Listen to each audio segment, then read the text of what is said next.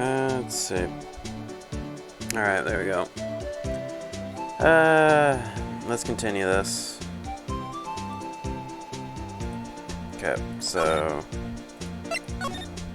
there has to be something I missed. Let's see, it's not the cloth that's sticking out.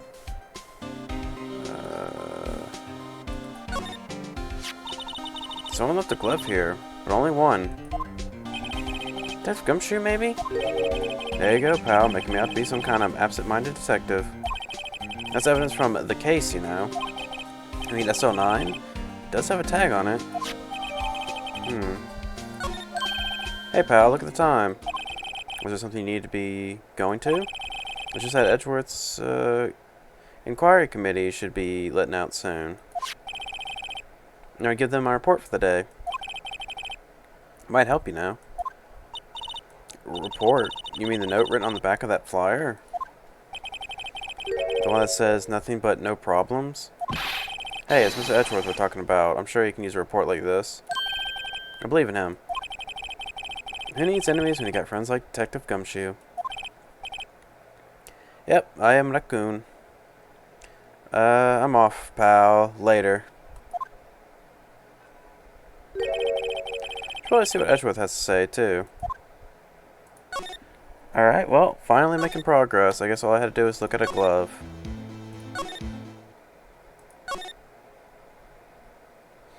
Alright, let's see.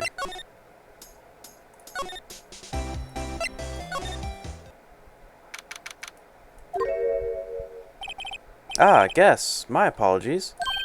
Oh, it's you. Yes, the bellboy. Have we met somewhere? Huh? Mr. Edgeworth, I beg your leave. So long. Is Edgeworth here? There, standing by the window, a teacup in his hand. Anyways, hey, Mr. Jim. Right. He has the hotel bring him tea service? Edgeworth, you're back from the district prosecutor's office inquiry. I am. Well, there was nothing that really happened today. I just now started, Oh, that rich guy? Yeah, he's been beaten. That was, second case. I am now on the 5th case. I'm now trying to find, out the mystery of a murder that took place on the same person in 2 different places at the same time. Extra mysterious. By the way, Detective Gumshoe was looking for you. Ah, yes. He brought me the latest information, it seems. Really? Was it helpful? Apparently a new French restaurant is opening near here. I think he was trying to console me somehow. Real info's on the other side, Edgeworth. Poor Edgeworth. I think this whole thing is really taking a toll on him.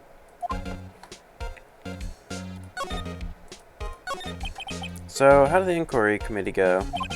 Actually, they decided to treat this not as a case of concealing evidence, but as a communications error during the investigation. Concealing evidence? Yes, apparently there are some who believe that I conceal evidence. They gave me a warning. You were lucky this time. Again. Again? I've heard them say that so many times. Ever since that case 2 years ago. Are you okay for the trial tomorrow? I'm so presiding the prosecution attorney. However, something happened. They gave control of the investigation over to the police department. Oh yeah, actually, should probably say, if you really want to check out the previous streams, I do have them up on YouTube, or, of course, you can just watch the old VODs, whichever is like your style. The YouTube is of the same name as the stream. Or it's just uploaded VODs, really. Nothing like highlights or anything. Maybe I'll do that in the future. But for now, just plain VOD uploading. They have control of the investigation over to the police department. The police department? Yes. Any further investigation for this case will be directed by the Chief of Police, Gant. We can do nothing but wait for his results. I see. Why, I ask you? Why? All along, I've done only what I believe is right. I have nothing to be ashamed of. But still... Wow, I've never seen him this out of sorts.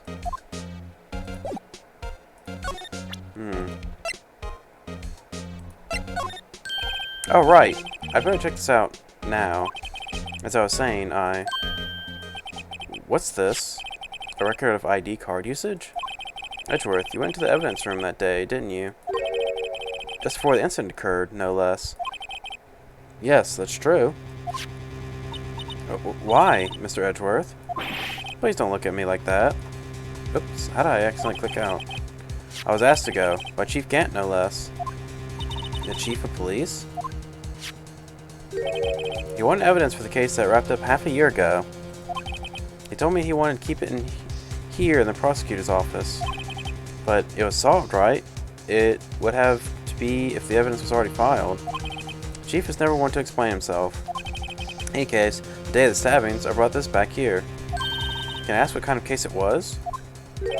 I can't say. It really has nothing to do with the current case.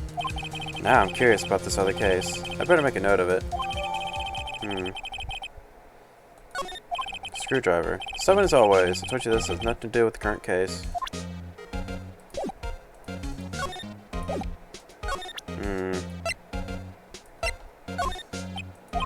Right? Please, I'm the prosecutor on this case. You don't expect me to sit here and discuss the case with you over a cup of tea. I'll pass on the tea. Just tell me about the case. Mr. Wright, Mr. Edgeworth told you no in a very polite manner. Whose side are you on, anyway? Maybe if I just show him the best evidence I can get, some reaction out of him.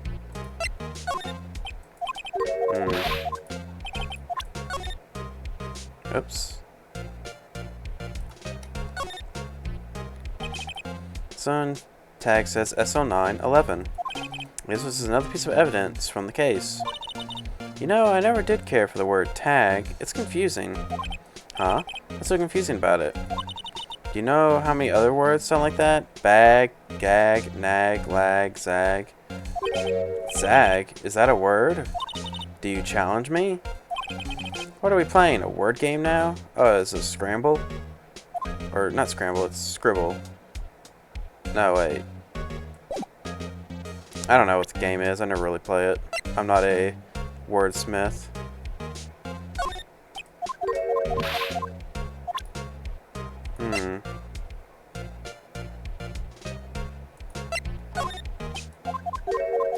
Oh wait, that was actually stuff I didn't read before.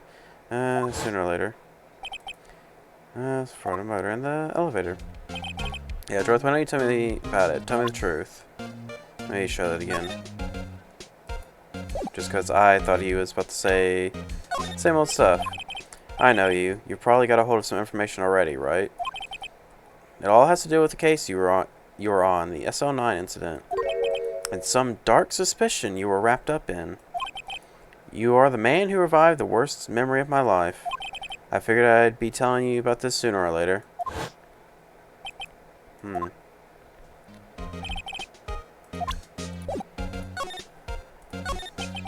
SO9 incident, it's a serial killing incident.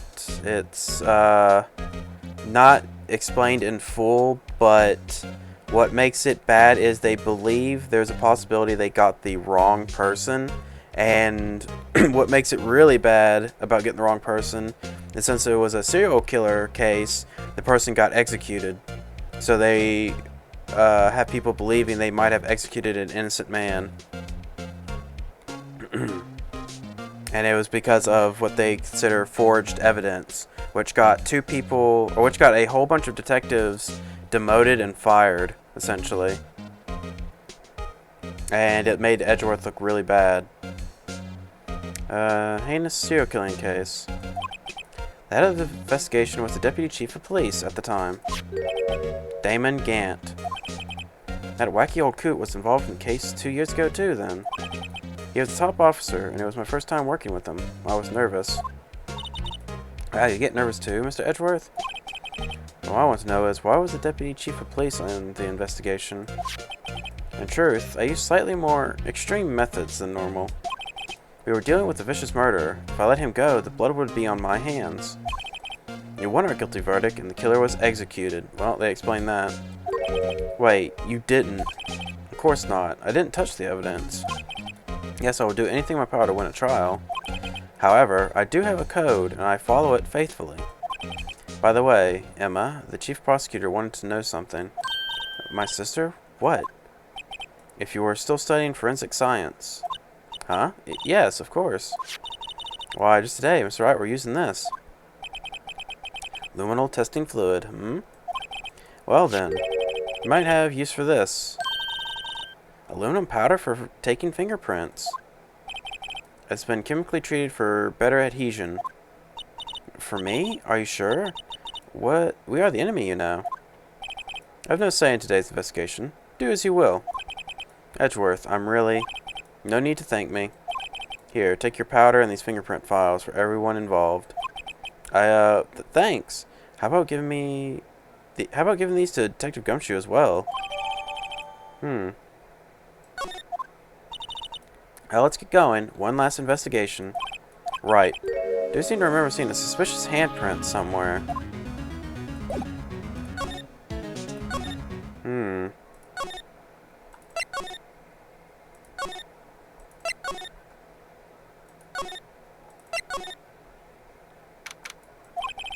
Investigation turned up a suspicious handprint. Here, in the blood on the detective evidence locker. Let's use the secret weapon we just borrowed. Alright, let's get started. First, choose a finger. A finger? Each finger leaves behind a slightly different imprint. So let's choose the finger that will have left behind the clearest print. I really can't tell the difference at a glance. Probably the thumb, or maybe the index finger. Quit procrastinating and choose a finger. Okay, now it's time to check for prints. Let me show you how it's done. Emma's starting to get that sparkle in her eyes. First, we sprinkle aluminum powder around. Huh? How do you do that? With enter, see? Ah, it looks like that did the trick. Aluminum powder adheres completely to the print. Once the powder is well spread, just blow away the excess. Huh? How do I do that? With E. Exciting, I know. Imagine you're blowing out the candles on a birthday cake. See? Wow. It looks like fun. Might take some getting used to, though. The blow mechanic, I believe because this game used to be on the DS, actually required you to blow into it. I bet that was really painful to emulate. I mean, play on a legal device disconnected from the DS that was still the DS. It won't work on the PC version. Besides, that'd probably be really annoying to hear.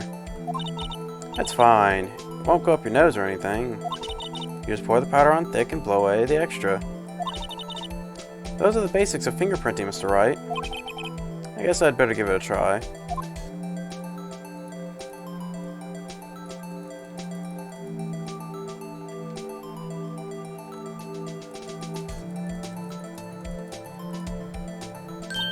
Aha! You did it! You found one! But this looks nothing like a fingerprint. Now you mention it, I guess it doesn't. What does that mean? I think it means we're out of luck. Out of luck? The person who left this handprint behind must have worn gloves. Don't tell me we've been wasting our time here. Hey, calm down. This is just the way it sometimes goes with scientific investigations. But it does seem a shame. While we're at it, why don't we look around for other prints? Other prints? Looking at the locker door again closely. It seems like there are fingerprints outside the bloody hand print as well. Let's see if we can find a clear print. Fingerprints outside the blood. Like right there.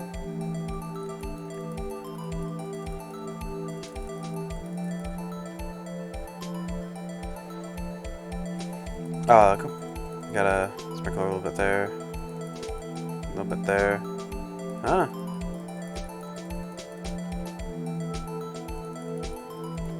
Where am I missing?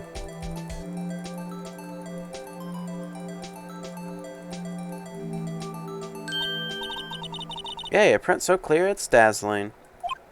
Dazzling. Anyway, this print took a lot of effort to find.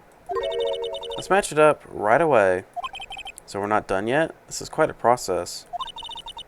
Well, there's no point in finding a fingerprint and not knowing who the owner is, right? I guess she's right. Look at the fingerprint data we got from Mr. Edgeworth. I point out the person you think left these prints. Huh? How am I supposed to know who it is, or who it was? I could make a pretty good guess. The bloody handprint and the different fingerprints are in different places, right? That means the prints probably didn't have anything to do with our case. So whose fingerprints would most likely be on the evidence locker? Let's see, it has nothing to do with our case, but most likely on the evidence locker. Yeah, it'd be Gumshoe.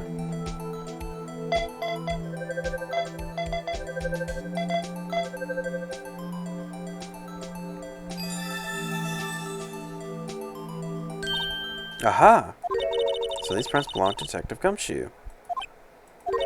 Something wrong, Mr. Wright? You gave me this so what look. I guess that's probably because I was thinking so what. Okay, so we came up with nothing this time, but there's always next time. Sometimes you hit, sometimes you miss. You gotta roll with the punches, Mr. Wright.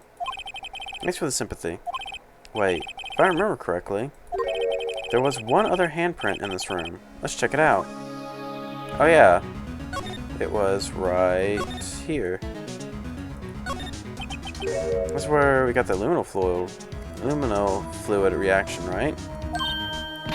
Right, there was a handprint here. Okay, want to try using this?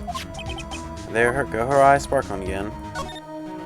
Okay, let's check for prints. That's the spirit. Oh, but I have to warn you about something first. What? The area with the blood was wiped away, right? I only ended up finding out what the chemical means. Any prints in that area will have been wiped away too. Oh, right. So that means no prints.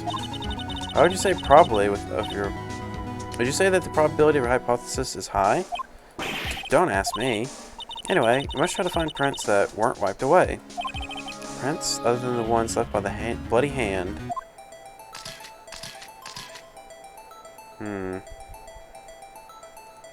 Probably right here.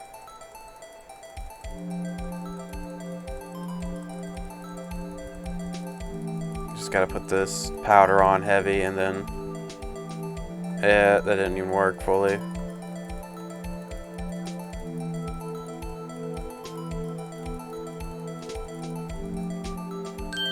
There.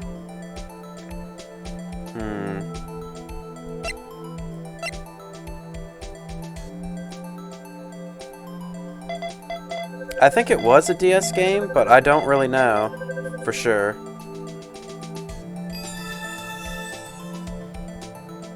It has like the elements of a DS game, but this is definitely like a HD remake type of deal, because that's what it of course says. And I remember hearing about Phoenix Wright long time ago, so it was definitely before Steam was even a thing. But I don't know exactly when it came out and what it was for. It definitely did not seem like a console game, I can say that much, because it's so basic. Like, it's just a visual novel, technically, and if this is supposed to be HD, I imagine it wasn't like the most grand-looking visual novel for it to be console, if that makes any sense.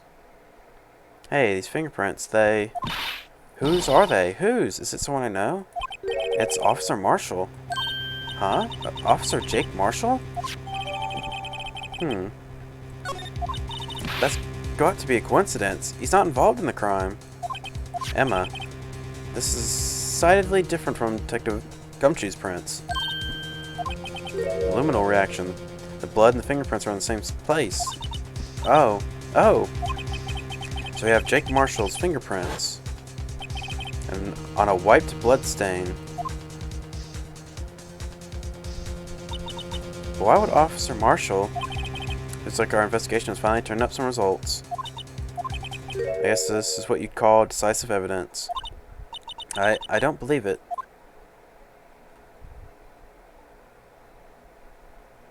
But this game the way I'm playing it is on Steam, since, of course, like I said, it was like an HD remake. It's supposed to have like 3 games on it. I think it's a pretty good deal, because this is not too bad. I have criticisms of this game, but everything else about it's pretty good.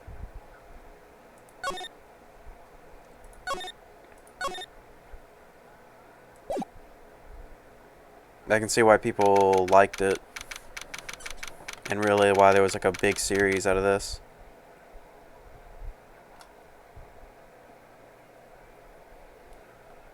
Oh yeah, that's what the Steam version was with the new chapter. It was that HD remake. It was like a Flash game in the past, wasn't it? So what do you think, Mr. Wright? The prosecution is as confused as we are. After all, the victim was murdered in 2 different places at the same time. And a different suspect was arrested at each of the crime scenes. Lana! Good morning, Mr. Wright. I apologize for yesterday. I was indisposed. I hope they didn't hold you for too long for questioning. We just finished, actually. I'm used to all-nighters, though. So how'd it go? It says Mr. Wright suspects. Police are clueless. I figured as much, so I struck a plea bargain. A plea bargain? What do you mean? I imagine they updated the free version, though, since Flash is, like, not usable anymore. I do have Discord, yeah.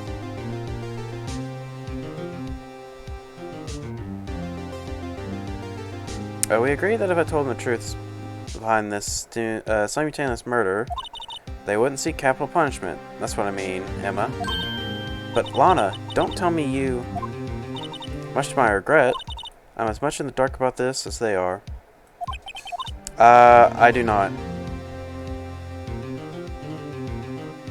I don't think that if I even get popular, I'd probably even make a Discord server. It just, doesn't seem very... Doesn't seem like it'd have a point. If I ever made a Discord server, it'd probably just be me just posting my own stuff. Just so I can remember it for later. Found trace evidence of a certain person in the police department's evidence room. They belong to Officer Jake Marshall. What kind of trace evidence? Well, with the way Discord is with a bunch of people, I think it's just better to never really make your own server if you're a streamer. Because something gets to happening and then it gets downhill. Just from the way it has been seeming with like a lot of people.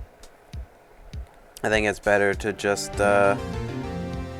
not have that issue ever even think about coming up. Or even have the false accusations come up. Because I'd rather just keep the drama out. What kind of trace evidence?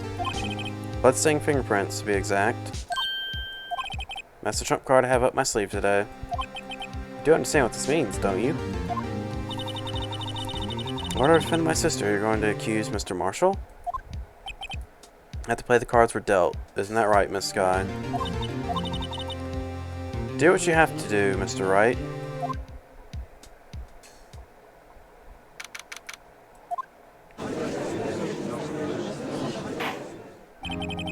Court is now in session for the trial of Miss Lana Sky. Defense is ready, Your Honor. Prosecution is... I'm afraid you'll have to clarify. It takes 30 minutes by car to reach the police department from the prosecutor's office. The victim, Bruce Goodman, was slain at both places at the same time. Ugh. And got the yawns. That's not physically possible, is it? What's more, I had the victim from the evidence room just disappeared.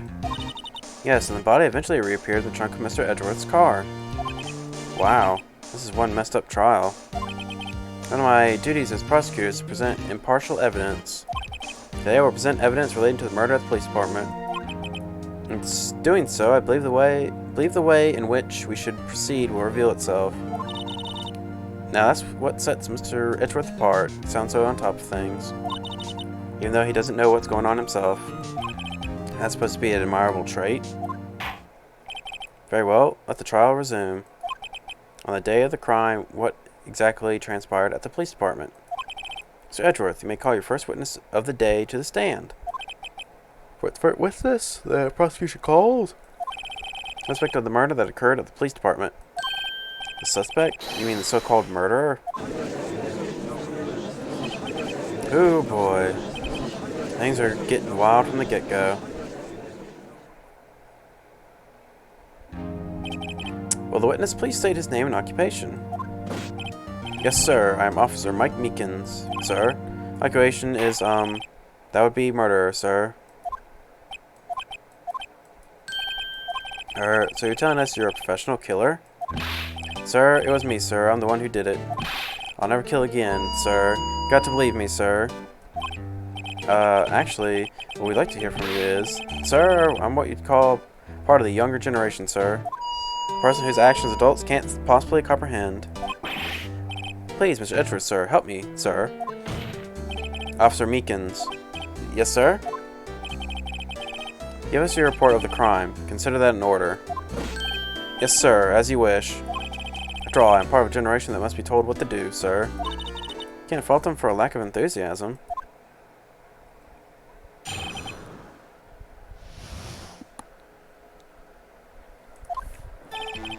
Though it's not my normal duty, I was assigned to guard the evidence room that day.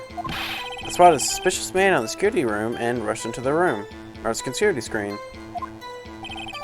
I was doing what I was trained to do, sir. I was suddenly attacked. Fought for my life. Then I did it. After that, I passed out until another officer smacked me awake.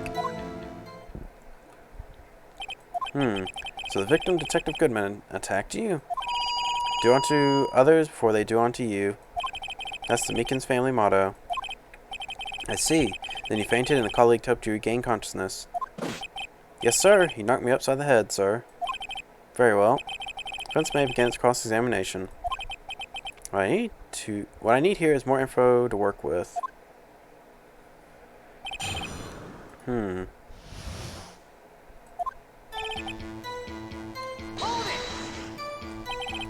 Mr. Meekins, you work in the General Affairs Department, do you not? Yes, sir. I'm in charge of hiring new recruits, sir. Yikes, now that's a scary thought. Evidence transfer was taking place on the day of the crime, which meant many officers were given special tasks not ordinarily performed. I was in charge of guarding the Blue Badger, sir. The Blue Badger? Yes, sir, the lovely police mascot created by the Chief of Detectives, sir. I was sure it wasn't broken during the transferal process. That was my sole mission for the day, sir.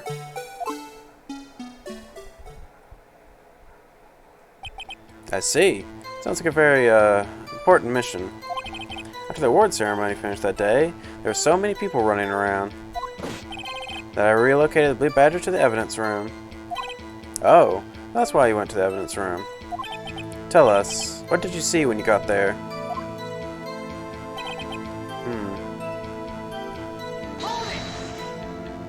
In order to enter the evidence room, you'd need an ID card, am I correct? Precisely, sir. I have one right here around my neck. So then, your ID number should be listed on here, right?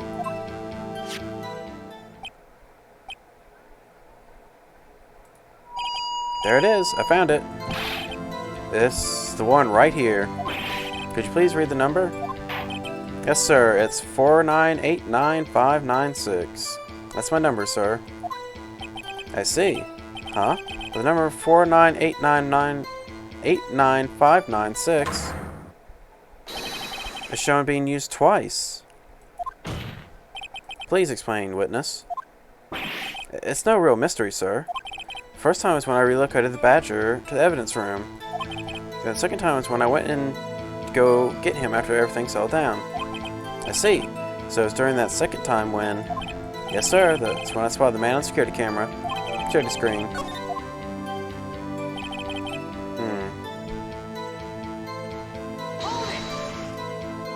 So you were attacked. Can you please tell exactly what happened to you? It was a knife, sir. A knife. Detective Goodman pulled a knife on you. What happened then? Well, with me charging in on him like that, he looked as surprised as I was. You aren't exactly the kind of person someone would want to run into. That's when I reacted, sir. I swung my arms like an octopus, struggling to tame him.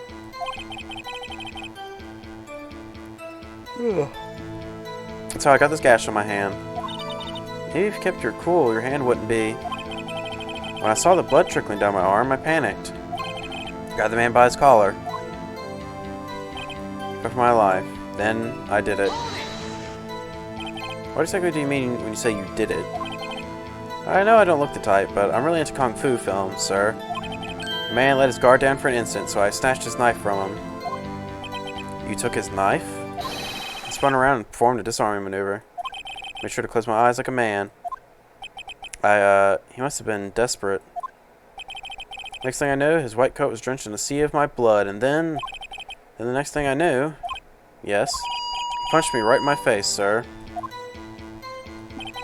With that, I passed out until another officer smacked me awake. About what time did you regain consciousness? No offense, sir, but how am I supposed to know? I was unconscious. Oh, right. According to the report from the officer, he woke up at the witness. It was 5:30. Hit me right in the head too. I woke up crying tears of pain. That's nice, or I mean, it's not nice that you. It's nice that you recovered. That is. When I came around, though, I made sure to finish my mission. Your mission? Yes, sir. The Blue Badger, sir. Turned to the entrance before things got out of hand. Well, at least we can rest easy now. I believe we have a barely accurate picture of what happened. Yes, Your Honor. Only one thing remains unclear. Was the man the officer murdered really the victim? He's got a point. Yes, Officer Meekins? With regard to that, sir, take a look at this. It was sent to my jail cell. Chief Gant delivered it to me just this morning, sir. The Chief? Delivered it?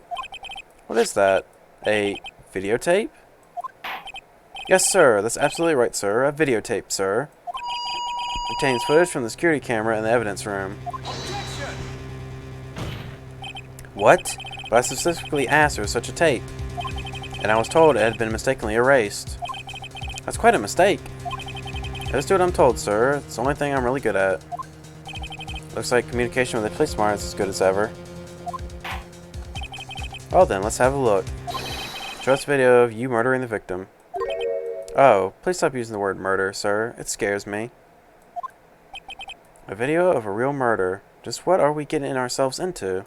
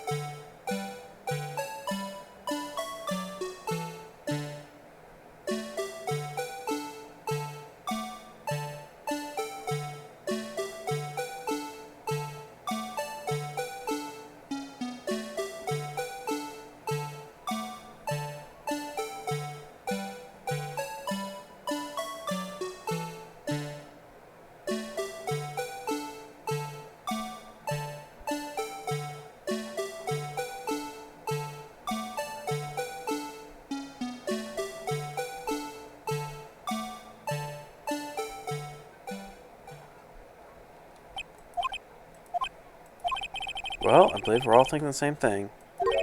How can we deal with these unsettling feelings stirred within us? What the hell was that wriggling piece of plywood? Sir, that's the pride and joy of the entire criminal affairs department, sir. It's the Blue Badger, sir. Why am I not surprised this isn't going to go smoothly? Can't speak. Yes, well, anyway. This tape seemed to prove that the witness did or encountered someone in the evidence room. Oh, Your Honor, instead of relying on clearly incomplete footage, witness testimony will suffice. that alright with you, Officer Meekins? Yes, sir. As you wish, sir.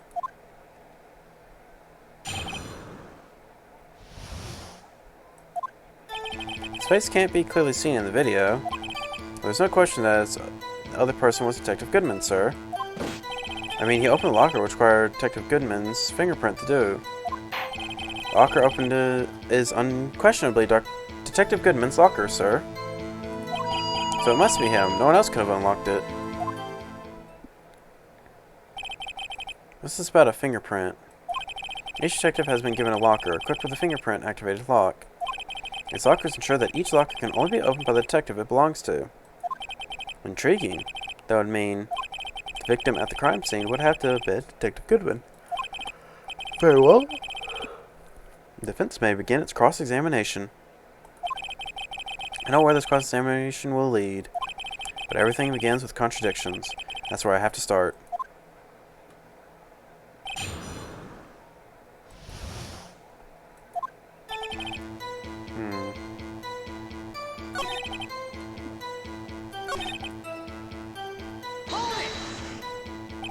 About the lockers, is there no other way to open them? No, sir. I myself tried all kinds of methods in the past. They only respond to registered fingerprints, sir. I wonder what kind of methods he tried. The man opened the locker's lock, which only responds to the registered fingerprints, and he must be the person the locker was assigned to. Exactly my point, sir. And this too.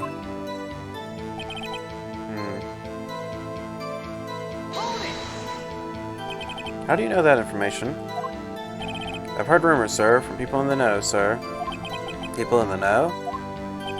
The workers in the department cafeteria, sir. They keep me informed. They also listen to my romantic troubles, sir. For record, the open locker did indeed belong to Detective Goodman. Verify this information through a more reliable source. So the victim opened the locker with his own fingerprint.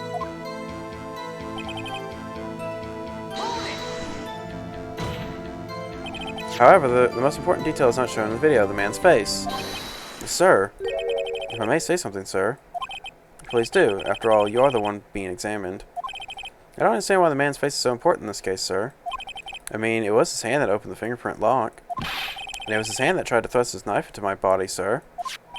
My uncertainty state can testify enough to this, sir. Yes, you have a point. Footage doesn't lie. That is, unless the defense can find a problem with it. Mr. Wright, let's check the court record again. Is there a problem with security video? Man, there's so many things with evidence to go through.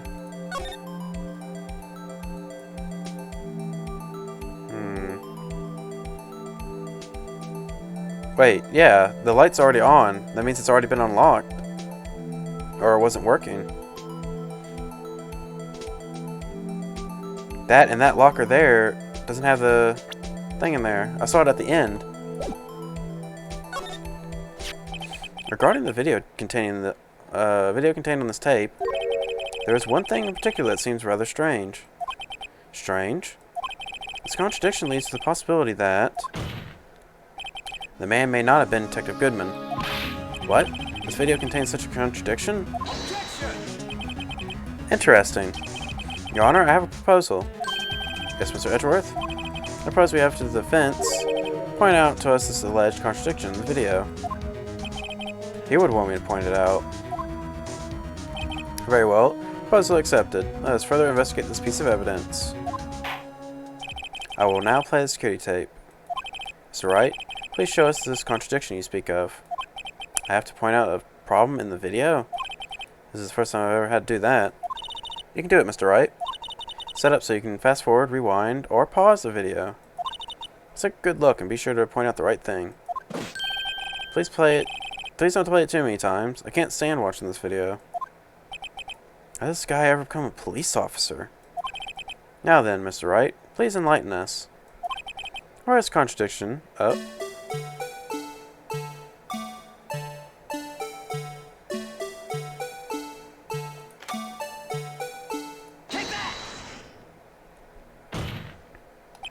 The thing that's strange about the video has got to be this.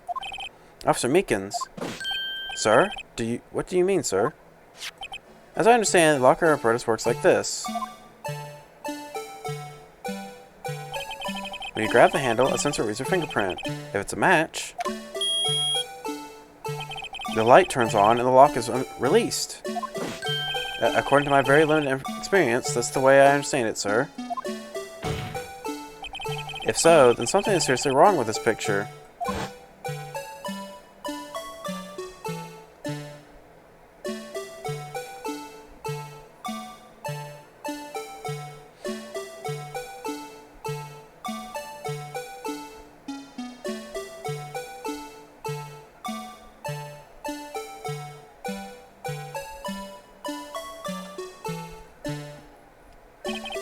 When the victim reaches for the handle to open the locker, let's rewind a little bit earlier.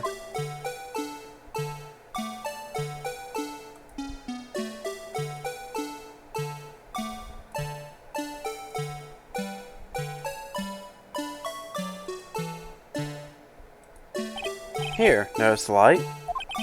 What's this? It's already lit? Precisely my point, Your Honor. The locker was already open before the victim grabbed the handle. Oh, he just choked himself. Order, order. What's the meaning of this? It's very simple, Your Honor. The locker wasn't locked on the day of the crime.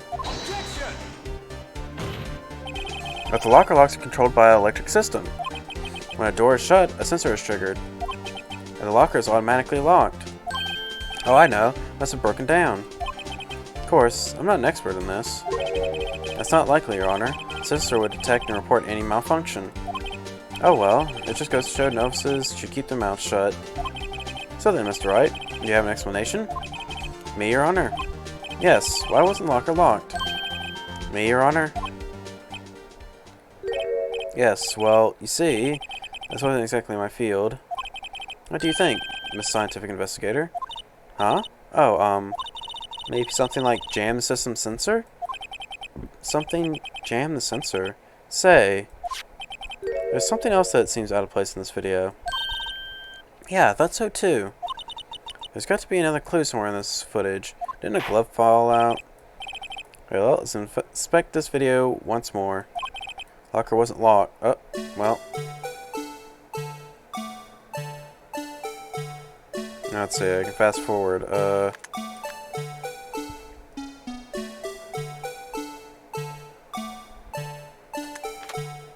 Wait, rewind.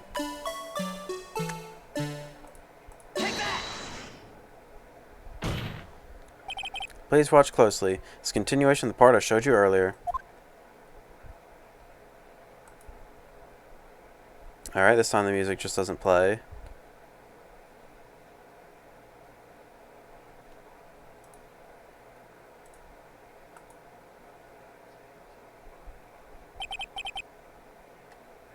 What's this?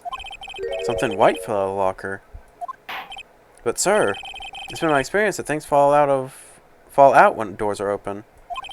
I often fall out. Oh. Alright. Can't be sure that the item was completely inside the locker to begin with. What do you mean? Sensor triggers the lock when the door is shut. What if something was inserted, say, between the sensor and the door? Inserted? Now there's just like no music and it's really eerie.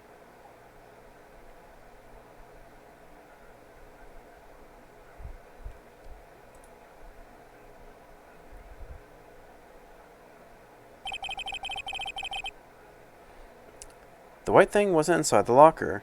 It was stuck between the door and the sensor. Oh, I understand now, sir. It's just like my tie. 2 out of 3 times I get stuck in the door when I get out of my patrol vehicle, sir. Instead of the door closing, my tie chokes me. But the object would have been extremely thin to fit in that door. It would have to be. Not only that, it would also have to block electrical currents. It would need to be an insulator. It's a rubber glove. Yes, an insulator. But at the crime scene, it just might be something that fits the description. But sir, by insulator, you don't mean... I think I've finally got this figured out. Very well. Will the defense please present the relevant evidence? What was the insulator that was stuck in the door? It's a rubber glove.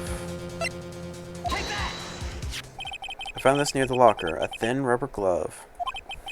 But we can't be sure that was the victim's locker. It has a tag that says SO9 incident. The video seems to depict the victim opening the locker, but that isn't the case. The lit lamp attests to that. On the day of the crime, even I would have opened that locker. Or even I could have. Is that not so, Officer Meekins? Sir, it would appear so, sir. Order, order, order. So, we are to believe then that the victim, whom this witness stabbed in the evidence room, was not Detective Goodman?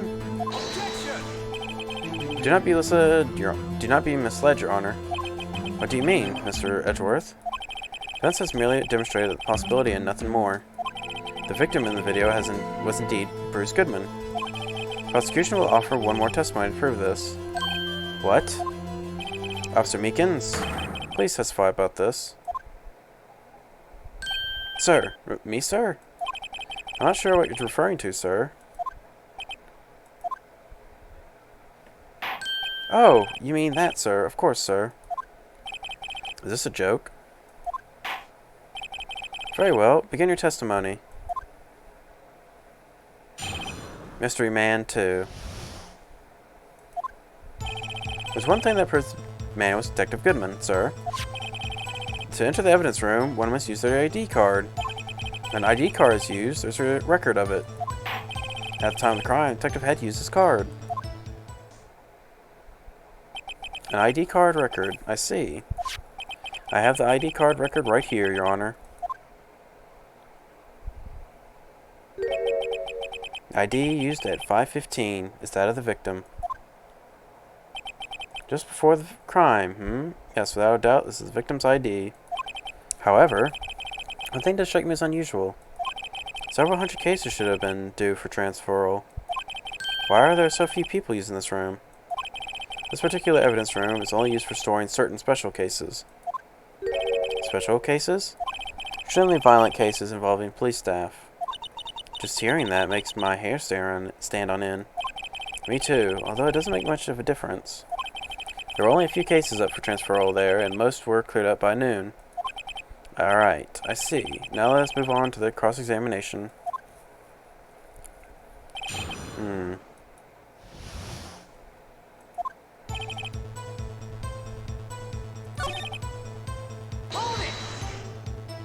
Is that card hanging around your neck one of those ID cards? Yes, sir. This card right next to my cuff, sir. I keep it here so I won't ever forget it. But what if someone were to steal it from you, keeping it out in the open like that? Maybe I shouldn't wear it around my neck. Remember when I said 2 out of 3 times my tie gets stuck when I get out of my car? Well, the remaining time is my ID card that gets stuck. Instead of the door closing, my ID card chokes me. Maybe I should just leave this one alone. At any rate, each police officer only has one ID card. But the police department and the prosecutor's office can attest to this. Please proceed with your testimony.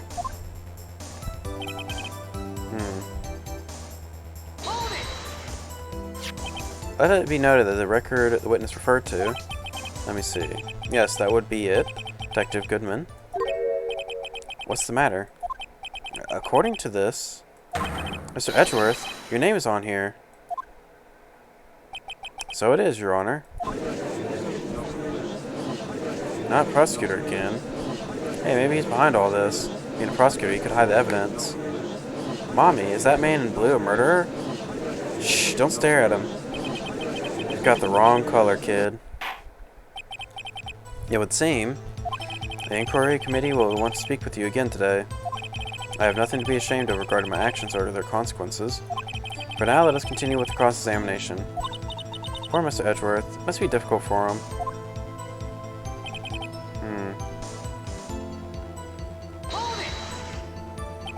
Earlier, I believe you testified that when you asked the man to show his ID card, he pulled a knife on you. Yes, sir. He didn't show me any ID card, sir. Don't you think that's odd? I mean, if he had his ID card, all I had to do is show it to you. There wouldn't be any reason to draw a knife. Maybe he just panicked? Everything stems from contradictions. Let's point them out. Mr. Wright, what do you think? I'm confused. What? The problem with this ID card testimony is far too obvious. It's nothing like Edgeworth to miss something like this. You're thinking too hard about it. Come on, let's show them what you've got.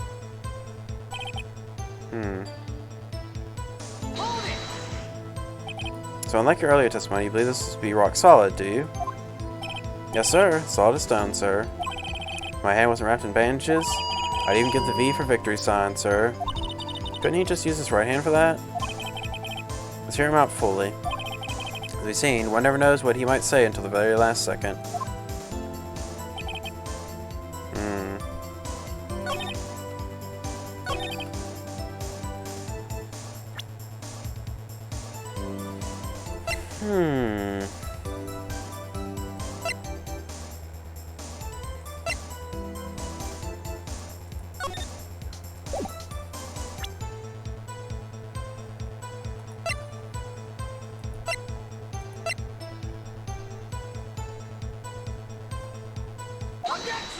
Yeah, there we go, yep. Because it was found at the scene of the first crime. Wait a minute, Officer Meekins. I'm not good at waiting, sir. I have the victim's ID card right here. I found it at the crime scene. That makes sense.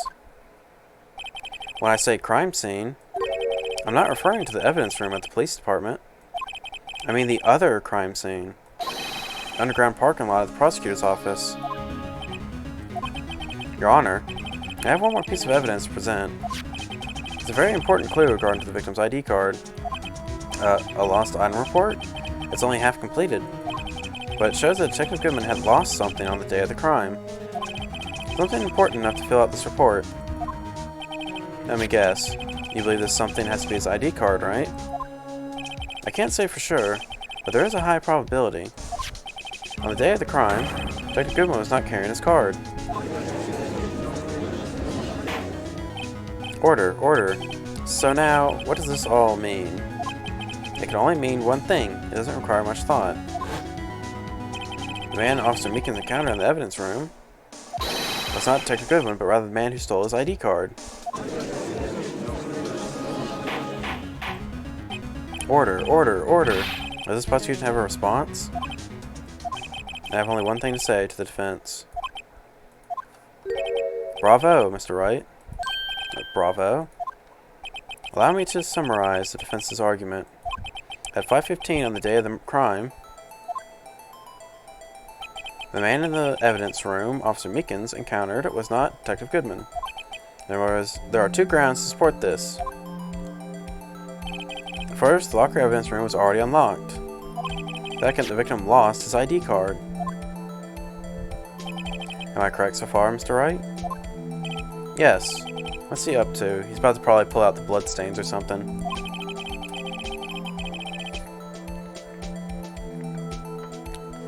That being the case, we must inevitably arrive at a single conclusion. The victim in this videotape is a fake, then the murderer in the evidence room is also fake. In other words, the security camera does not show the instant of the murder.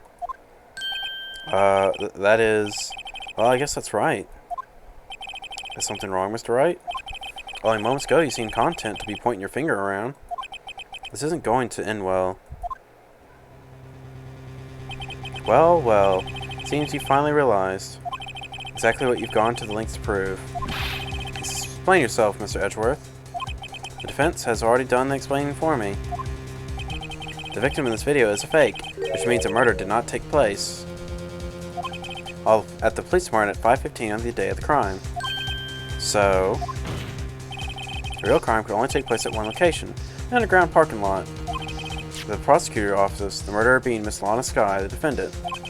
Evidence is compelling, a trustworthy witness. Observe the moment the defendant used the murder weapon. Ah!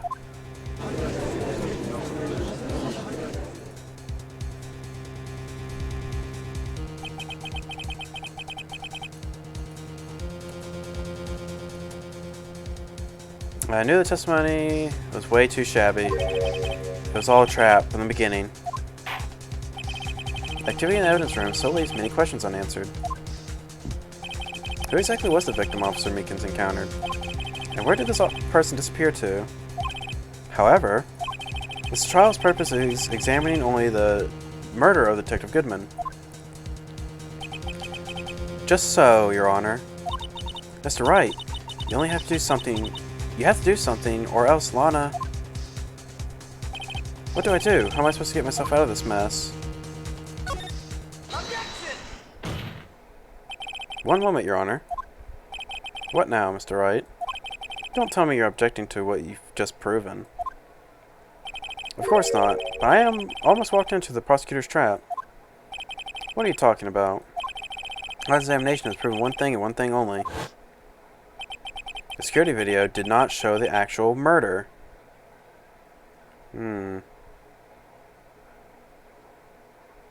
Yeah, that locker there.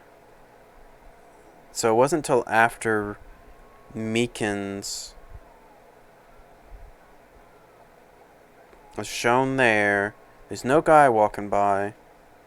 And then opened. However, it cannot be said that it is unrelated to the murder in the parking lot.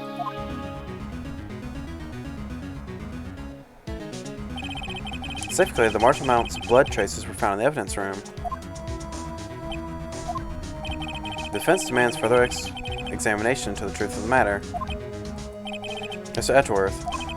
Yes, Your Honor? If this court were to examine this further, and other witnesses will be necessary. Is the prosecution prepared? I'm sorry, Your Honor. Prosecution considered the incident at the police department to be unrelated. We have not prepared any other witnesses for this incident. This just might be my chance. Time to call a certain Texas Ranger to the stand. Mr. Wright, do you mean... Your Honor? Miss would like to request a specific witness. Oh? Whom do you have in mind? Someone who we have reason to believe knows the truth. The truth behind the activities that took place in the evidence room. Prosecution requests to hear this person's name before deciding whether or not to comply. Very well then, Mr. Wright. This person whom you would have testify. What is his or her name? Of Officer Jake Marshall. Why him? Can't let Edgeworth know everything just yet. He's in charge of the evidence room. I feel we should hear what he has to say. Prosecution agrees to the defense's request. Since he was responsible for guarding the room, we should hear his testimony. Fortunately, he works in the police department. We shouldn't need longer than 20 minutes to prepare. Very well. The court will take a 30-minute recess while the witness is subpoenaed. Will the prosecution please prepare the witness during this time? We will, Your Honor. Court is now in recess.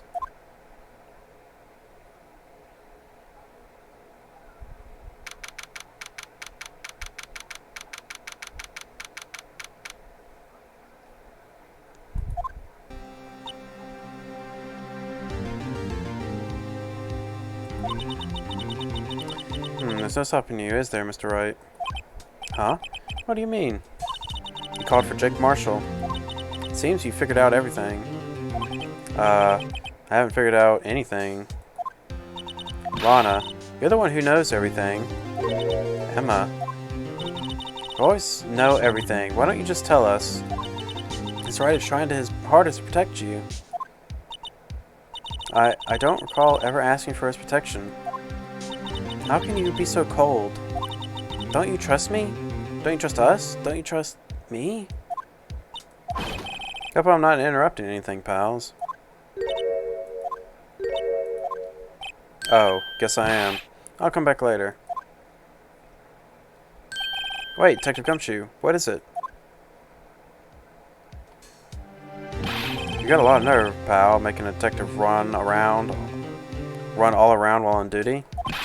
And top it off, you call me here? I've seen happier people at funerals. Sorry, Detective. You better be, pal. Hey. Hey. I didn't see you there, Chief Prosecutor Skye. That's okay. So, have you brought what I asked? Oh. Oh ho ho. Oh ho ho ho ho. Oh ho ho ho. You mean this, right? My apologies, Detective. Due to my present circumstances, I was forced to use Mr. Wright's name when making my request. My name? Never in a million years would I have thought it was you who asked me. Could I bother you to bring me the SO9 incident files?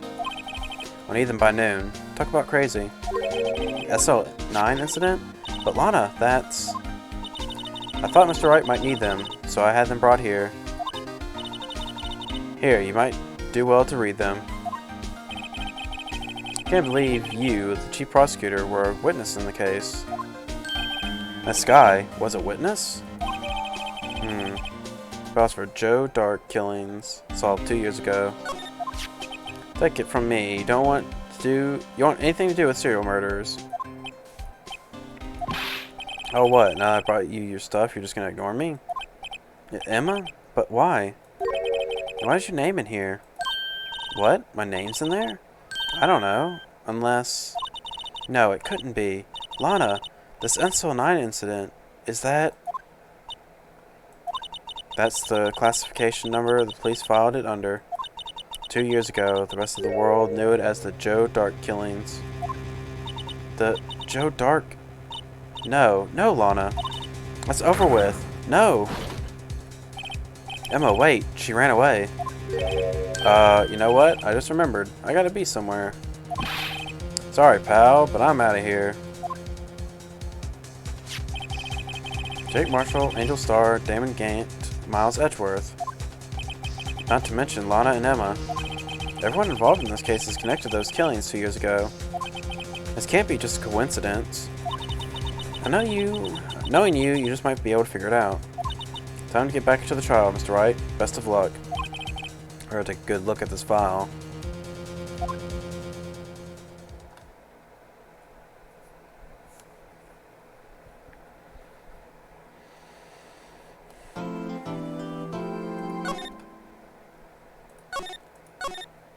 Trial former, now trial latter.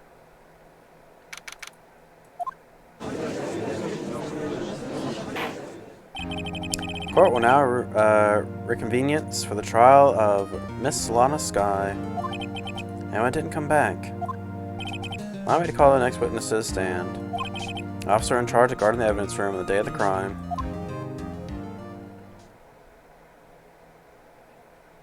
Witness, please state your name and occupation. Me, partner? I'm just a man, same as you, watering the trials of civilization. Occasionally helping the elderly cross intersections when needed. Yes, we get it. Oh, I know. You're a patrolman. As for my name, if you listen hard enough, you can hear the howling wind calling it out.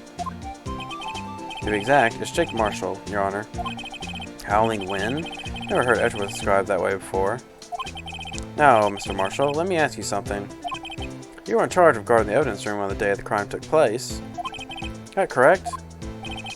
According to the papers, partner. What do you mean? Desperado's soul is boundless in the desert sands. No paper could sum it up. Maybe it's best we get on with this quickly.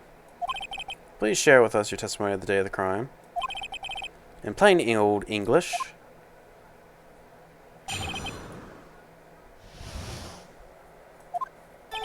My job was to keep wary on that bone orchid.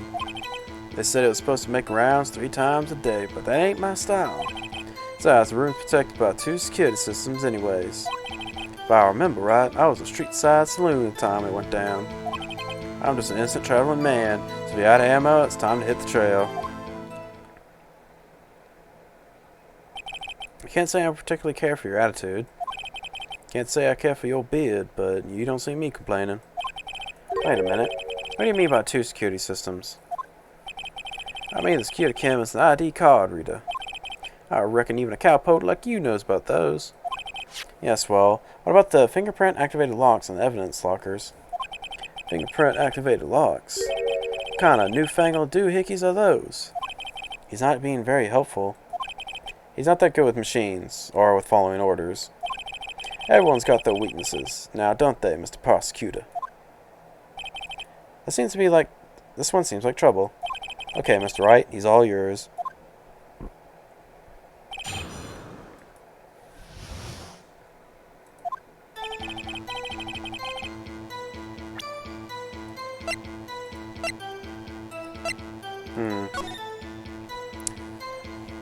Perpetrator Joe Dark, crime, serial murder, sentence, death.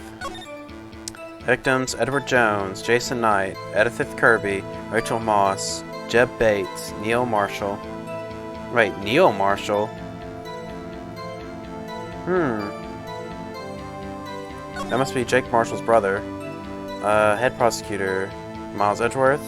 Witness Lana Skye, Emma Skye. Executive investigators Damon Gant, Lana Skye. Head investigator Bruce Goodman. Investigators Jake Marshall, Angel Starr.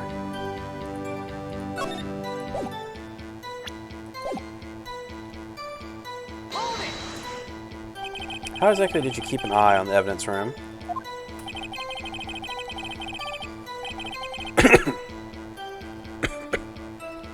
I just...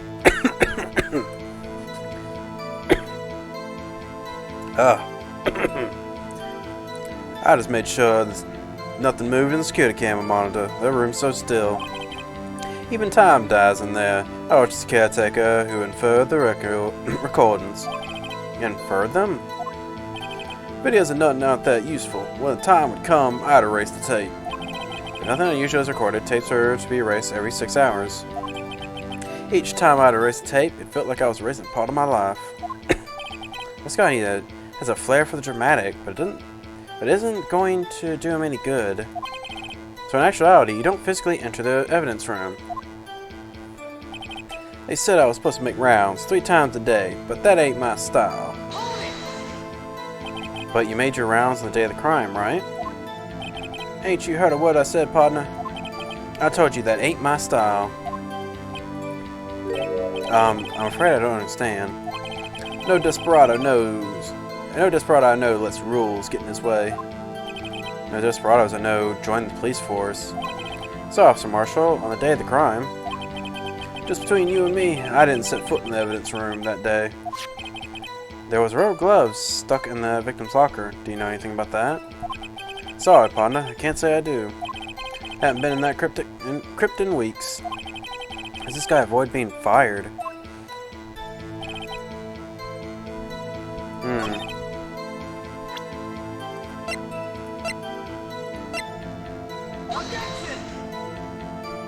What?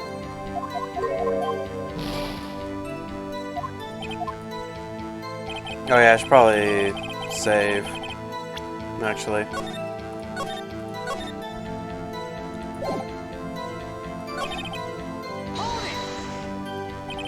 You used to be a detective, so you used the evidence room in the past, correct? Of course, back in the day, my locker was a gold mine of evidence. And yet, you didn't know about the fingerprint locking mechanism? Sorry, partner, I ain't good with machines. I couldn't even tell you how a bike works. That's quite, incredible. Sensors on the locker handles cannot be seen. It's well known that some detectives are unaware of their presence. Now that you mention it, Detective Gunshoe said something like that too. At any rate, it doesn't seem like this is relevant to the crime. Can you tell us what you were doing when the crime took place? If I remember right, I was in a street side saloon at the time it went down. What were you doing in a place like that? I was eating spaghetti. Not even Angel's steak lunches can beat the parlor's Bongo's Sepia pasta. Do you mean to tell us you abandoned your police duties to eat some noodles?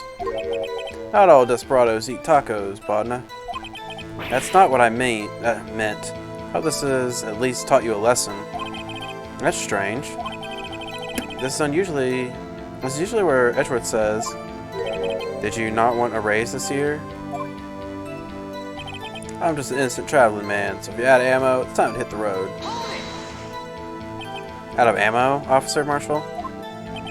That's right, partner, or as you call it, evidence. You plan to pin me to this crime, then you better draw. Otherwise, you're wasting my time. My steel horse is waiting to carry me back to the west into the sunset. One thing seems clear. Despite being reasonable for guarding the evidence room, the witness didn't appear to have seen anything. Texans don't take orders from anyone. Everyone knows that. Apparently your superiors don't. Okay, I have a trump card up my sleeve, so I best keep my cool. Before I use it though, I better up the ante.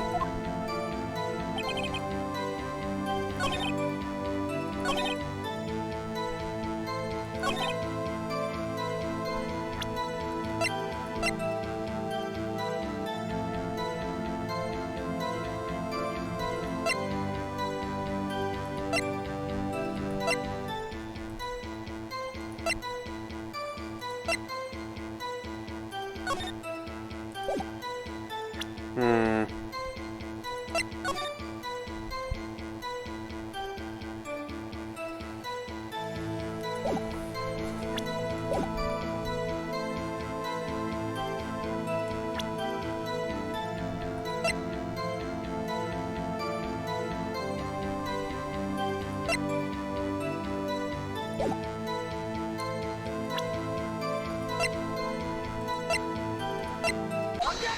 Okay, so here's what I had to put in.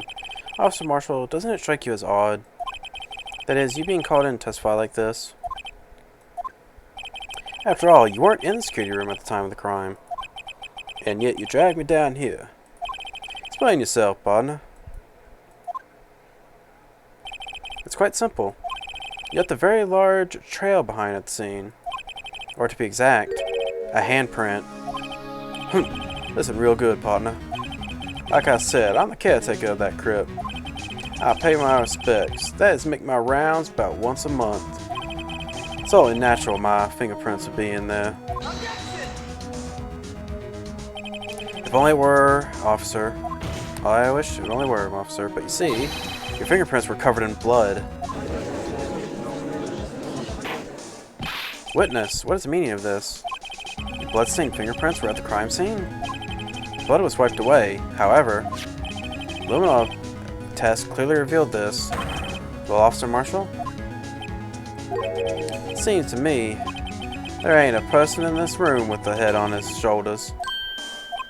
I take it you have an explanation then, Officer Marshall? About the blood-stained fingerprints. Oh, that was him saying that. Very well, you may begin your testimony about your fingerprints found at the scene of the crime.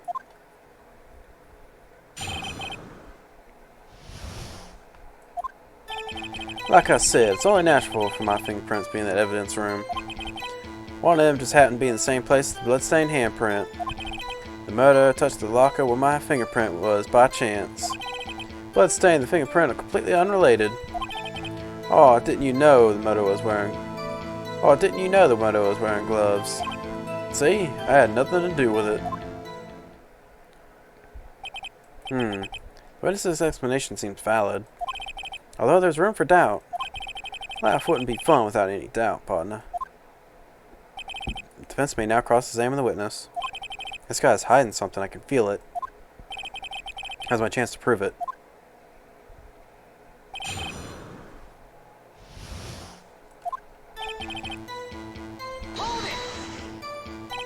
That's because you, how did you put it, pay your respects once a month? Yeah, that's right. That and one more thing. That locker happens to be mine. What? What do you mean? I mean what I said. That locker that's the locker I used when I was a detective, the locker I still use. All that in there now, though, is a heap of broken dreams. I see. It'd be strange if my prints weren't all over that locker. Apparently, his fingerprint data was never removed from the locker's programming. He must have been using the fingerprint lock at this time without ever knowing it.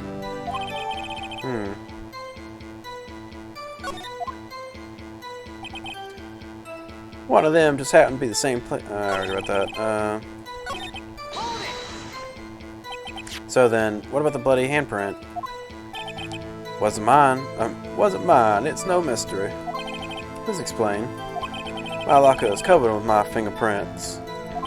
It just so happens.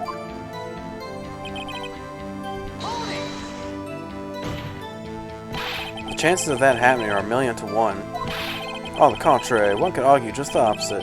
Chances of that are not happening at all 1,000,000 to 1. Get one thing straight, partner. You ain't get no reward from me with a mere fingerprint. You wanna know why? Bloodstain and the fingerprint are completely unrelated. Unrelated? They're as different as night and day. Kinda like cereal and cereal. One's got to do with breakfast while the other's a type of murder. He's right. Although seemingly alike, they're totally different. I don't see what homonyms have to do with this. Oh, didn't you know the murderer was wearing gloves? How do you know that? I may be a loner, but I still do my job. I keep up on the reports. There was a bloodstained scene thought to be left by the murderer. That's right. It was found on Detective Gumshoe's locker. However, no fingerprints were detected on that handprint. Oh yeah, I think we tried that too. So that would mean the murderer wearing gloves happened to place their hand on top of Officer Marshall's own fingerprint. That's the only logical conclusion. Are you starting to get the picture, partner? Picture? The seal of blood in the desert is just food for the buzzards. There's only one reality, and that's this. Security tape. As long as my trail isn't in there, you can't say otherwise. This isn't getting us anywhere, Mr. Wright. Please consider carefully where you're going with this cross-examination. Yes, Your Honor. Now then, continue your testimony, Officer Marshall. Too bad it wasn't me in that video, right, partner? What do you mean by that? You want to tie me to this crime, isn't that right, partner? If so, that video is the only direct evidence you have. But that video is next to useless. It's full of blind spots. Blind spots? Places you can't see. The camera is panning back and forth so the floor isn't shown. If someone was familiar with the camera's position, they could leave the room without it being caught on tape. We don't have time for your speculations, Mr. Wright. Well, Mr. Wright, if you can show us evidence in the video that indicates Officer Marshall was present, please do so now. Very well. Allow me to point out your mistake, Officer Marshall. Tread carefully, Mr. Wright, or you might wind up being the one making the mistake. Now then, let's have a look at this video. Show us this incriminating evidence. Oops.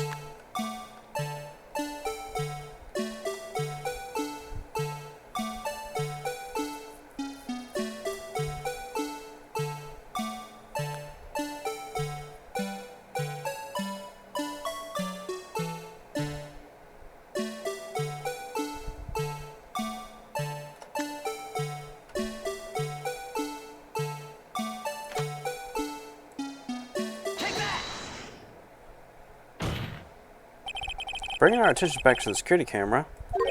It's a mistake I'm afraid you'll soon not forget, Officer Marshall. The days are short in Texas, and so are our tempers. Could you sum up what you had to say in 8 words or less? Very well. You can clearly be seen in this video.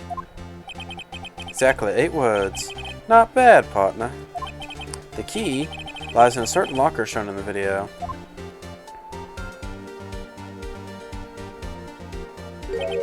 That locker with the white cloth sticking out. That was the witnesses, I believe. Now then, let's rewind the video a bit.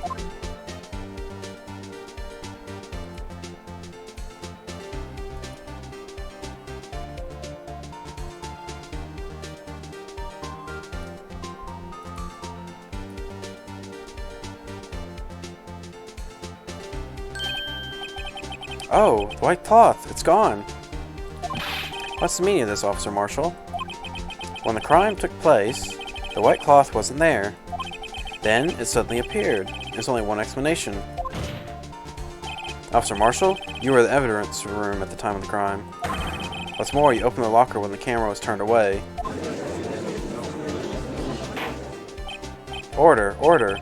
It would seem that's the only... Hold your horses. Sorry, partner, but you got the wrong man. So what if my locker was open? That doesn't mean I'm the one who opened it. The murderer needed to hide something, so he opened the locker and stuck it in. It's not my fault he happened to choose mine.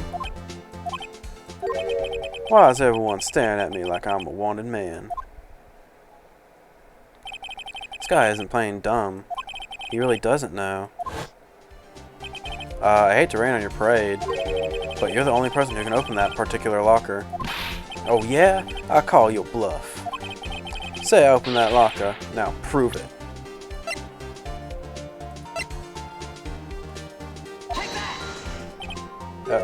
A fingerprint sensor.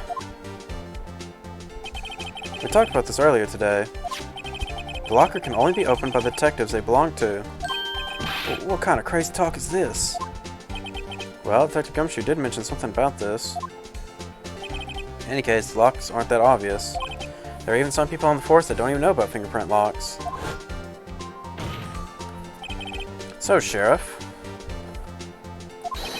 what do you have to say in 8 words or less?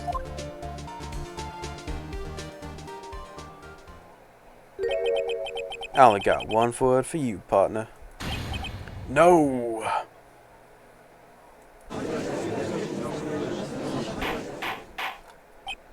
Order, order, order. Witness, explain yourself. If this is a joke, it ain't the worst I've ever heard. I assure you, this is no joke, Officer Marshall. Now then, please tell us what you were doing in the evidence room at the time of the crime.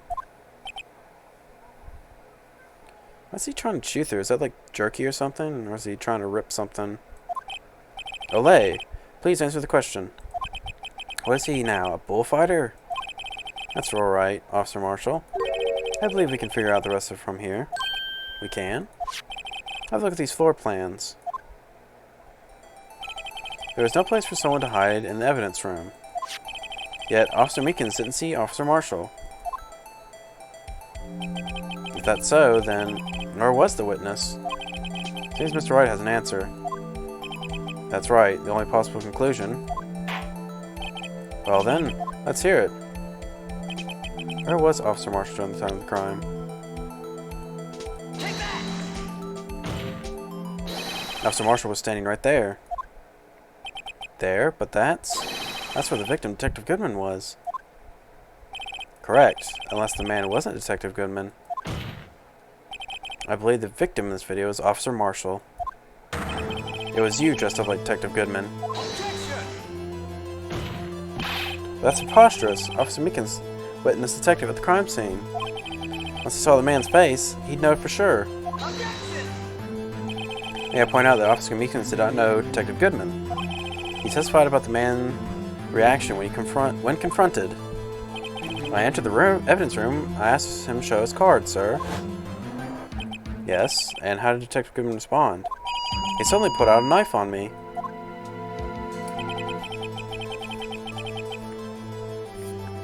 Something about the officer's story puzzled me.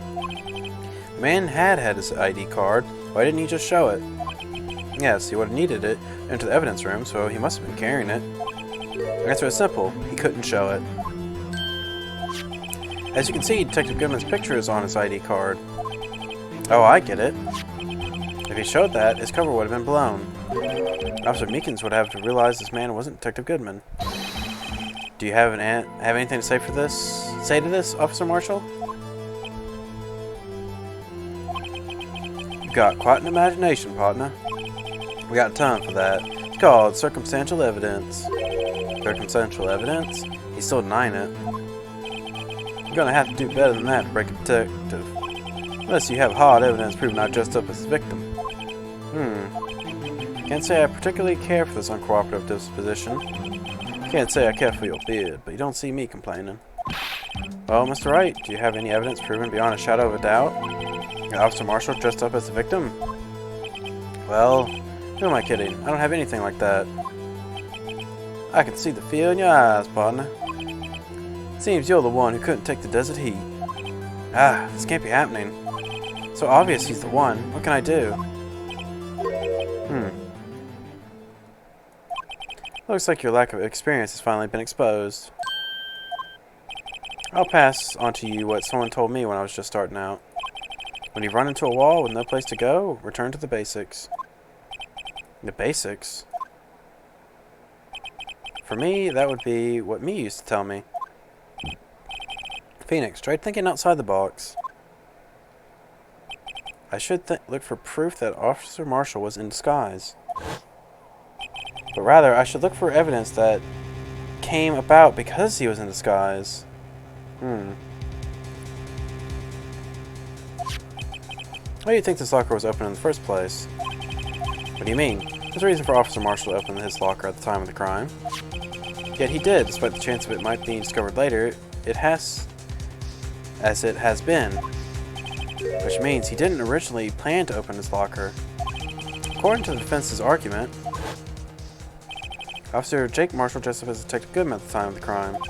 Then after the crime was committed, he opened his own locker for some unknown reason.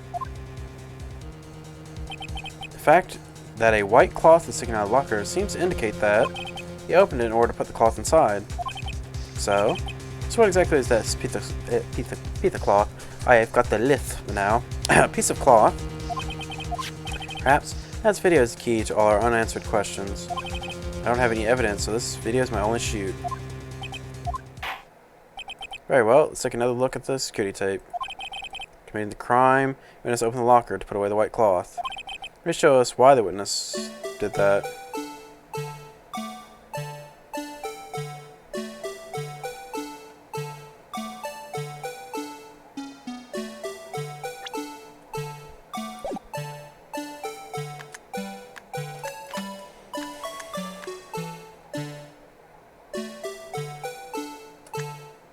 I mean, wouldn't it technically be because he was wearing the suit? Well, what do you have to say to that? Alright, partner. You really want to know my reason I had to open my locker? Why? So I could stuff you in there. Huh? I'm sure the world would be in a better place with you sent off to the boneyard. Unfortunately, unsolved cases can't be stored in the evidence locker. Now I'm in the unsolved case? Nothing went wrong in that evidence room. That's why Marshall had to open his locker. I expect the event itself is the reason. Oh, dang it.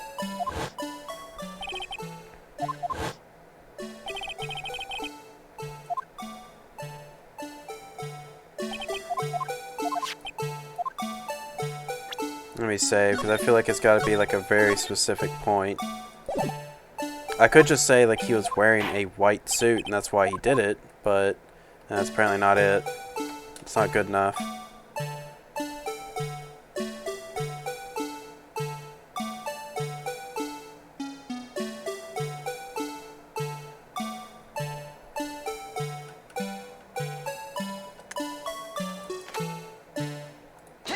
Oh, I had to point out the blood.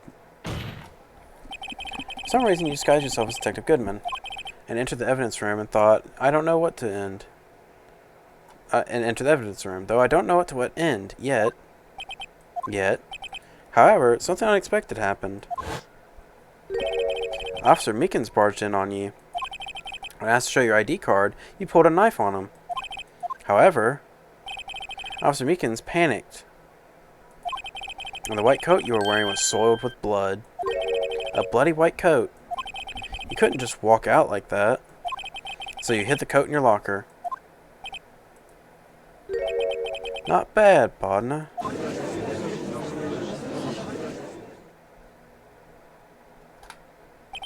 Now then, Officer Marshall. Are you ready to tell us what the truth? Looks like I underestimated y'all. I hope you're happy now, Mr. Edgeworth. 2 years ago, if you were only half as persistent then as you are today, you all wouldn't have to be here now would we?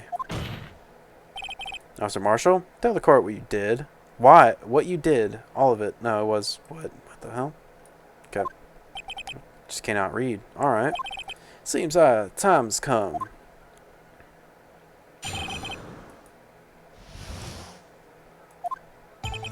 I had to do it that day. I just couldn't stand by and let it die. I stole the detective's ID and dressed like him. I planned to take out the evidence.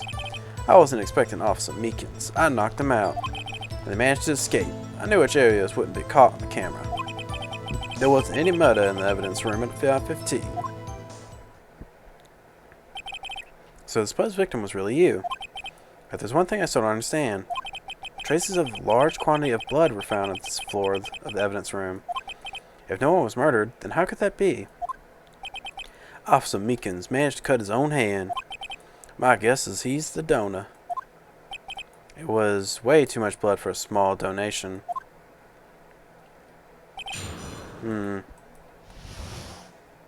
Something tells me this is just press, nothing else. When you say it, you mean... Do you even have to ask, partner? The SO9 incident.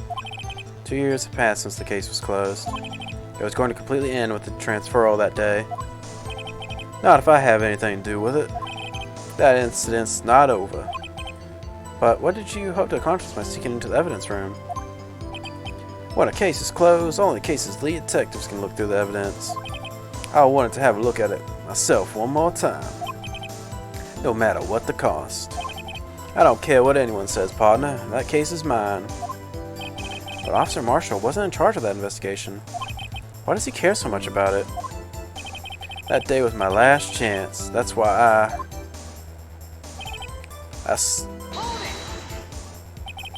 Why did you disguise yourself as Detective Goodman? If I didn't make it look like Goodman was carrying out the evidence transferal, I'd be arrested for stealing evidence, which wouldn't get me anywhere. So you did it to fool the security camera. And the detective's ID card? I stole that the morning of the incident. So that really was why Goodman started filing out that lost item report. I returned his ID card.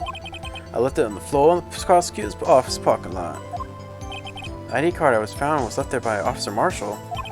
So essentially, you managed to succeed despite your lack of foresight. What do you mean, partner? I mean the fingerprint activated lock, of course. No matter how well you disguise yourself, you can't change your fingerprints. Under normal circumstances, you wouldn't have been able to open that locker yourself. But he couldn't because a rubber glove had just happened to be stuck in the door. That means Detective Goodman must have been opened the locker before Officer Marshall. I wasn't expecting. I already got that. You pulled a knife on the Officer Meekins and tried to drive him off? Let's just say I was a little surprised. I only planned on being in that evidence room for no more than 5 minutes. I didn't think anyone would actually come in during that short time. Officer Meekins certainly is a one in a million type of person. Taking a detective for an intruder and demanding she's shown his ID. I'll have to think a little more about his raise this year. When did Edgeworth get so much influence? Poor Meekins. Anyway, he threw himself at me and I ended up cutting him slightly. I'm sorry it had to turn out that way. With me knocking him out and everything. By the way, what happened to your knife? Oh, you mean this one? I don't know what to say. So you knocked Officer Meekins out and managed to escape. I knew which areas wouldn't be caught in the camera. So you did your research beforehand. Those who go in the desert unprepared don't live long, partner. I didn't do it because it made a difference, though. Security tape is erased every 6 hours. If all had gone as planned, no footage would have been left. However, you bloodied your coat in your struggle with Officer Meekins. If someone was in the security room when I came out, the jig would have been up. I opened my locker and stashed it in there. What was Officer Meekins doing there that time? What else? He was sleeping like a baby. So what you're saying is, on that day, there wasn't any murder in the evidence room at 5:15. But the blood found on the scene of crime certainly indicates that the crime took place. What are you, blind? The victim shown on the tape is me, and I'm not dead yet, partner. So you stole the evidence from the locker. Actually, no, I didn't. Why not? When I opened the locker, the evidence was already gone. What? Mr. Edgeworth, where is that evidence? It's still missing, Your Honor. Detective Goodman's locker was already empty. Someone else stole the evidence. Officer Marshall, may I ask you one thing? Fire away, partner. It's a free country. Just remember, I'm also free to decide whether or not to answer. Why did you do this? Stealing a detective's ID, injuring a police officer. It's no small offense. Moreover, you're an officer yourself. This will have serious consequences. You can't just be forgiven with a simple cut in salary. Not that salary cuts are ever a valid solution. Like I said, this isn't your case. This one is mine. And I'll do anything it takes to get an answer I'm satisfied with.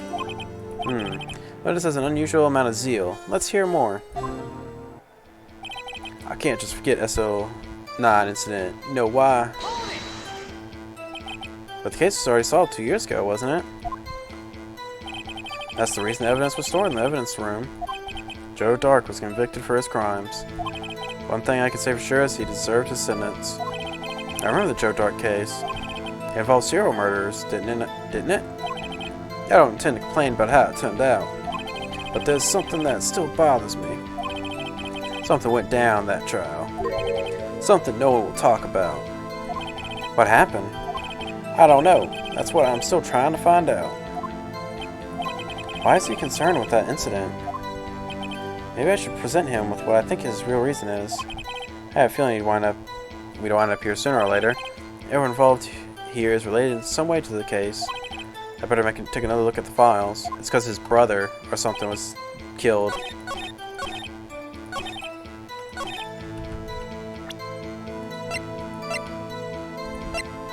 Objection! Officer Marshall? I think I understand. I think I know why you care so much about the SO9 incident. Sounds like you've been sipping too much cactus juice, partner. I have the SO9 incident file right here. The name Marshall is mentioned in here.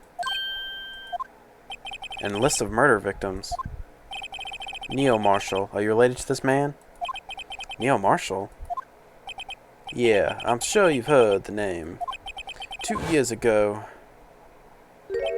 he received the same lousy prosecutor award you got. What? A prosecutor? He must be talking about the King of Prosecutors award. Now I remember. Prosecutor Neil Marshall. He handled the SO9 case. He handled the SO9 case before I did. That's right. He was killed, and the case fell into your hands. But what's his relation to you? He was my brother. He was investigating the murders with Damon Gant, Deputy Chief of Police. The group of detectives I was part of worked under them. We were desperate to prosecute the killer. Joe Dark. My brother fought Joe Dark and was killed. That was the first time Dark left behind any evidence. That's all we needed. He was arranged and incinerated. The case finally closed, or incarcerated. At least according to the public records. What do you mean? My brother couldn't have been killed by Joe Dark. I knew my brother better than anyone. No one could have beaten him in a fight. That's it? That's your reason for your insane actions? There's more to my brother's death than what the records say. No matter how much you try to hide it, you can't fool me.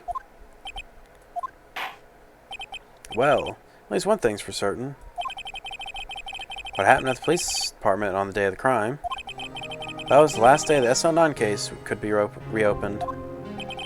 Not satisfied with its resolution, Officer Marshall planned to steal evidence. Disguising himself as Detective Goodman, he entered the evidence room. Officer Meekins confronted him, so he rendered him unconscious and fled. Yes, the mystery has finally cleared up. No murder took place at the police department that day. The things that happened by chance never cease to amaze me. At the exact same time as the murder of the prosecutor's office, this fake murder was going on at the police department. Chance? It's got to be more than just that. So, if no one was murdered at the police department on the day of the crime, that means the murder in the prosecutor's office parking lot was the real one. Which in turn means only one person could have committed the crime. Chief Prosecutor Lana Skye. Objection! But wait, a verdict wasn't reached in yesterday's trial. Objection! Which is why we examined the incident at the police department today. But there's only one reason the defendant was not convicted yesterday. There yet remained the mystery of the simultaneous murder at the police department. It seems to me this boy's got the draw on you, partner. All the mysteries at the police department have been resolved, no doubt about it. Our sole murderer took place at the prosecutor's office. Only suspect is Lana Skye. And the testimony of one Miss Angel Starr is completely incontestable. If you have a response, make it a single word or less. Arrgh. I rest my case.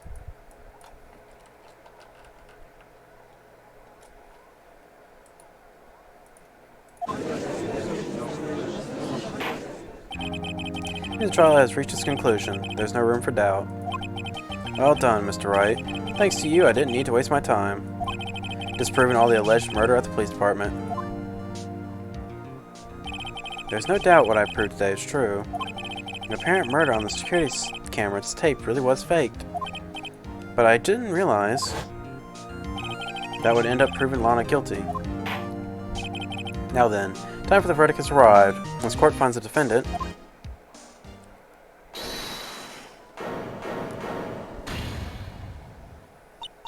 Your Honor, wait. Emma. Defense has an objection. Scientific objection. Right? What do you mean, right? Mr. Wright? Are you this girl's guardian? Your Honor, in a sense. Please, Your Honor, all I'm asking is for a minute of your time. Let's see. Sorry, I was checking something. Please hear me out. Mr. Edgeworth, please. I don't want to leave any loose ends. You want a minute? I'll give you 3. I was kind of in shock.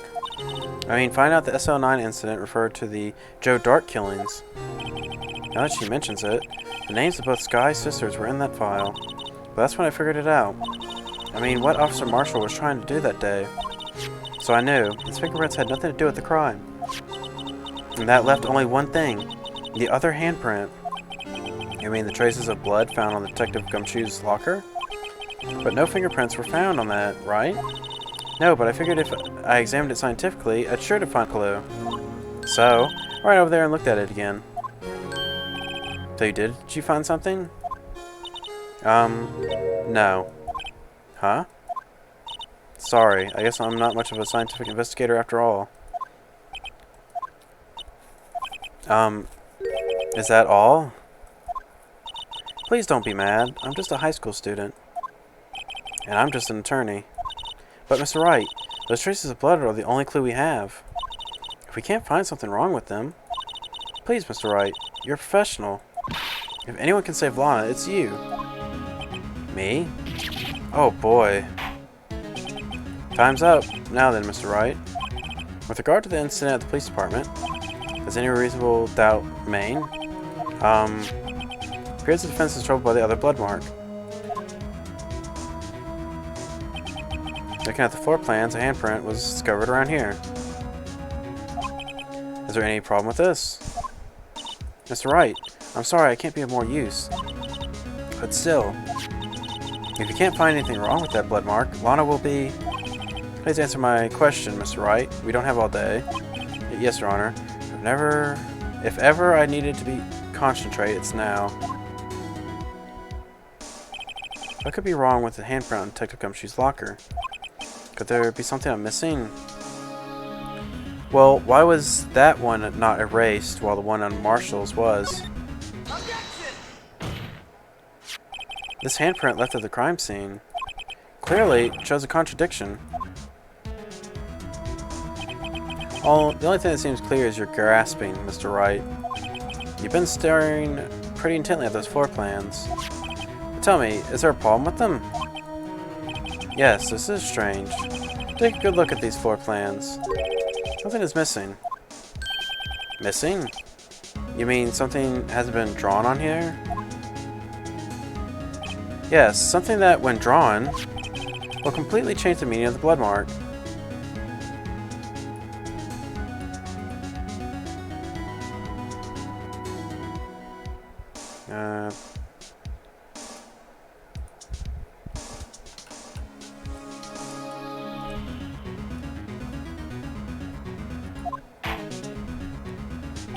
Let's pray the defense isn't simply trying to buy time. Very well, Mr. Wright. Oh yeah, the little dancing thing. All this evidence here. There's got to be something I can use. Question is, which item can you prove something is missing from the floor plans? What about that piece of plywood? The Blue Badger, mascot of the police force. Defender of truth, guardian of proof. Explain yourself, Mr. Wright. Please look at the floor plans of the crime scene.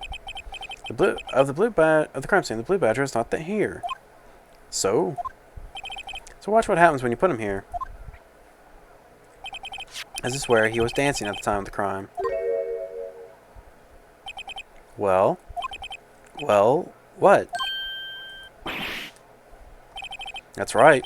As long as the Blue Badger is dancing here, it would be impossible to place a handprint on the spot of the locker. What?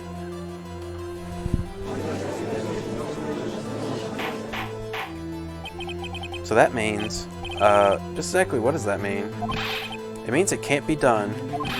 What are you saying? Blood traces are undeniably found on the locker. That's right, think about it. Think it through scientifically. I didn't get to see what the other thing said. Just keep skipping. Give me a second.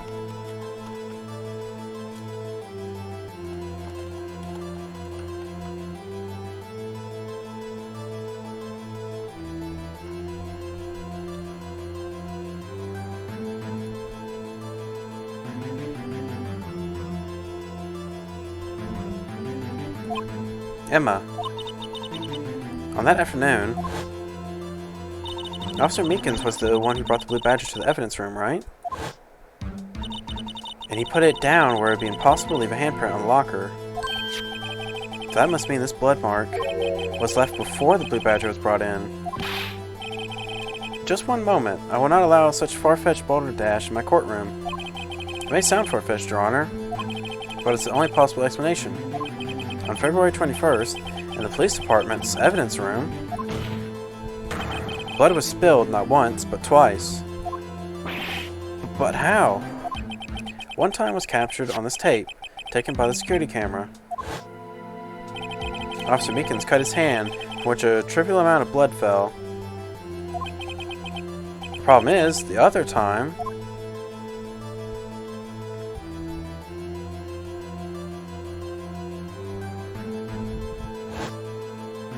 someone bled prior to the struggle shown on this tape. It had to have been Detective Goodman when he was really murdered. Objection! That's ridiculous. I refuse to accept your absurd claim. Objection! The murder portrayed in the security tape has been proven to be a fake. However, it does not explain the blood mark found in the locker. Objection! So then, assuming this murder you purport really happened, when did it take place? And may you show evidence that prove when it occurred? When did the first incident occur? To summarize, the defense claims that prior to the Officer Meekins being cut by Jake Marshall, who was posing as Detective Goodman, another incident took place in that evidence room. That's right, the blood marks on the locker proves this. Very well, then tell us. When did the first incident occur? As Mr. Edgeworth said, proof must be presented.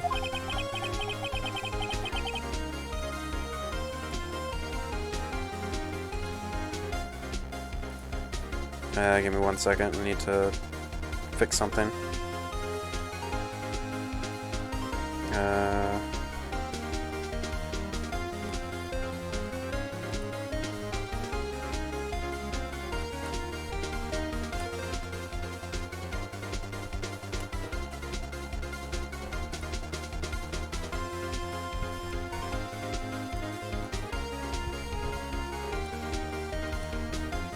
There we go. I was just editing something. There's only one piece of evidence that can show that. Now then, will the defense please present its evidence? Shows the first place the crime took. Let's see, it would have to be here. The crime took place inside the evidence room that the killer would have entered. And in order to do so, an ID card would have been required. ID card? Oh, the ID card record. Officer Meekins brought the Blue Badger panel evidence room at, let's see here, 4:50. If the crime took place before that time, then it would be 4:40.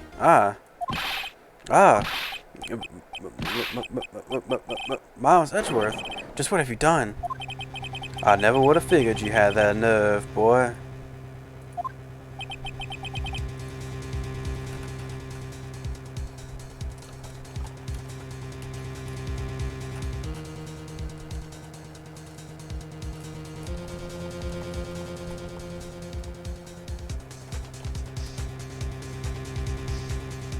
Drop the act, witness.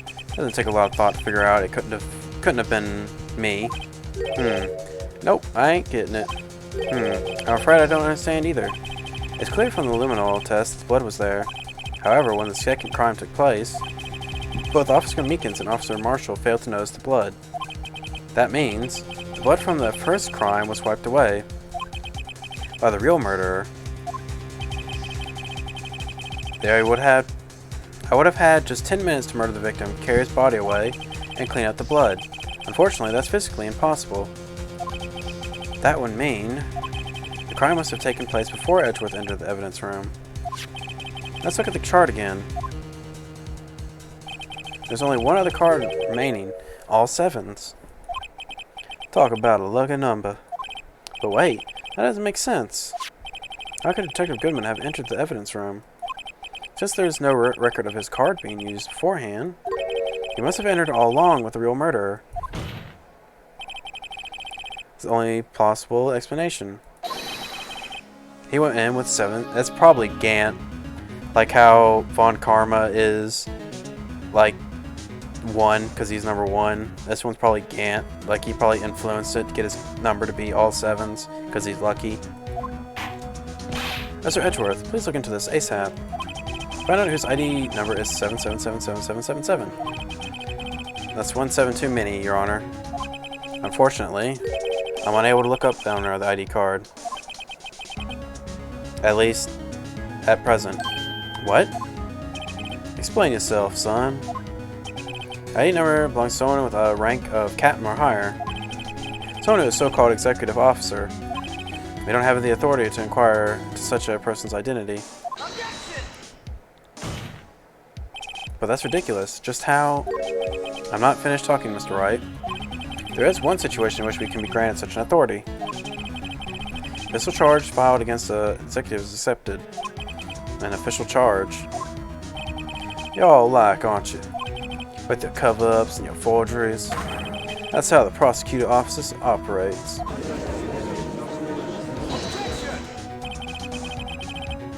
I take my pride in my work, Officer Marshall. I would appreciate it if you would keep your slander to yourself.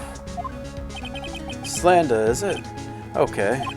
Let me ask you a question. Yes? No, not you. To her. Defendant sitting over there. Your own little executive. Huh? Don't be stupid. She's been charged with murder. Of course we've looked up her ID number, and it's not 77. Don't play with me for a fool, partner. That's not what I want to ask.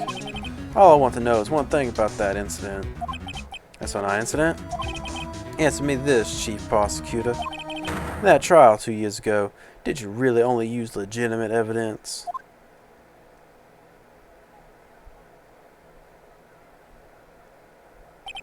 Do you need the witness to repeat his question, Chief Prosecutor? I heard him fine, Mr. Edgeworth. 2 years ago, I was in charge of the prosecution for that trial. At the time, occasionally, we felt the powerlessness of the law. At least, I did.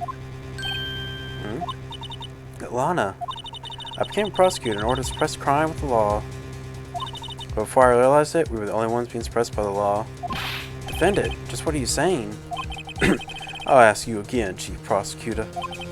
During that trial 2 years ago, did you really present all the evidence in court? Can you look at me, an investigator in that crime, in the eye and say that you did? Chief Prosecutor, you didn't. I don't have to, Officer Marshall. Why won't you answer him? Drastic crimes require drastic measures. That's just the way it is. What we had to do in order for him to get the verdict he deserved. But Lana, even if it involved forging evidence.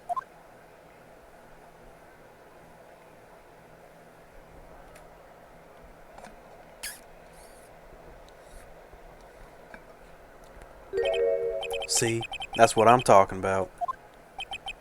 No. No! Order! Order! Order! Those remarks caused such a stir. The chaos in the courtroom could not be quelled. The conclusion of the trial would have to wait until the following day.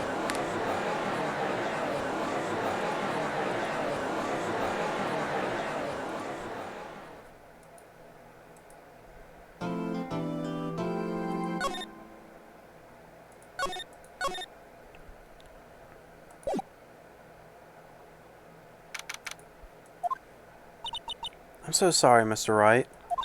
I'm sorry for what my sister said. Oh, I've already read that. I'm not reading flashback stuff again. I didn't know. I never knew that SO9 incident was another name for the Joe Dark killings. Sounds like everyone's heard about these killings but me. Lana wanted Dark convicted so badly. That's why she used me. That's why she used what happened to me. What do you mean, what happened to you? It's all there in the file. Joe Dark's ex-husband was Prosecutor Neil Marshall. When he murdered Officer Marshall's brother, he left behind an incriminating piece of evidence. But what did you have to do with those killings, Emma? On the night of Prosecutor Neil Marshall was murdered, Joe Dark tried to kill me. What? He tried to kill you? Officer Marshall's brother, Neil, was only trying to save me. So that means you... Yes. I was a witness in the Joe Dark trial. I didn't see that one coming. It happened 2 years ago. It was right about this time of year, too. It was a terrible thunderstorm that day, unusual for the season. I was alone in my sister's office. We were planning to eat dinner together when she finished her work. And suddenly, this terrifying man came bursting into the office. Joe Dark. It seemed like he was running from someone. He pulled out a knife and screamed at me. I didn't know what was going on. Just then, Prosecutor Marshall showed up. Jake Marshall's brother. Joe Dark tried to take me hostage. But before he could, Marshall tackled him. Then, what happened? I'll never forget it. Lightning struck and the lights went out. Suddenly, a bolt of lightning flashed outside the window, lighting up the office for an instant. What I saw then burned a permanent picture in my mind. I can still see it now. A permanent picture. I don't remember the moment when Dark stabbed Mr. Marshall. So you weren't able to testify about that. No, I was only asked about when I was attacked. That must be why Lana, why she made up that crime. Made it up? You mean provided bogus evidence? Prosecutor offices wanted the guilty verdict so bad. Lana forged the evidence and Mr. Edgeworth used it. Edgeworth? Yes. I'm sure he didn't know anything about it. He couldn't have known he was given false evidence. Even so, that's when it all started. The rumors about Mr. Edgeworth, it's all my fault. If I could have just testified properly, none of this would have happened. So it's true, even though he may not have known it. Edgeworth really was involved in falsifying evidence. After that case ended, Lana was never the same. She became cold, like she is today. She must not have been able to face up to what she did, especially not to Emma.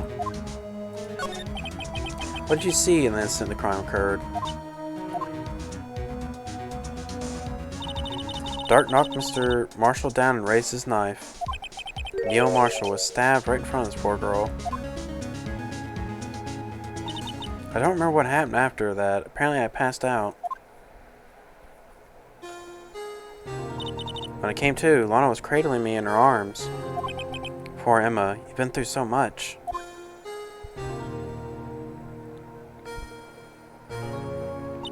I couldn't bring myself to testify about that incident. I tried, but the words just wouldn't come out. I drew a picture, but it wasn't any good. 2 years ago. You must have been 14. That's understandable.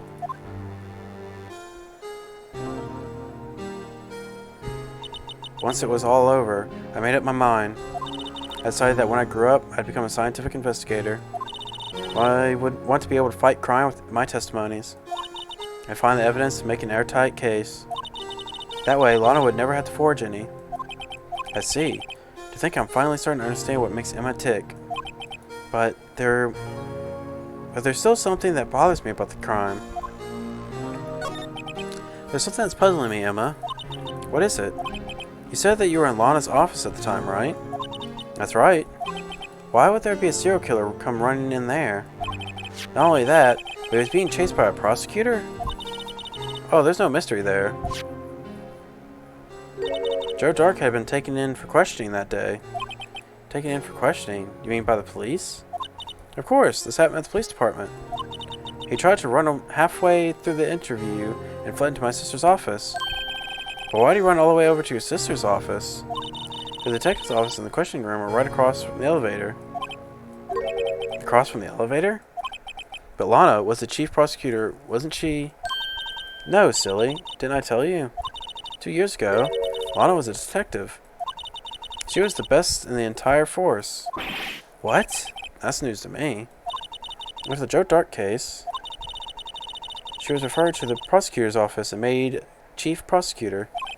Lana used to be a detective? I'd better have another talk with her.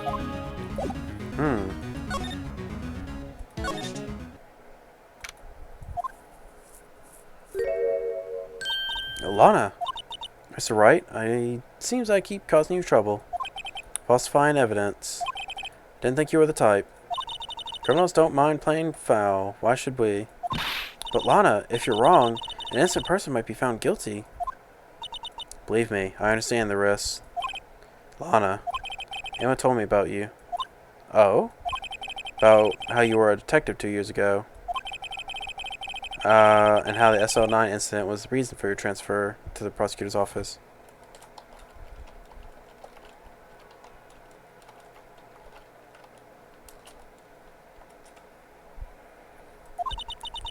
That's right. Could you fill me in on the details, especially about the unusual change of jobs? I suppose you have a right to know, Mr. Wright. A lot of revelations were uncovered at trial today, not the least of which was the fact that the case was largely connected to another one 2 years ago. Evidence from the case was stolen as well, though I expected as much. Know how obsessive Officer Marshall can be. That trial, it really wasn't fair, was it?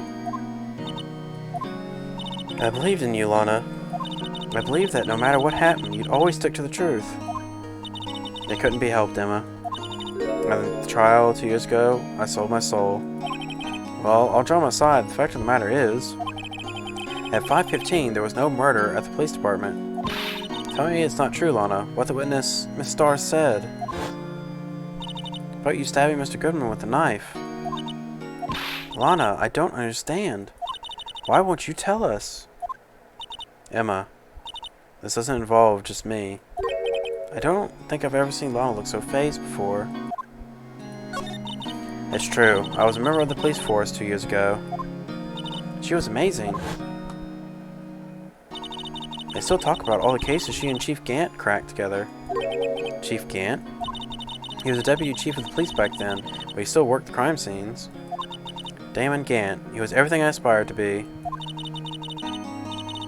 They're the best team ever. They solved crimes before the reports ever could be filed. Emma really idolizes her big sister. But now you're chief prosecutor. What happened? I always planned on becoming prosecutor. The real reason I became a detective was to gain experience investigating crime scenes, so you could use that experience in court, right? Gant's help in the SL9 case was crucial to its resolution. After that, he became chief of police and arranged my transfer to the prosecutor's office. Maybe I should ask more about the investigation of theirs 2 years ago. 2 years ago, I was second in command of Detectives Investigating Dark. Second in command? Then his investigation lead was Damon Gant, right? Yes, Deputy Chief Gant and I share the same office and the same investigations. They even had the same office. He led a team of the best detectives on the force. Detective Goodman, whose case it was, Jake Marshall and Angel Starr. It was the first time Marshall worked with his brother. He was quite gung-ho. Gung-ho. Without a doubt, Joe Dark was a serial killer. Also, Twitch, don't ban me for saying that, because that's just the word. I know y'all are quite happy about that at times. I asked him to come in for questioning. You were desperate for evidence. That was when his final murder took place. When he tried to murder Emma. Prosecutor Marshall was trying to save me from Dark. You see, the first person who happened upon the scene of the crime was me. Now you tell us. Damon Gant and Neil Marshall were the ones questioning Dark that day. The investigation was in its final stages, and Dark must have suddenly panicked. So he waited until Gant and Marshall let the guards down, then fled the room. From there, he ran straight to the office shared by Deputy Chief Gant and myself. That's where he found me. So you were the first person to run to the scene, Lana. It appears so. I was filing some papers while Gant and Marshall were questioning Dark. When I returned to my office, I saw 3 bodies on the floor and smelled blood. 3 bodies? Prosecutor Marshall, the victim and Emma, who had passed out. And the suspect, Joe Dark. During the struggle, it seems Mr. Marshall struck a final blow before he died. Joe Dark had incurred a minor concussion and lay unconscious. What did you do? To be honest, I panicked. I picked up Emma and carried her out of the room, just held her. Can't blame her after all her sister must have gone through. After that, I placed Dark under immediate arrest. Let me get this straight. You were all involved in the SL9 incident. That's right. Quite a coincidence, huh? I don't buy it. What are you saying? There's no way everyone involved in this trial was also involved in that incident. Just by chance. The case was solved 2 years ago. At least one person went to the extremes because they didn't believe it was truly solved. Officer Marshall. Yes, his actions came to a surprise to me as well. Ever since his brother died, he's changed completely. I guess he wasn't convinced with the ruling against Joe Dark.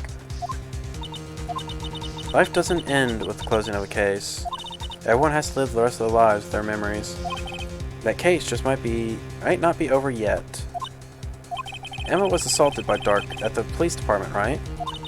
Yes, in the office that Damon Gant and I shared. The office that Mr. Gant now occupies by himself. The Chief's office. Maybe we should take a look at the Chief's office, the site of the final SL9 murder.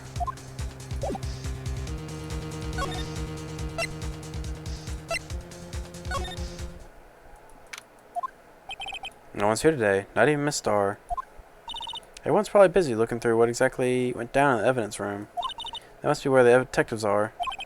We proved in court today that the day of the crime, no one was murdered in the evidence room at 5:15 p.m. Yeah, I thought we were finally making some headway in our case. But instead, it looks like we just ended up making Lana look more guilty. Hang in there, Lana. I got to find all the answers by tomorrow.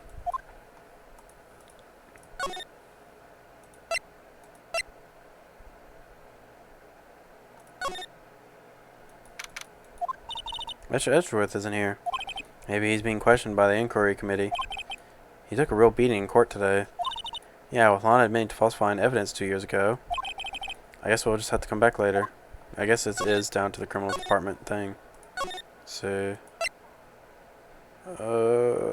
maybe here. Howdy, Bambina. Oh, Mr. Marshall. I never thought things turned out this way when I woke up this morning. Q Sarah, you never know where life will lead you, eh, Bambina?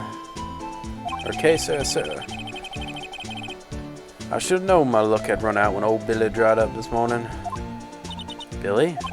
Must be his pet cactus. Say, where are you headed? Just over to the prosecutor's office for a little interrogation. It's a volunteer appearance, but we all know I won't be coming back. Sorry, but you can't go in the evidence room today, partner. But Mr. Marshall, why did you do it? Why did prospectors head west? If there ever was a chance I needed to know the truth about it, it was that one. Before you turn yourself in, Mr. Marshall, would you mind telling us exactly what happened? Looks like I won't be getting to steak lunch today. Something was fishy about the trial from the beginning. It wasn't just me either. All detectives thought so. What do you mean, fishy? Some of the facts reported were inconsistent with the evidence we found. For example, the murder weapon. The murder weapon? You mean the switchblade knife with a broken tip? That was Joe Dark's, alright. But in the initial autopsy report, a question was raised. A question? The blade of the knife was not a perfect match with the wound the victim sustained. What does that mean? It means there was a good chance the knife was not the murder weapon. However, the report that was finally submitted, that possibility had been erased. Could the facts have been concealed with forged evidence? The case left behind scars on all of us. Scars that the SL9 case left behind. I got the looks, but he got the brains. He was one of the best prosecutors around. I had just made detective when he went down. It was our first case together. How old was he, your brother? He was 27 at the time. He was awarded the highest honor that very day. The highest honor? You mean the King of Prosecutors? I knew it. What are you looking at me for like that? That's an honor for a prosecutor. Mr. Marshall must have really been close with his brother. The day the SL9 incident took place, it wasn't the same day as... That's right, it was the day of the evidence transferal. Interesting. It was drizzling that morning. By nightfall, there was thunder. Can't believe 2 years have already gone by. Try to steal the evidence so the case wouldn't die. Apparently someone tried to stop you. Detective Goodman was murdered, and the evidence locker was empty. There was something going on behind the scenes in that case. We all knew that later. Every detective involved in that investigation, save one, was taken care of. Miss Starr was fired, and I was demoted, boxed away in a tiny room. What about Detective Goodman? If they did something to him too, commissioners would get suspicious. No, they were careful enough not to be too obvious. They? Who are you talking about? Don't get upset, Bambina. I mean Damon Gant and Lina Sky. The investigation led Damon Gant and second in command Lina Sky. There wasn't a person on the force who hadn't heard of the duo. The case was the biggest step in both their careers. After the case ended, Lana transferred to the prosecutor's office, right? Yeah, Damon Gant and the new chief of police arranged for that to happen. She's never going to be the same since she left. She's never been the same since she left. Everyone knew her, said so. Chief Prosecutor Sky was totally different when she was a detective. Now that he mentions it, Emma said something like that too. Tell me, what happened to my sister? Sorry, Bambina, but her secret's too well guarded. I never found out. Lana's secret. It all started 2 years ago. So there you have it. That's my story. Did you enjoy it, partner? It was certainly enlightening. There's one thing for sure I found out in court today. That boy Edgeworth isn't my enemy. He was the one who used falsified evidence to get a guilty verdict. But someone else was the one who gave him that evidence and planned everything. That someone is Damon Gant. Don't believe me? Well, I don't blame you. I won't ever be a patrolman after day. Too bad I won't be around to work with you when you become a real scientific investigator. Adios, Bambina.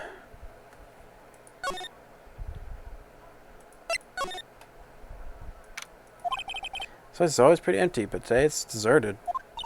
That must mean everyone's busy solving crimes. Oh, if you're looking for others, they're all in this conference room.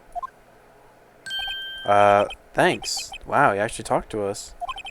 Well, the chief prosecutor is saying that what she did, and the decision about what to do, about Mr. Edgeworth, not to mention our statement to the media in tomorrow's trial. There's more chaos going on than Thanksgiving and Christmas put together. I think festive is the word usually used for those. I would say it's probably like Black Friday would be the chaos. You can just say that, and, well, I guess this was a Japanese game. They probably don't really have Black Friday like we do, so they couldn't really translate it into Black Friday.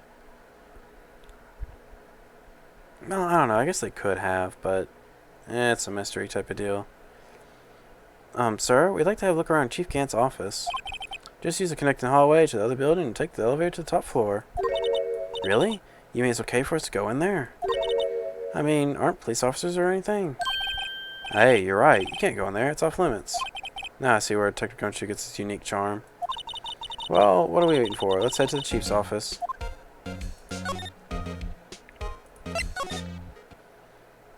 Whoa. What the is that an organ? Wow. Is that the whole organ, or is that... Man, that must be, like, beautiful. Man.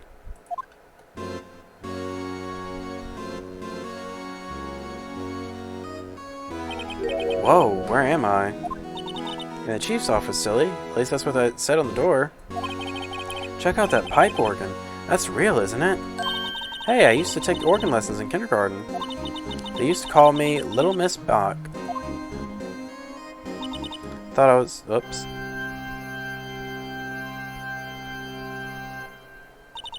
I never could remember where C was. Oh, it's you two. Chief Gant. What about that paper he was reading in his desk? So, Righto, have you been swimming lately? No, I haven't.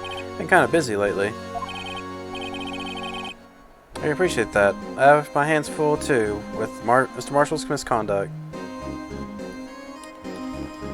Yeah, 1 second.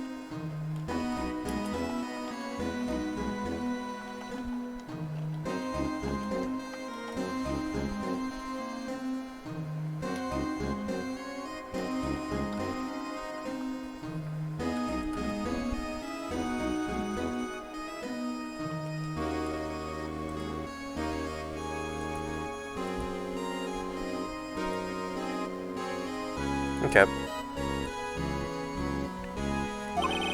The last proactive statement.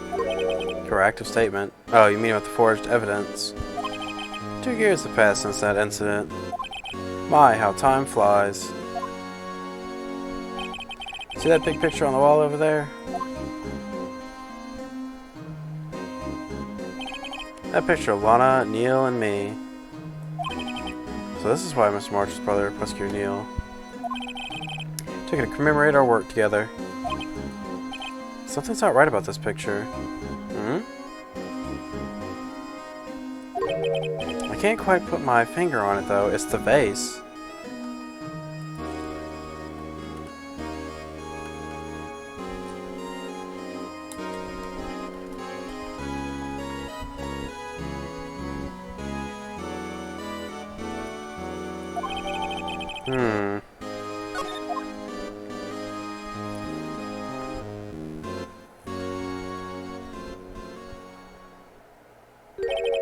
Anyway, I like to reminisce all day, but there are matters that might need my attention.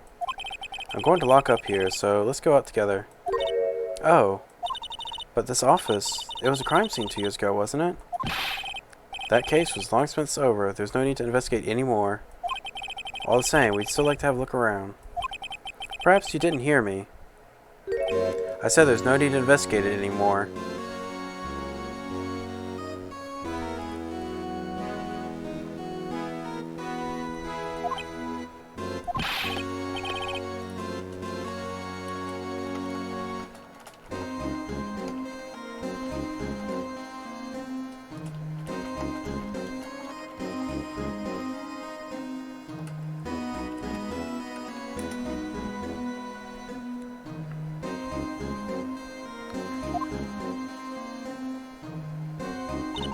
Looks like we aren't welcome.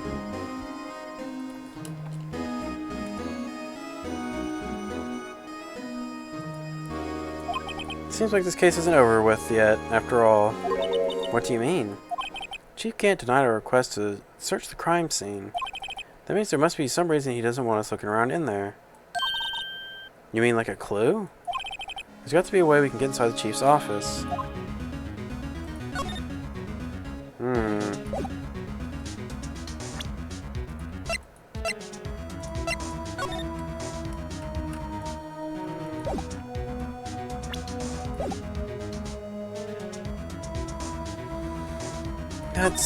Let's see.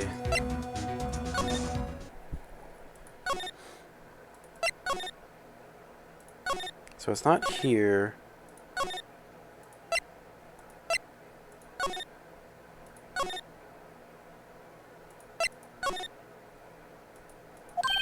Hey, pal. Take the gumshoe. Aren't you supposed to be in a meeting? I'm, just taking a breather. My feet hurt. I'm sitting so long. Actually, I'm serving everyone coffee. Sounds like Detective Gumshoe's still out of the loop. Say, have either of you seen Mr. Edgeworth?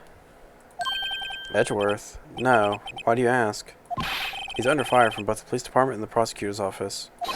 Sounds like the battle between you two in court. It sounds serious. Is it because of what my sister said?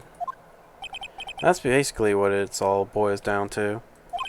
That falsified evidence 2 years ago. Now Mr. Edgeworth has the whole world after his blood. Yikes. Why would Edgeworth be blamed? It's not like he knew the evidence was forged. Well, Sky is the guilty party here, isn't she? Regardless, the prosecutor is responsible for the evidence they presented in court. Not only that, but as you know, there's a lot of rumors going around about Mr. Edgeworth. His amazing talent as a prosecutor kept him safe from those who don't like him. But now with this, are there really so many people who hate him? In our world, there are only those with talents rise to the top. Mr. Edgeworth not only has that, but he's young. There's no better recipe I know of for making enemies.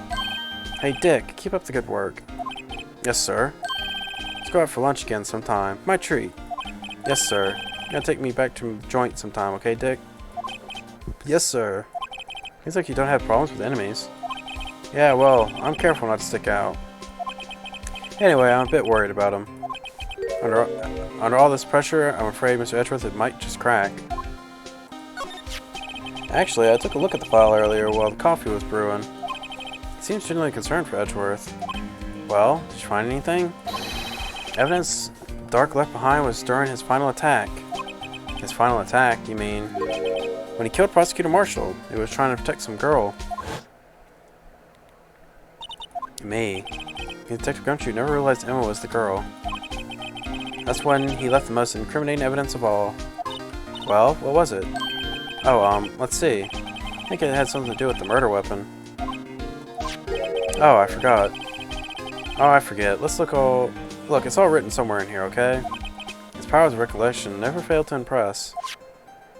Maybe he should show him the murder weapon. Might jog his memory. Joe Dark was 42 at the time of the crime. He was just a run-of-the-mill businessman. Businessman? What made him take to serial killing? One day on his way home from work, he hit someone with his car. With his car? So, it was an accident. Accident, yes, but it transformed him into an animal. An animal? He killed a man. Oh, kid walked by just then, so he would have killed him too. Jogger came to the scene, and he was killed as well. Finally, he turned himself in. Seems he was a pretty careless animal. Of course, this is all conjecture. There wasn't a single shred of evidence. So he turned himself in.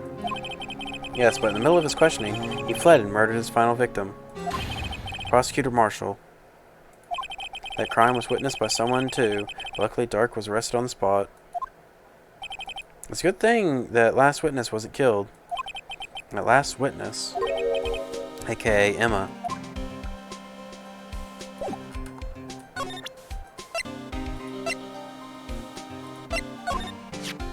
About that jar, I think I've seen it somewhere before. Somewhere?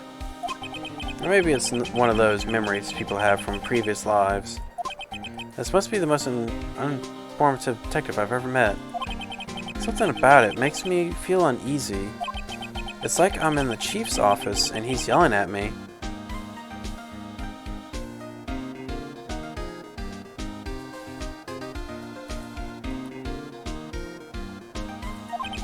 Chief Gant? Where could I have seen that before? Let's see.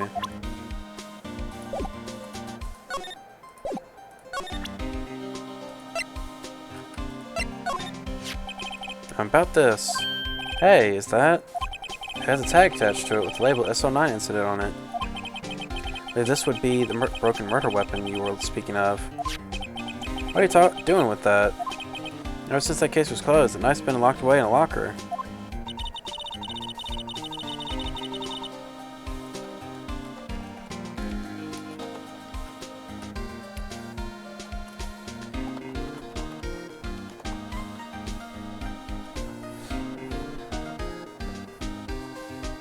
On the day Detective Goodman was murdered, this suddenly disappeared from the locker. And was found in Mr. Edgeworth's car muffler. That's it! Now I remember what the incriminating piece of evidence was. When you showed me that knife, it all came back to me. Well, what is it, Detective? Quick, before you forget again. This knife, it was Joe Dark's, wasn't it? That's right. We traced it back to the store he bought it at, and plus it had fingerprints on it too. But no one actually witnessed him using it to murder anyone, right? That's where his luck ran out. You take a good look at this knife, you'll see it's broken. You don't have to take a good look to notice that. Yeah, well, anyway, take a guess where the broken off tip of the knife was found. That's what did him in. Or was it? The victim, Neil Marshall, was carrying it inside his own body. It was found deep inside the stab wound. Did it match Dark's knife? You bet, down to the last fiber. That's pretty conclusive.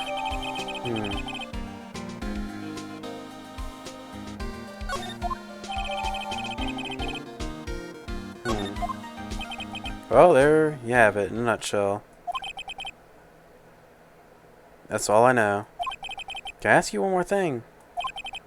What is it? If it's money you should ask Chief Gant. It's not money, but it does concern the Chief. His office is a crime scene, right? It's where Prosecutor Neil Marshall was murdered. The Chief's out now and his office is locked. But we'd like to have a look around if that's okay. No, any detective's ID card can unlock the door. What? Really? But if I let a civilian in there, I'd be charged with a breach of trust. Breach of trust? Simply put, I'd be canned. Oh, sorry, pal. I don't plan on getting fired because of you. How about this ID card? It was Detective Goodman's. It won't work either. Data was deleted the day he died. Oh. So in other words, Gumshoe is our only chance of getting into that office. I wonder if there's something we can show him that would change his mind.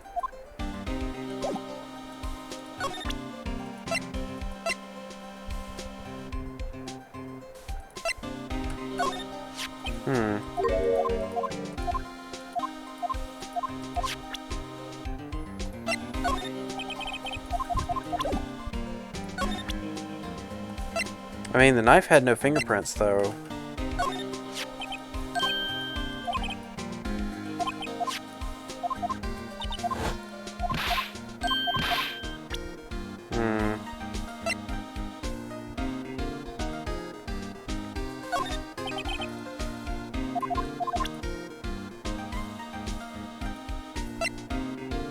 Something changed his mind. I didn't sign up on these files. There's something wrong with Mr. Edgeworth's presentation. I think people are accusing him of injustice. I, for one, ain't buying it, pal. You looking into that case for Edgeworth? Yeah, it was a pretty big deal while it was going on, you know. After all, a serial killer was on the loose. But Lana was pretty clear in her confession. She forged evidence to prove Joe Dark guilty. Guess there's nothing I can show him yet.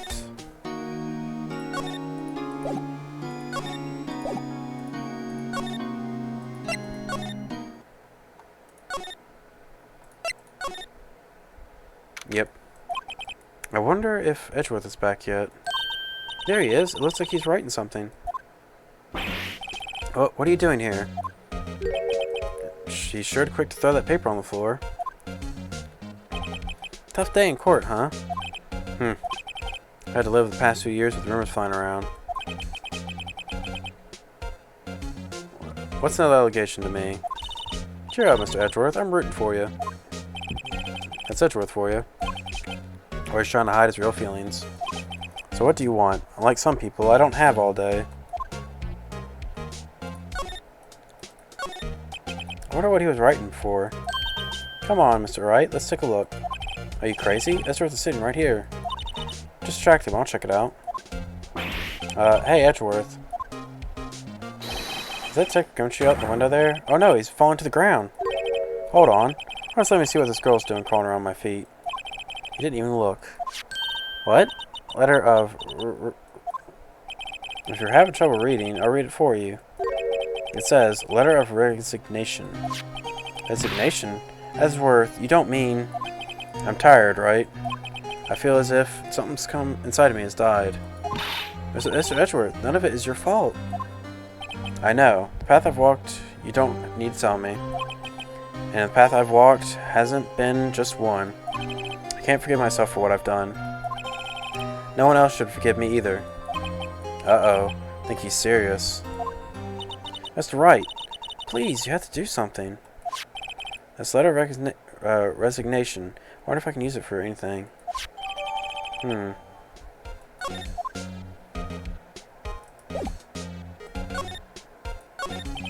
There's no excuse for what I've done.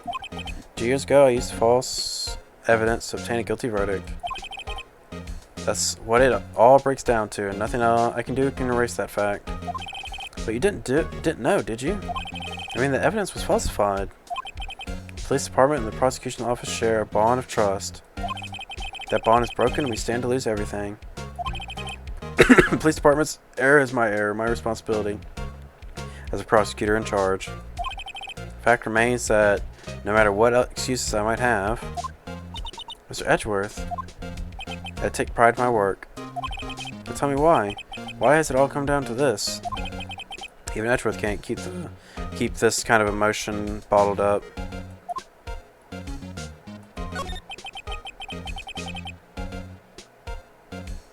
It's a trial tomorrow? First last year's trial, now this one. It seems all you do is worry about me.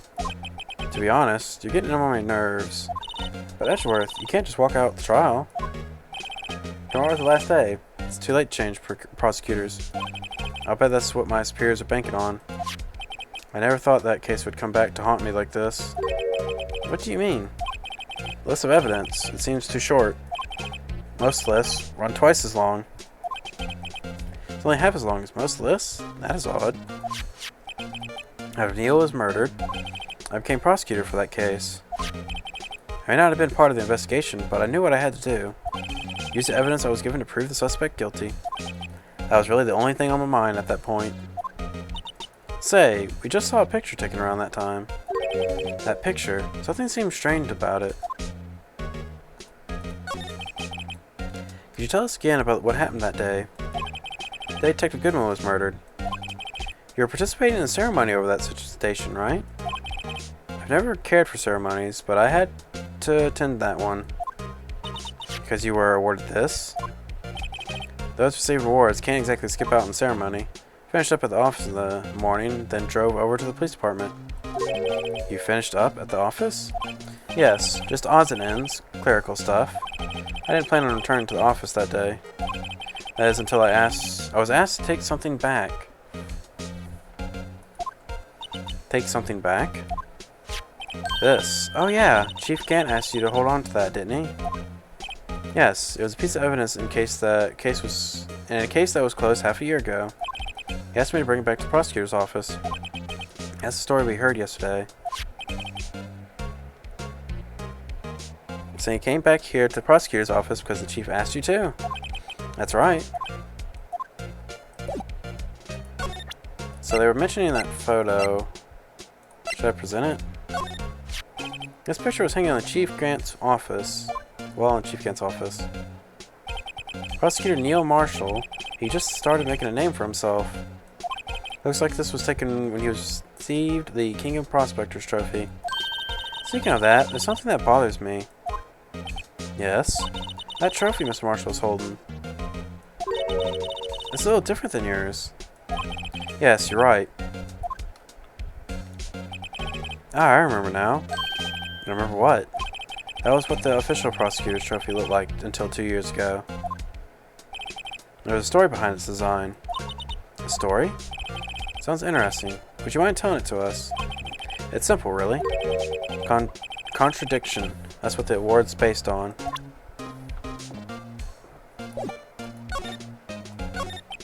This award originates from the ancient Chinese tale. In Chinese, the word contradiction is written with two characters. The first meaning halberd and the second meaning shield. Have you heard the story? Me? Oh, sure. Everyone knows that. Why don't you tell it, though? For Emma's sake. Very well.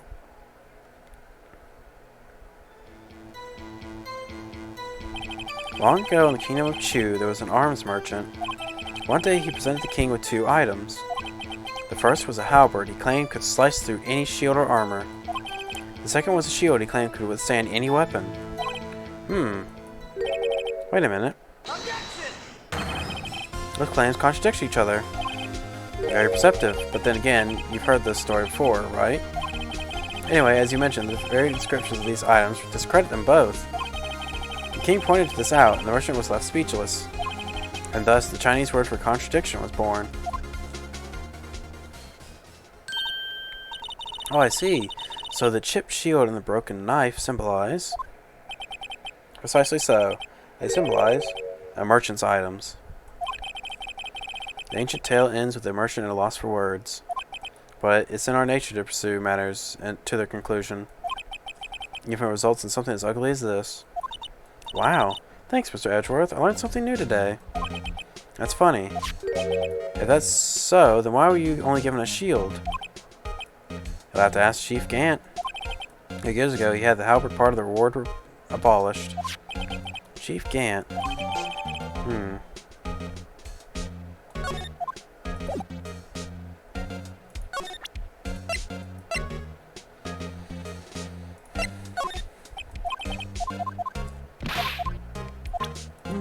Dang. So I'm the only one that's able to bring that up. Excuse me. Would you either of you care for a quarter pound of roast beef? Whoa, that sounds really good.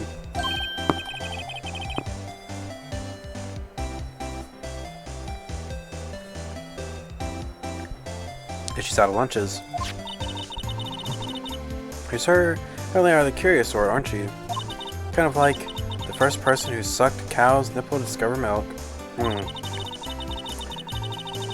Yeah, I still remember that. There was a Tumblr post about something like that. He's like, oh boy, it's like so-and-so time, and man out here is touching titties. Oh boy, he's about to invent milk. It's almost like people were clearly confused. So funny. So, I never thought you'd go digging up the case from 2 years ago. Everyone in the trial was involved in the SL9 incident. Not only that, but the murder occurred on the very day the evidence in that case was. Due to the transferal, this can't be attributed to some mere coincidence. Aren't you forgetting something? You know, that little scene I happened to witness? I sent Lana stab Detective Goodman with a knife. No matter how much of the past you dig up, it won't change what I saw. Roast beef is meant to be savored when eaten. I star's hatred toward Lana. It all dates back 2 years ago. Joe Dark. That's a name I'll soon not forget. We trailed him for half a year.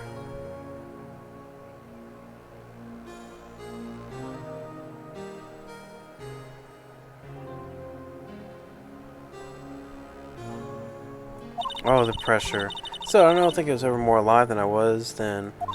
Those days were steamier than a bowl of hot gravy. Poor old Jake Marshall, though. Must have gone through hell. You mean because of his brother's death? They were close, those two. After Neil died, something took over Jake. He became obsessed.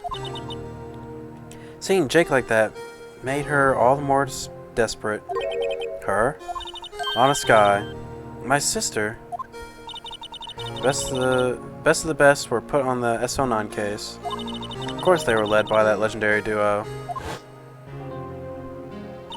Lana and Chief Gant. Our Shining Pair was the reason we were able to keep up our investigation. That's why we were so shocked over how it turned out.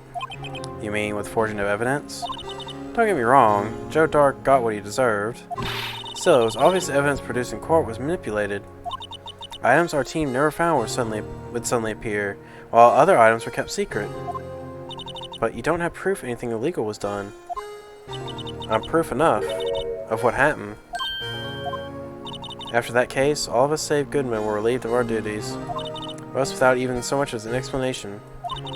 Then Lana Skye transferred to the prospect office and became chief prosecutor. Lana always wanted to be a prosecutor. Nothing's quite as simple as it appears. Huh? Lana Skye was merely being used as a pawn. That's my take on the matter. She was being used? Damon Gant and Lana Skye. Gant led the investigation with Lana second in command. They were the best. They solved all kinds of cases together, didn't they? Damon Gant's magnetism in particular was almost unreal. His magnetism? By the way, I mean his ability to attract evidence. He produced the most incredible evidence in the cases he had handled. Incredible evidence? You mean... Oh yes, there were rumors about him even back then. No one dared confront him though. I take it she's talking about forged evidence. Back then, everyone looked up to Lana. All detectives wanted to be like her. Really? Oh yes, myself included. I was full, really.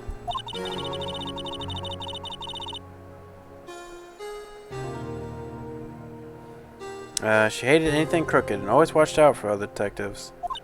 That's why she was so concerned for Jake. Mr. Marshall. When Jake's brother was murdered, she felt as if she had lost her own brother. If it wasn't for her, I don't think Jake would have ever recovered from his shock. That's what makes it all for the most infuriating. Miss Starr. That's why I'll never be able to forgive her. Why did she have to turn so cold after that? Lana transferred to the prosecutor's office 2 years ago, didn't she? Yes, thanks to Chief Gant's powerful influence. Chief. That's right. Having solved the SL9 case, the position of Chief was secured. There was only one thing left for him to control. And then no one could stand in his way. Prosecutor's office. What? You mean that's why Lana was transferred? If he can control the chief prosecutor, he can control the prosecutor's office. That must have been his goal all along. But how could he control Lana? I don't know, but one thing's for sure. Ever since that case ended, she's never been the same. It's only logical to conclude. There must have been a reason for her change. At last. Yeah, I'm finally getting close to the bottom of this ugly mess. Thank you, Miss Starr. You listen to me, rookie? It takes more than just ingredients to create fine cuisine. I hope you turn out to be a better chef than I ever been.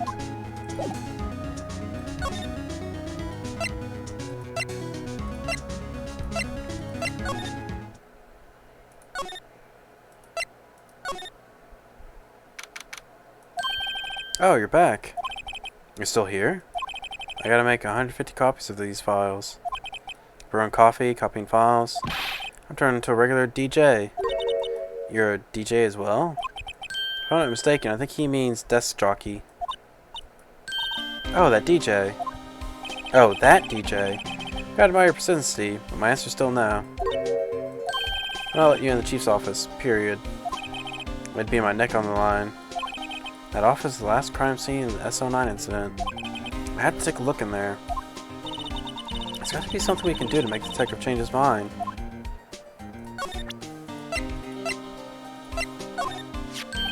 What's this crumbled up piece of paper? No way! Mr. Edgeworth can't be serious. Is he ever not serious? I can't believe they'd push him this far. Mr. Edgeworth really feels responsible. When I first met him, I thought he was just cold as ice too. But I know different now. He trusted us detectives to provide him with sound evidence. But we betrayed him.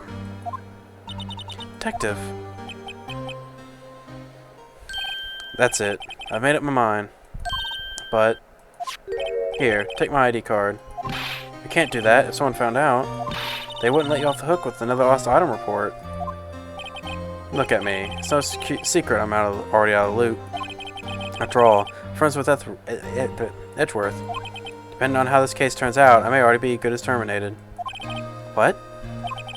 So at least let me do this, for Mr. Edgeworth's sake.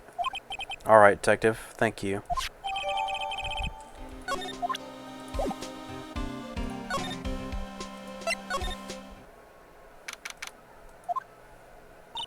Here goes, Mr. Wright.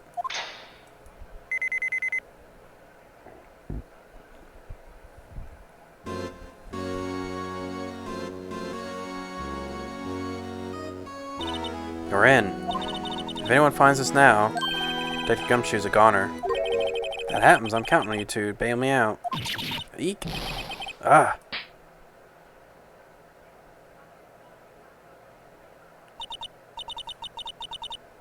Sorry, I thought you were a ghost. I didn't even know you could slap a ghost. Ah, Detective Gumshoe. What are you doing sneaking up on us like that? I wasn't sneaking. I was just worried something might go wrong. So I came too. If you're here, then what's the point of giving us your ID card? Gumshoe's ID crushed and rendered unusable in pocket. Hey, don't do that to my card. Ow. I hardly ever get a chance to come in here, so I figured I'd have a look around myself. Besides, we're all in this together. Together now. You must really want to get fired, don't you? Not if we're lucky. Now come on, let's see what we can find out. I've got a bad feeling about this. That desk on the other side of the room, was that your sister's? Yes, that's where I was waiting for Lana. On that day 2 years ago. Is anyone using it now? No, sir. This is the entirely Chief Gant's office now. He practices a strict policy of preserving the crime scene. That's a strange reason to leave it there. He leaves it as a warning to everyone else. He wants us to always be alert. He told us so himself at our New Year's party. Of course, he was pretty intoxicated at the time. I see. So ever since Lana left, no one ever touched that desk? No one except Chief Gant and the cleaning lady who's in here each morning. Still, 2 years have passed since that incident. There can't possibly be any clues remaining. Can I ask you something? Sure. You only came here to look around, right? Because it's one of the SO9 crime scenes. I mean, that's your only reason for coming here, right? Or isn't it? Why do you ask? You don't think... Nah, you wouldn't be... No. No, there's no way. Never mind. Don't worry about it. Okay, now then, let's look around a bit more. Hey, hold on. Not so fast, buddy. Huh? What is it? When someone tells you don't worry about it, it's supposed to start bothering you, pal. Don't just let it go at that. But sorry, this guy's starting to get on my nerves. Okay, so what's bothering you? You two don't think Chief Gant might be a suspect, do you? What? He's right, Mr. Wright. What do you think of him? Chief Gant, so it's finally come to this. What do I think of him? Perhaps it's best I don't divulge my feelings yet. There you go, ignoring me again.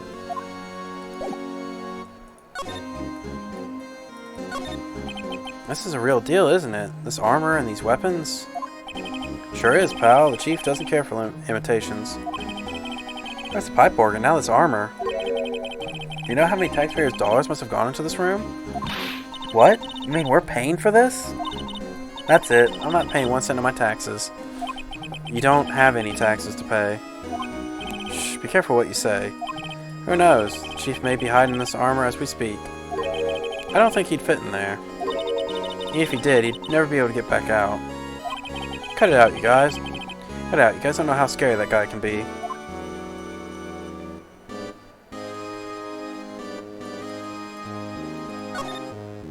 Wow, look at the size of Chief Gant's desk.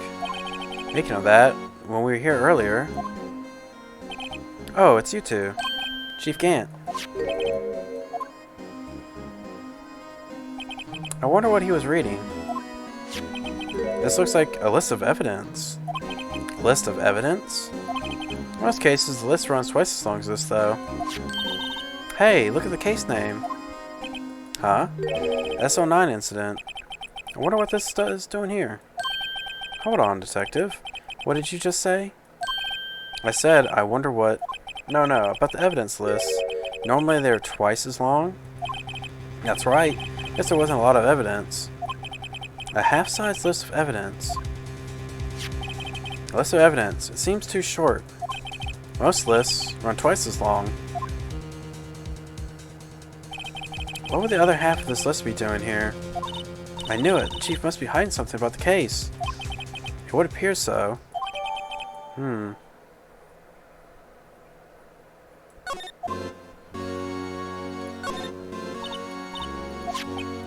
this inside the drawer. List of evidence from the SO9 incident. Mr. Edgeworth had the other half of that list. What would this list be doing here? I better look at a little more into this list. You can see pretty far from 15 stories up. If you were to... Oh. At first, the chief wanted to use stained glass for this window. Really? Why didn't he? They say he changed his mind because he wouldn't be able to see the view. Oh.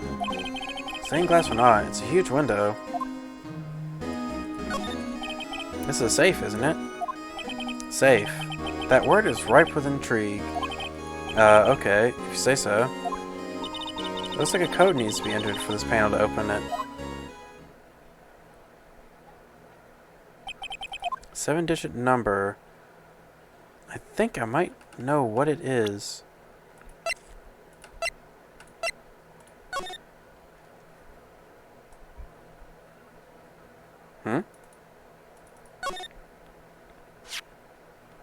Wait a minute, did that... Hold on there. You mean that thing can move this whole time? Oh man, I really feel stupid now. I wonder what this is. It looks like someone drew some kind of sketch here. What is it? Did you find something? I can't make it out, but I better keep quiet about it for now. Huh? Oh, no, it's nothing. Why are your eyes moving about like that, Mr. Wright? Better not forget about this picture.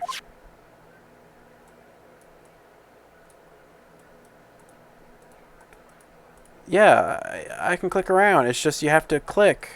What the...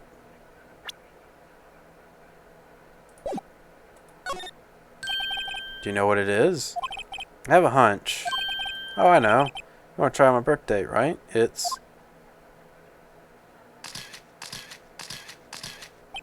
I have a bet. I have a better idea. Here goes nothing.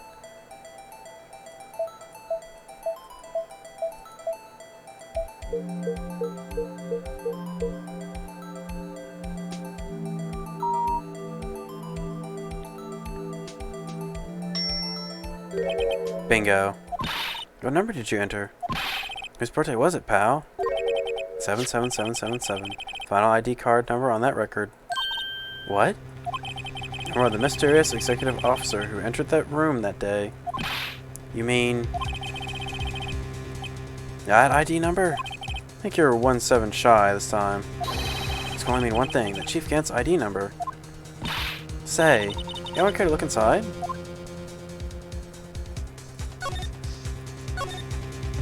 Is there any money in there? How much does he have stashed away? Look, it's a shard from a broken cup. This somehow looks familiar. Where have I seen this before? There's something else in here too. What's this? Looks like a piece of leather cloth. This is a handprint, isn't it? Hey, I saw someone wearing a shirt like that once. Think the chief made up that design? I don't think so.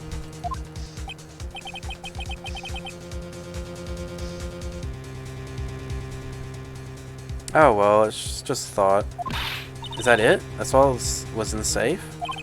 Apparently so. It's empty now. A piece of cloth with a handprint on it. A broken shard from a cup. They look like pieces of evidence. Yeah, but unless you can prove they have something to do with the case, I'm afraid I can't just let you take them. After all, it's my neck on the line here. Great. Now I have to prove their relevancy to get them. How are these two items related to the SO9 incident? Come on. It's got to be something we can show the detective.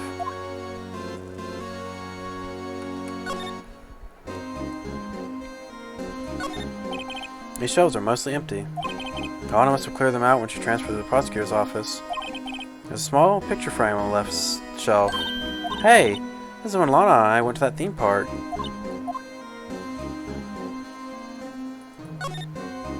Look at that giant window. Makes you want to crash through it and jump outside. This is 15th floor. I know, I was just saying. Saying what? Ever since making Detective, I always dreamed about doing something like that. Note to self, Detective Gumshoe has a lot of dreams. As long as he doesn't go crashing through that window when he gets fired. Don't say that. This was Lana's desk. It sure is tidy. Lana's always been a meticulous cleaner. There's not even any dust on it. Looks like someone's still keeping it clean. Does Lana ever come back here? No. Chief Gant must still keep it clean in memory of their partnership. They were the stuff of legends are made of. Does he keep in memory of her or in memory of the crime?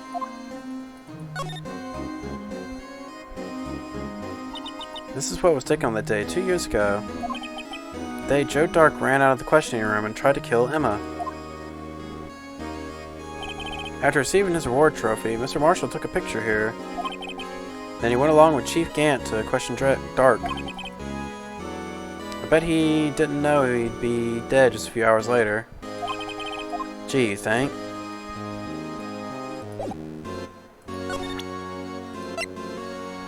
Let's see, so... Detective Gumshoe, could you have another look at this jar?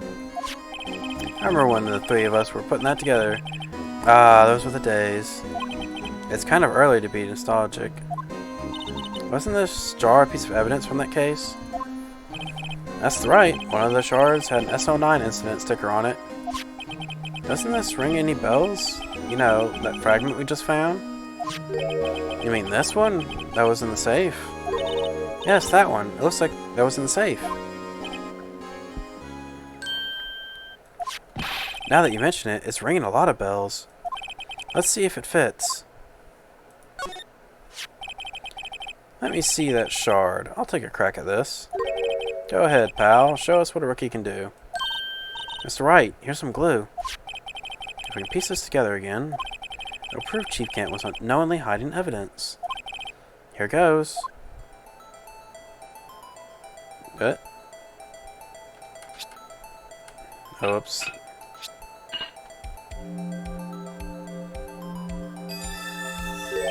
There! It fits like a charm. That, of course, means Chief Gant willingly and knowingly hid a piece of evidence of this jar in the safe. In other words, he concealed a piece of evidence from the SO9 incident. But... Hey guys, get a load of this. What is it?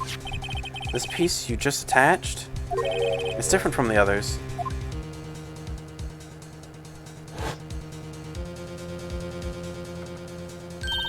There's a reddish line on it. It's a reddish line. That's blood. I don't get it. Why would Chief Gant hide this in his safe?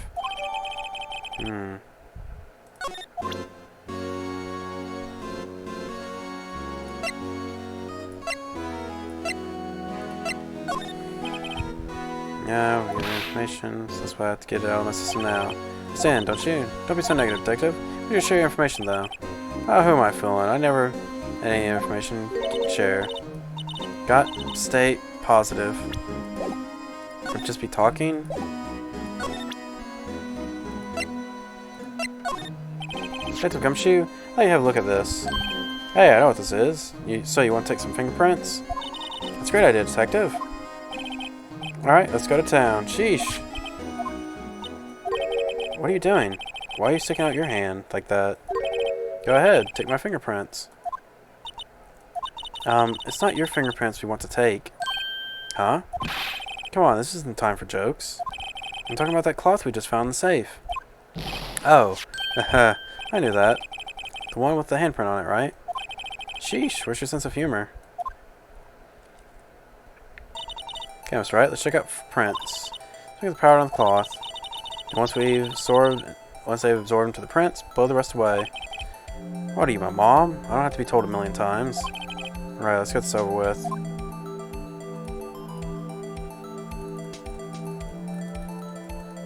Alright, I just gotta sprinkle everywhere. Just make sure I don't miss a single spot.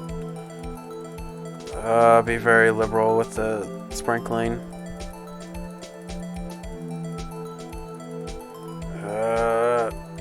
There, that should work. Give it my best shot. That kind of result won't be any good for matching prints, will it? It doesn't look like we'll get a clear result from this print. But let's try a different finger this time. Ah, dang. Well, the thumb still looks pretty good.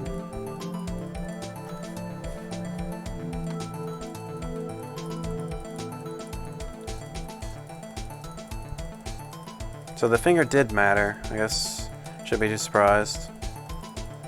Okay, there we go. No. Give it my best shot. Oh, this one's the clearest. Kinda wish you could just like tap it and just put around the powder, but it doesn't work that way.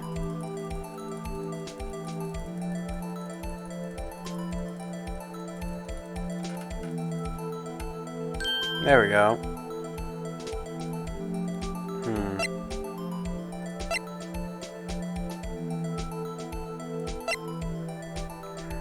No.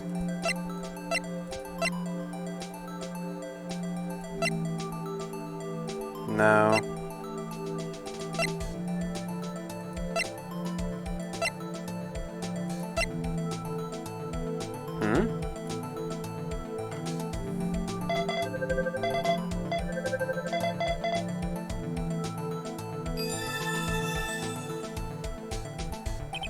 No, how could this be? What are Emma's fingerprints doing here? Hey, you found a match? Whose fingerprints were they? Huh? Oh, it seems the prints were too old. They aren't clear enough to get a match. Oh, that's too bad. I thought they'd be Dark's prints. Psst, hey you, over here. What's going on here? What are that kid's prints doing on the side of that chief's safe? Don't ask me. Let's keep this information from Emma for now. Here, maybe you should hold on to this.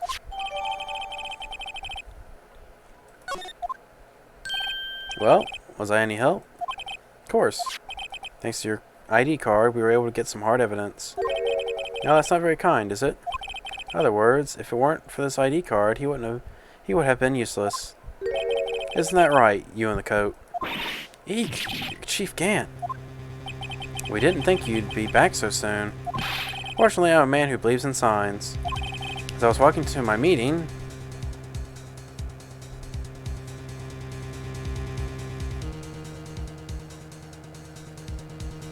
Oh, I happened to look out the window and saw a stray dog run to a pole.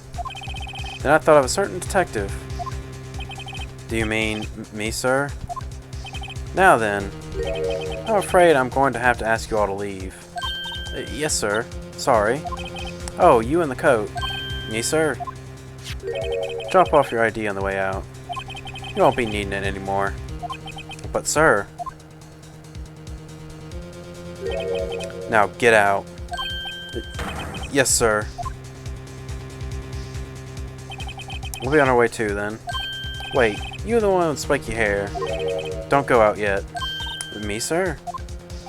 I'd like a word with you. But, sir, I'm not a licensed scientific investigator yet.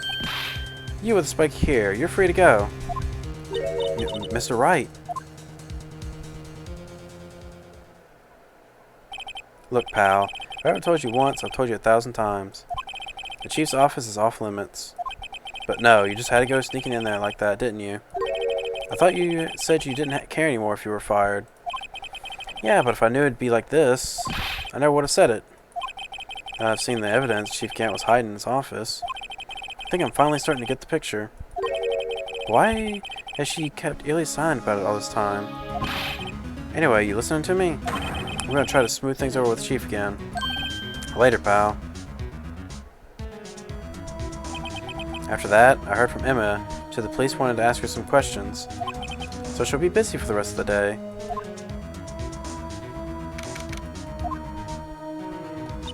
I see. The chief asked Emma to come in for questioning. It's no use thinking about it. Tomorrow's the final day in the court. I'm committed to doing everything I can to defend you, which is why I'm here. I already told you all I can. What you've told me over these couple past days is absolutely nothing. Not a single useful thing. Really? I believe I did mention something quite important. Something I told you right at the beginning. I said that I was the one who stabbed Detective Goodman. No, I think I finally figured it out. I know who it is lurking behind your words. Mia did a good job mentoring you. I'm rather jealous. It seems Edgeworth was right. Edgeworth? Once you're convinced you know something, no one can persuade you otherwise. Thick-headed is the term he used, I believe.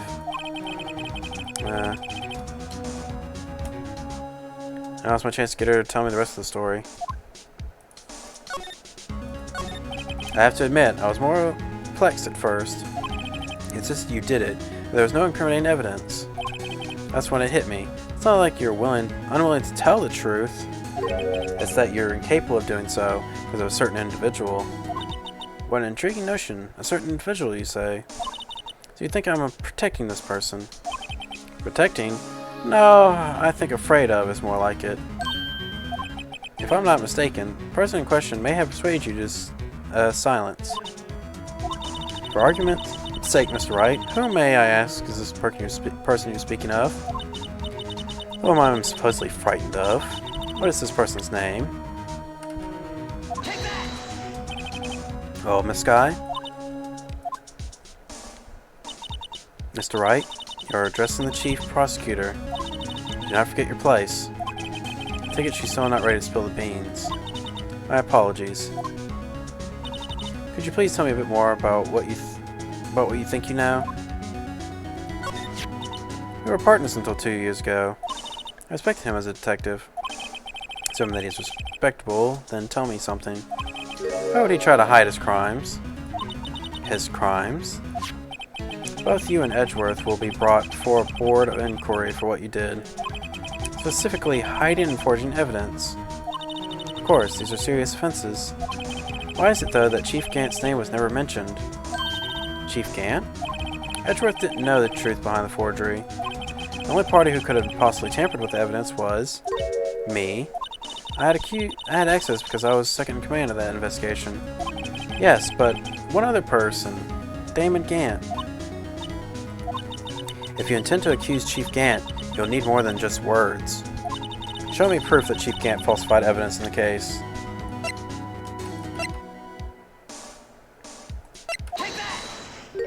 I just found this in a safe in the Chief's office. This jar piece and this piece of cloth. Do you know what these are? They're pieces of evidence from the SO9 incident. The person concealing evidence was none other than Chief Gant himself. Now tell me, why are you taking the blame for him? Touché, Mr. Wright. So as you summarized, I cannot disobey the Chief's orders, even if it means being found guilty for murder. Why not? Come now, Mr. Wright. You can't possibly expect me to be able to tell you that. 3 days ago, I had no choice but to cooperate in the murder of Detective Goodman. Or perhaps I should say, follow orders. Yes, that's more accurate than cooperate. Although I can't tell you the details, I can say that I was given an order that day. He disposed of Bruce Goodman's body. You'll find it inside the trunk of Miles Edgeworth's car. As I suspected. So I know everyone believes you were not the one who murdered Detective Goodman. Correct. I was trying to take the body out of Edgeworth's car. The truck's lock was broken, and I discovered the murder weapon while inspecting the body. The murder weapon? You mean Edgeworth's knife? No.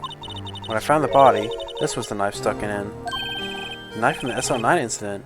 Serial killer Joe Dark's knife. I couldn't just leave that knife in him, so I took it out and stabbed him with another knife. That would be Edgeworth's knife. That's right. Even though he was already dead, my hands were shaking at the thought of stabbing him. That's why I ended up cutting my hand.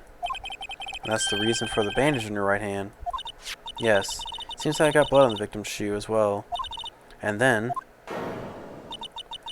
she saw me as I plunged the knife in. A star, huh?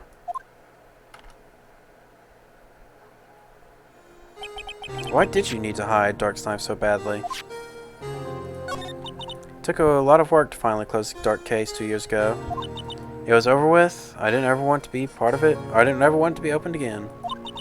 My intent was to prevent that by whatever means possible. So, you hid Dark's knife. The weapon used to stab the detective was evidence in the Joe Dark case. If word got out, which it would, reporters would have a field day with that. So you wrapped the knife in your scarf and hid it in Edgeworth's exhaust pipe. Right, then I called my sister. You told her what happened, asked her to hide the knife that was inside my muffler. You asked Emma? I didn't want anyone on the force to know about this. That would explain why Emma is so confident about Lana's innocence. Speaking of phone calls, I had a bad feeling about the one of them that day. A bad feeling? The truth is, after I received those orders from Chief Gant, the first thing I did was make a phone call. Phone call to Patrolman Jake Marshall. To Marshall? Why on earth would you call him? The lead investigator for SO9 had been murdered. I wanted that fact to be kept hidden, and I needed help. He was the only other person I could trust. Or at least, I thought I could trust him at the time. However, it seemed that after I spoke to him, he went off on an escapade of his own. Oh, you mean, not wanting the case to die, he decided to take things into his own hands. He disguised himself as Detective Goodman and tried to steal the evidence. He had already stolen the ID card, but it seemed he hadn't made up his mind to break into the evidence room. After my phone call, any remaining doubts he had must have disappeared. So your phone call caused the incident in the evidence room.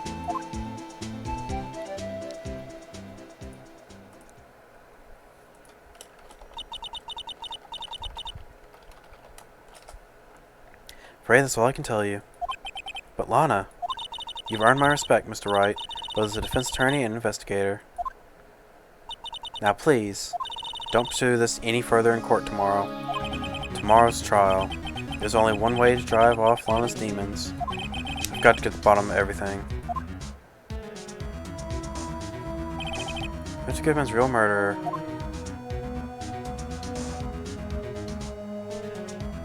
And what went down in the chief's office 2 years ago.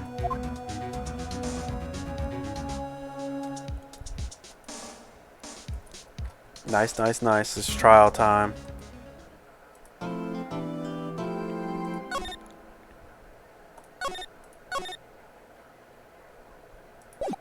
The final day.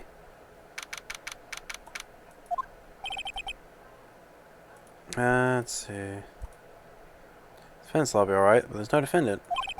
I've been trying to reach Lana all morning. Where could she be? And where's Emma, for that matter? It almost seems as if something's been happening behind the scenes. Edgeworth. Knowing you, you've already figured it out. Who the owner of the 7 ID number is, that is. Well, I have a pretty strong hunch. Looks like I'm not the only one who's figured it out. You know, the only reason the trial didn't reach a verdict yesterday is because there was still room for doubting regarding this ID record. If that number does belong to whom you suspect, then no doubt will remain. After all, he hasn't been officially charged with anything. True. Not yet. In any event, once all doubt has been removed from the list, I can call for a ruling. 5 minutes, right, and Chief Prosecutor Skye will be found guilty. But she didn't do it. I figured you'd say as much. That's why I came here, to hear what you have to say. This is the first time he's ever done something like this. Lana's hiding something, and the only way we'll ever know the truth is to draw it out of her. The truth? Everything goes back to the SO9 incident. Don't be stupid. Today's the last day of the trial. We don't have time to reminisce about the past. That depends on you. If she's found guilty, you'll lose your only chance to find out what really happened. I'll think about it. See you in court, right? This is it. If I'll only ever find out what Chief Gant has on her, it's now.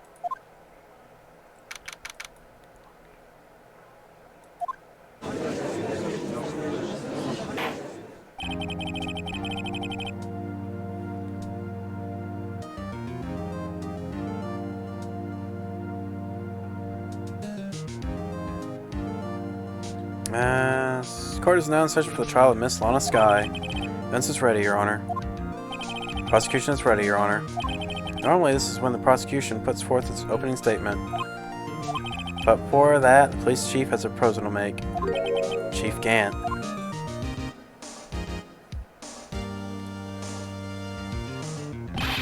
Morning, folks. How's everyone doing? Hey, Udgy. Been back at the pool yet? No, I've been drowning enough as it is with my work. Oh, that's a good one. Don't think I can top that. If you don't mind me asking, Chief, what is it that your proposal of yours?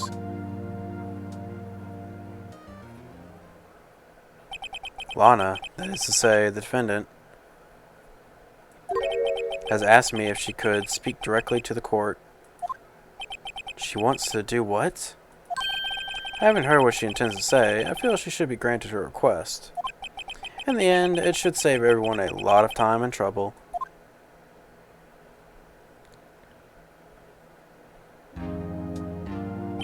What's this all about, defendant? I'd just like to make one simple request and I'll be finished. Well then, what's your request? Your Honor, I'd like you to put an immediate end to this trial. Huh?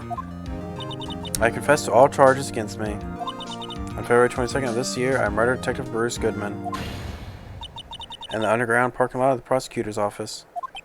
No, Lana. Objection! You can't. Your Honor, the defendant's claim does not change the defense's plea. In that case, Mr. Wright, I no longer require your services. But Lana. Your Honor, I hereby forfeit my right to an attorney. Prosecution may lack direct evidence against me, but has sufficiently proven its case through testimony and circumstantial evidence. I would like you to render your verdict now, if you please. The defendant certainly has the right to self-representation. Her request is legally valid, although there is an unprecedented situation. Indeed, it appears there is no further need for continuing this trial. Even if Mr. Wright may feel otherwise. This can't be happening. It appears the time for the verdict has arrived. This court finds the defendant. Here comes Emma. Objection! Wait, no, it's Edgeworth. One moment, Your Honor. But, Mr. Edgeworth, the prosecution has not yet proven the defendant guilty beyond reasonable doubt. Any ruling at this stage would certainly be premature. Come now, Worthy. I understand this is a difficult time for you, but why don't you just be a good little boy and keep your mouth shut,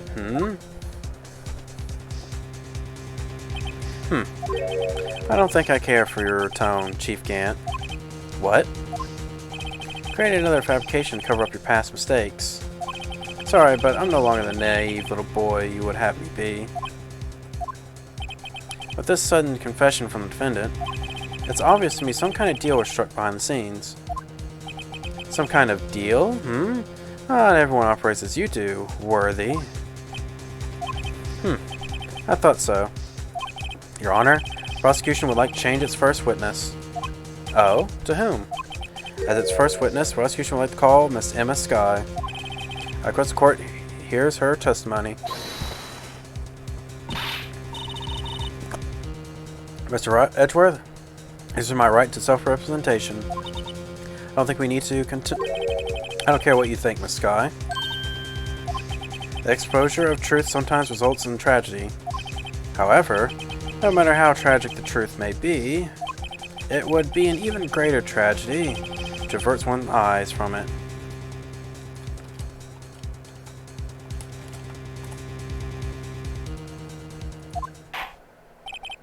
Very well, the court shall grant the prosecutor's request.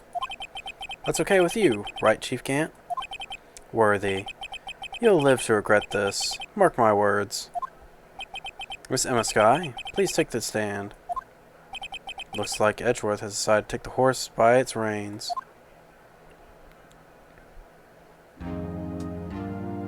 Now then, witness, please state your name and occupation. My name is Emma Skye. My occupation? I'm Lana's little sister. I want to be a scientific investigator. 2 years ago, you encountered the serial killer Joe Dark of the Joe Dark killings. Is this correct? Yes. I'm trying my hardest to forget about that, though. I'm sorry. But I'm afraid you're going to have to ask you to recall these events even one more time. Mr. Edgeworth, please remember the trial concerns the murder of Detective Goodman. Is an incident that was solved 2 years ago really all that relevant? Yes, it most certainly is. Well, okay then. He sure gave in fast. Now, please testify about what happened to you 2 years ago. The trip to yesteryear has finally begun. It's bound to lead to the truth behind this trial.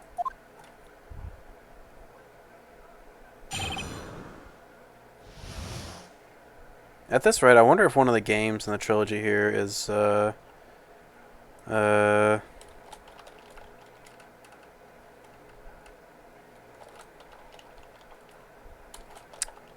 Edgeworth being a defense attorney since he's wanting to resign from prosecution. I mean, it is hinted that he kind of wanted to change.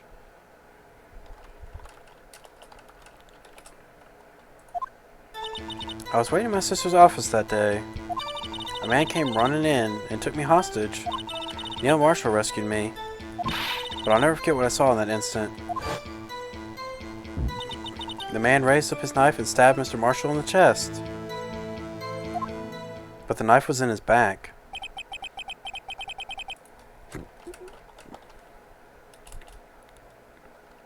One second.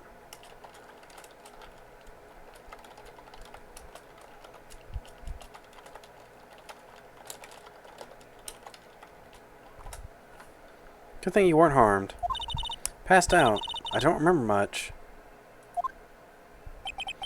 That's understandable. However, please tell me, Mr. Edgeworth. What does this testimony have to do with Detective Goodman's murder? That will soon become apparent, Your Honor.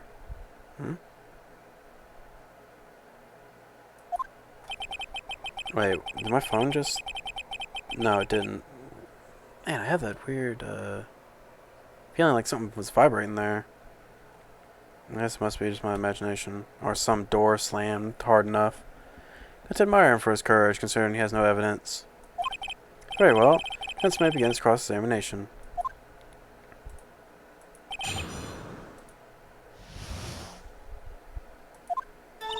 So I was in my sister's office that day. 2 years old, defendant was a detective at the police department. Correct? Yes, she was in second command of the deputy chief of police, Gant. My sister, she was the best detective ever. Yes, I remember. Chief Gant and Miss Guy used to be quite the pair. I believe they share the same office. That's right. I always sit at my sister's desk. I dream about playing that organ. I wanted to play it that day too. The police department and the prosecutors held a ceremony that day. Lana promised to take me to dinner after she finished her work. Took me hostage. The man? Yes, Joe Dark. He was a serial killer. Joe Dark was brought in for questioning the day of that ceremony.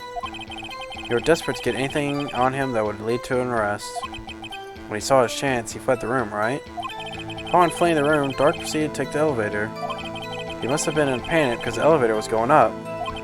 Then he ran to Sky and Gant's office. There was a lot of noise coming from outside, so I opened the door to have a look. That's when I saw him.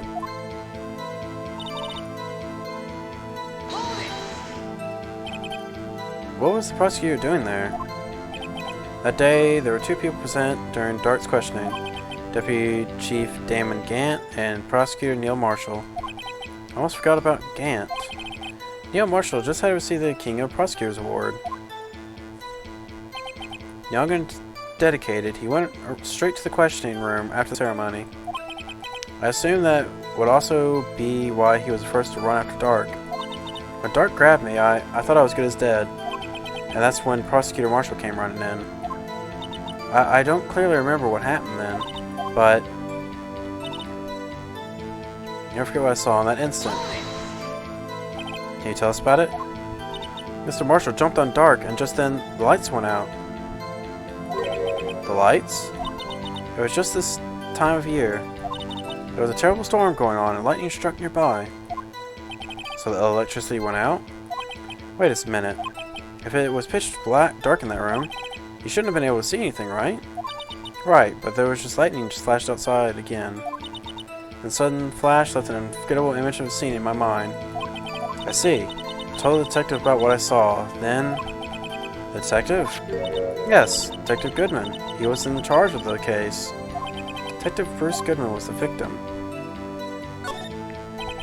So you spoke with Detective Goodman about this 2 years ago. Yes, that's what's so scary about this trial. And you told Detective Goodman about what you saw? Yes, but at the time, the words just wouldn't come out. That's why I drew a picture. A picture? Yes, I think she mentioned that before. Almost right. Have you heard enough? This picture the witness drew. I believe it has a very important meaning. But the list of evidence I was given 2 years ago didn't contain a picture. Witness, would you mind if we added this testimony to your statement?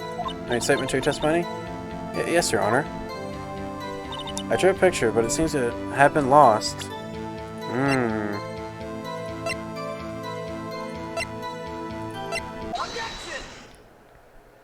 Mr. Edgeworth, this little girl put all her heart into drawing that picture.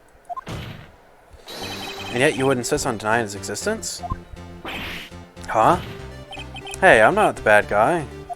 All I'm saying is that the prosecutor for that case, I wasn't handed such a picture. That may well be, but that doesn't mean it doesn't exist. Behold, this is the evidence list for the SO9 incident. Please turn it over, Your Honor. Turn it over? Turn it... Ah! What's this? What is that? Hey, that's it. That's the picture I drew. Indeed. Two men appear to be wrestling here. What's the meaning of this? What are you doing with that list? Me? Only the prosecutor in charge should have access to that list. Hello there, Mero. Yeah, Mero. Sorry, it's really hard to read a small screen. Huh? These lists, they're different. They're different from each other. What? It would appear, Mr. Edgeworth, that the evidence list you were handed 2 years ago was incomplete. These two lists fit together to form one. You can see the marks here where they are torn apart from each other. So you see, Mr. Edgeworth, it's quite obvious what happened. 2 years ago, only half of the evidence in that case ever reached you. What? What? Order, order. But Miss Skye, why did you draw your picture on the back of such an important list?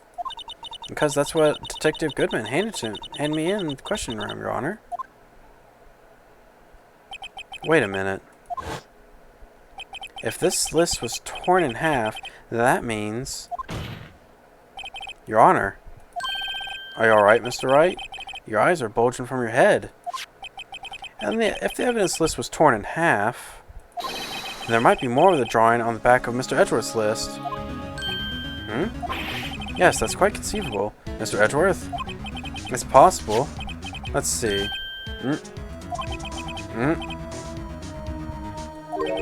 Something wrong? Do you even have to ask? Sorry, Your Honor. There is indeed something drawn on the back of my list. It's that thing. Huh? That thing. That thing was dancing in the evidence room. Clearly, this is an act of vandalism and is the work of the chief of detectives. I guess he was out of scrap paper. Stored and updated. Very well, witness. Will you please testify about this picture you drew 2 years ago? Huh? Oh, yes, sir, Your Honor. What's wrong with Emma? She seemed to be thinking about something when she was looking at the picture.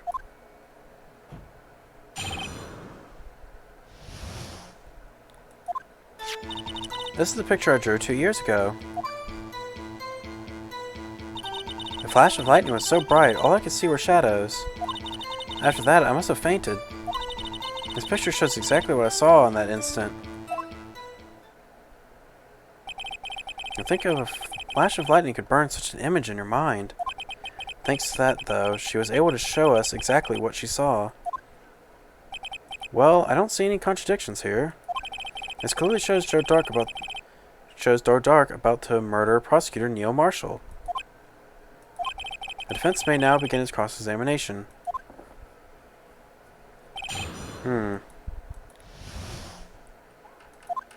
Actually, since I came across so much dialogue, I should probably save.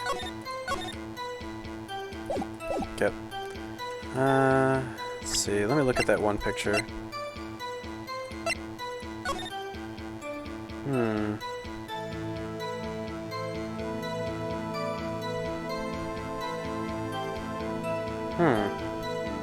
There has to be a purpose for that.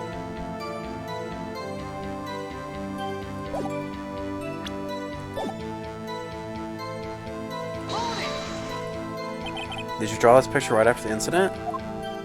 I think I drew it 2 or 3 days later. At first I was in such a state of shock that I couldn't do anything. During the time that the investigation team was reorganized, Detective Goodman was placed in charge, under the direction of Damon Gant and Lana Skye. 2 or 3 days later, the memory should still have been fresh in her mind. Excuse me, witness.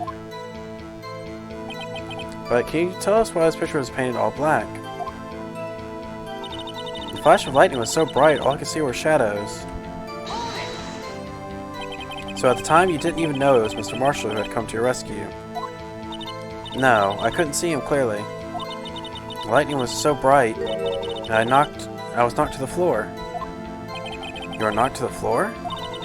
Dark had a tight grip on me, but when Mr. Marshall jumped on him, I was knocked away. I turned around, and that's when the lightning flashed. Poor Emma. I'm just glad she wasn't hurt. What happened after the lightning flashed? I must have fainted. You mean you didn't see the actual murder take place? No. I'm sorry. The flash of lightning was only drove off the darkness for a split second. Not only that, but the trauma of the situation understandably caused the witness to faint. Do you really need to torture this girl any further? What? Hey, I'm not the bad guy here. Anyway, this picture. The picture shows exactly what I saw in that instant. Sorry for asking so many times, but are you sure that you drew exactly what you saw?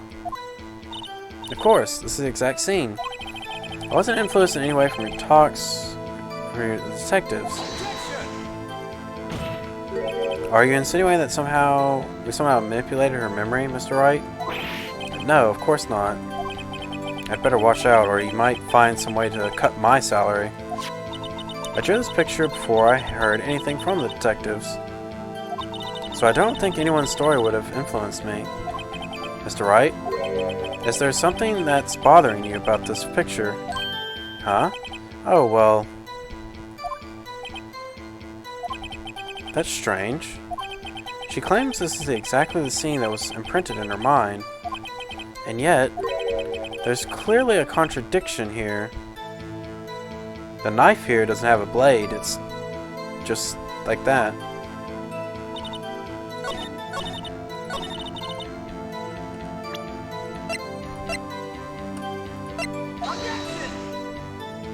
Wait, nope, that wasn't it. I have to show the knife, I guess.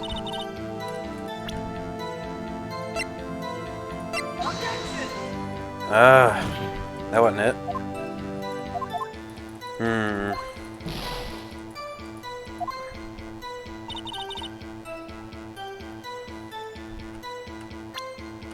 Wasn't it? Do we ever get the knife tip, actually? Oh, there we go. We didn't get the knife tip, but we got that. I hate to be the bearer of bad news, but this picture the witness drew contains a blatant contradiction. What? But I still remember it just like it was yesterday. Mr. Wright? Perhaps it would be faster if you simply pointed out this contradiction for us. What part of this picture contradicts the autopsy report? Take that! The contradiction, of course, lies here. Take a look at the knife the man is holding. If you look closely, you can see its point is broken. Even I don't have to look closely to see that, Mr. Wright. But Mr. Wright, look at the evidence. See the murder weapon? Its tip is broken too. If I recall, the tip of the knife was found broken off in the victim's body. It was a conclusive piece of evidence that proved Joe Dark was a murderer. I'm afraid that it's not that simple, Emma. Objection! And where, pray tell, could you possibly see a problem? It's obvious, really. The victim suffered a single stab wound to the back. If the victim was only stabbed once, then the murder weapon should not have been yet broken. Ah, what's the meaning of this? Objection! Perhaps the knife was broken beforehand. Objection! Sorry, but I'm afraid that's not possible. The tip of the knife was found inside the victim's body. If it was broken beforehand, it couldn't possibly wind up there. That's right. What does this mean? Objection! The tip of the knife was undeniably discovered within the victim's body. The only possible explanation is the witness' memory is mistaken. Objection! That's why I asked her so many times if she was sure she remembered correctly. I believe you were annoyed at that time. If she was so sure she remembered correctly. But there's no other way to explain this inconsistency. Objection! Not so fast, Mr. Edgeworth. Therefore is another explanation. Have you ever forgotten already? About a little something called falsified evidence? You're treading on thin ice, right? All I'm saying is that this broken knife tip might have been a piece of evidence that was forged. You can't deny the possibility. No. Ugh.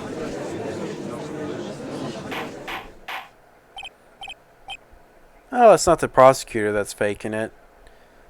It's someone else behind the scenes faking evidence. Forging it to push the blame on someone else. Make themselves look innocent while others look guilty. It's a certain way to make sure no one falls a crime trail to you when you can put the blame on someone else. Make sure they get the guilty verdict and get sentenced to death in your place. After all, where's the proof, if the proof has been faked? Are you saying the investigation really was corrupt? Your Honor, please allow me to once again go over the events that took place of the murder. The police department and the prosecutor's office were holding ceremony that day. After receiving the King Prosecutor's Award at the ceremony, Neil Marshall questioned Joe Dark along with Damon Gant. During his questioning, Joe Dark fled the room. Prosecutor Marshall chased after him and was killed by Dark. It's my belief that somewhere in this story, there's a lie. I'm not lying. The man really was holding a broken knife. If that's true, then there's no other way around it. This could not have been the actual murder weapon. There must have been another broken knife. Oh, the chance of being two broken knives? Another broken knife besides Joe Dark's. Could there have been one?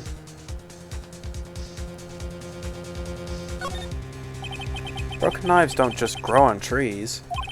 There's no way there was another one. Well, Mr. Wright? Your Honor, I believe the witness must be mistaken. I knew it. You really don't believe me. That flash of lightning burned an unforgettable image in her mind. One that's been torturing her ever since. There's no way Emma could have been mistaken. If the witness is this adamant about the accuracy of what she saw, it can't be explained away by a simple observational error. Mr. Wright. In that instant, Emma really did see a broken knife. I assume, then, that you have some information about this other broken knife? If so, please feel free to enlighten us. The murder weapon was already broken prior to the murder. There's only one way. Take a look at this. Here's the real murder weapon.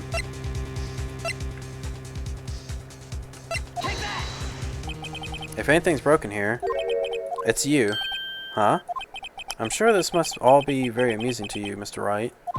But it may remind you the fate of Miss Sky hangs in its balance. What? Sorry, Your Honor. Please give me another chance.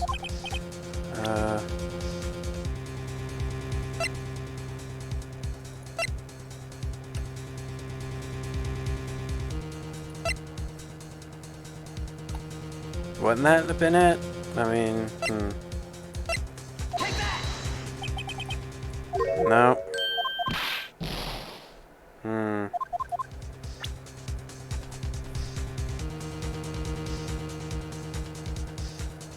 Nah, I can do it without a hint. Let's see. So, a broken blade stabbed him.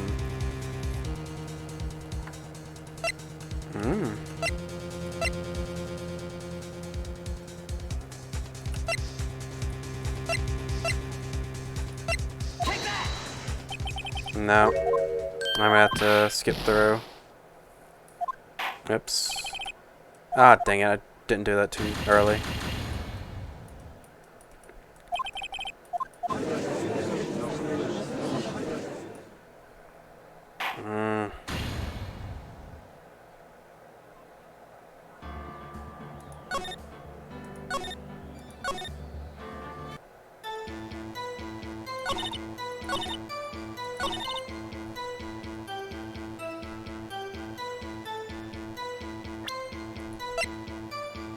Well, at least I can get this right first time. Oops, let's see, autopsy report. Yeah, I just gotta skip through all this again. I should have saved afterwards. I had a feeling I was close. It has to be, like, related to that change of the trophy or something.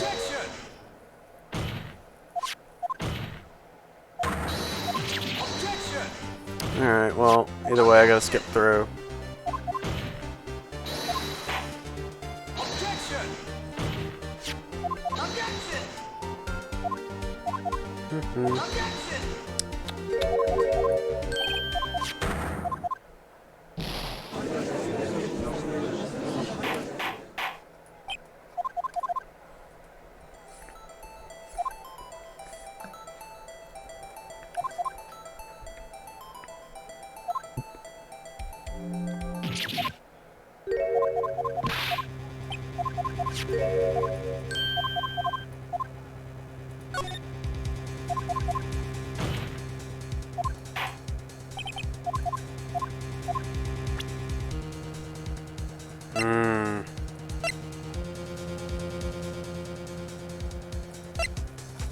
What do I need to show the photo? Or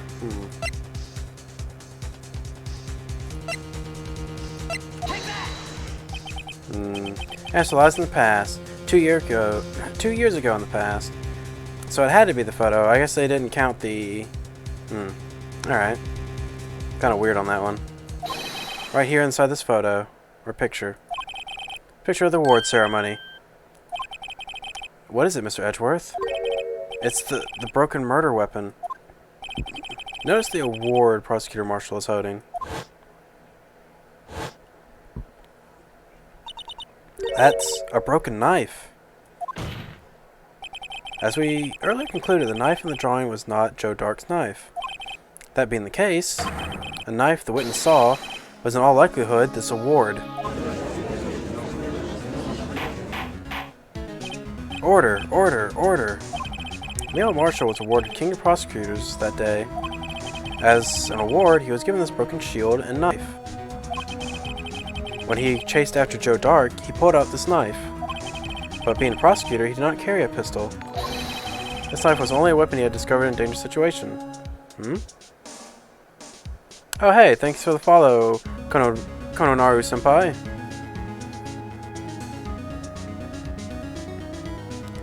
This broken knife was the only weapon he had in a dangerous situation. Objection!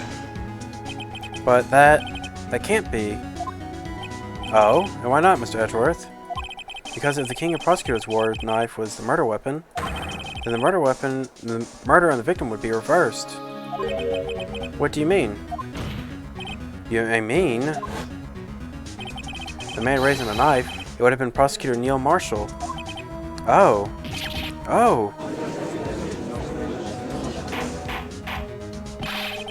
But the prosecutor was the one who actually died. That's true. What's going on here? It seems Mr. Wright has been a bit too eager to jump to conclusions. Wait, I remember now. I remember everything. Witness?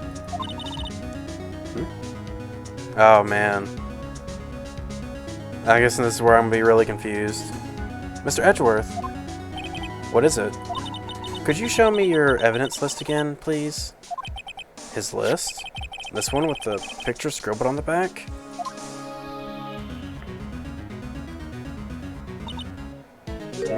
I knew it. His picture. I'm the one who drew it. What? You drew that? That's right. This list wasn't torn in half at the time I drew this picture.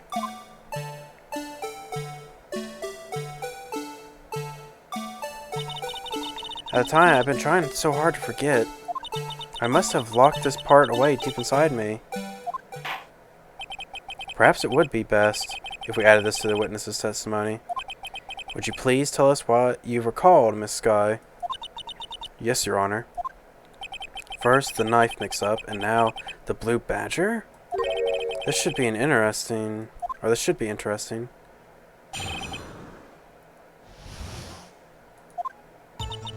When I saw that man raise his knife, I panicked and rushed toward both of them. I think I knocked away the man with the knife. Just then, there was another flash of lightning, and that's when I saw the blue badger. He wasn't in the room. I'm sure I saw his shadow. He wasn't in the room, but I'm sure I saw his shadow. You saw the blue badger? This is certainly most unusual. Objection! Try impossible. The chief of detectives hadn't even designed him until this year. That would mean he didn't even exist 2 years ago. Yes, well, the defense may now begin its cross-examination. Stop, please, don't pursue this any further. Lana, what's the meaning of this? Please remain seated in the defendant's chair. But you can't do this. I've already confessed to this crime. Why can't you just leave it at that? Chief Prosecutor Skye, we've already come to this far. It's too late to turn back. Silence. The defense will now begin its cross-examination. Bailiff, please detain the defendant. It seems we're finally getting to the core of the matter. Emma's recollection. Recollection. Damn it, why can't I say it?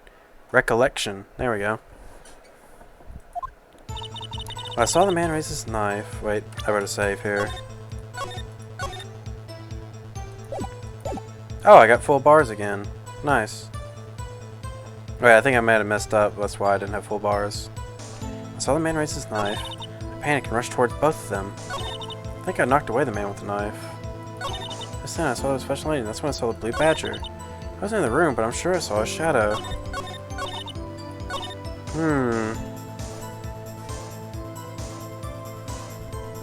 No.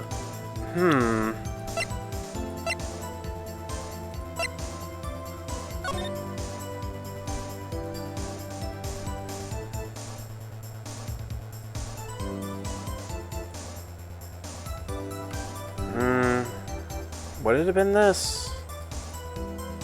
How would it have been angled to see the blue badger, though? Maybe something like this, perhaps. Hmm.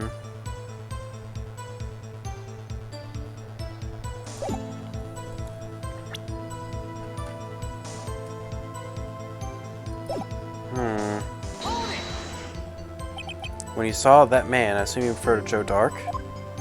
Yes, at least I think it was him. You think? All I could really see were shadows.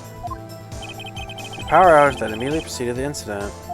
It's also documented in the prosecutor's office reports. So then you panicked and rushed toward both of them. Why would you do something so dangerous? What else could I have done? He was about to stab Mr. Marshall. She seems convinced that Dark was the one holding the knife. But, as we've just theorized, Mr. Marshall was the one holding that knife. Well, I didn't know that at the time. When the Dark guy knocked me out, or knocked me down, all I could think was, I've got to help this other person. I think I knocked away that man with the knife. What do you mean you think? It happened so fast and I was in shock. I don't remember everything clearly, but what I did, it's all kind of a blur. This guy almost killed before she was witness to a murder about to take place. Or was almost killed before she was witness to a murder about to take place. So much happening in a matter of seconds, a little disorientation is only natural. I saw the man about to stab the other person, who I thought was Mr. Marshall. I knew I had to stop the man with the knife. What you did was very brave, young girl. So then what happened next? Just then, there was another flash of lightning. That's when I saw the blue badger. Are you sure about this? Of course. See? I even drew a picture of him. But it was the chief of detectives who thought of this hideous beast. And that was just this year. The badger didn't exist 2 years ago. This is all quite verifiable. I know it sounds strange. I was surprised too when I saw him at the police department. I had this nagging feeling that I'd seen him somewhere before. Now I finally remember. Oh brother, just when you thought that thing had caused enough commotion. Tell us, where in the room did you see them dancing? He wasn't in the room. I'm sure I saw his shadow. His shadow? So you mean you didn't actually see his face with the winning smile and all? That's right, but I still remember it. He had 3 creepy horns. This is pointless. That thing couldn't have possibly existed 2 years ago. The witness must be mistaken. That may be. But what's important is what caused her to think she did. Caused her to think she saw what she did. Oh? I suppose you have an explanation. If so, by all means, please tell us what the shadow really was. What was it Emma saw when lightning flashed? Who was this blue badger really? The blue badger hadn't even been dreamt up when Emma drew this picture. Yet she's certain she saw its shadow. Ladies and gentlemen, it is the defense's belief that this fateful day 2 years ago, there is indeed something that looks similar to the blue badger. Something that is now sitting in this very room. Mr. Wright! In this very room? Very well, Mr. Wright. What is it that the witness saw in that instant? Please show us the mysterious blue badger look-alike.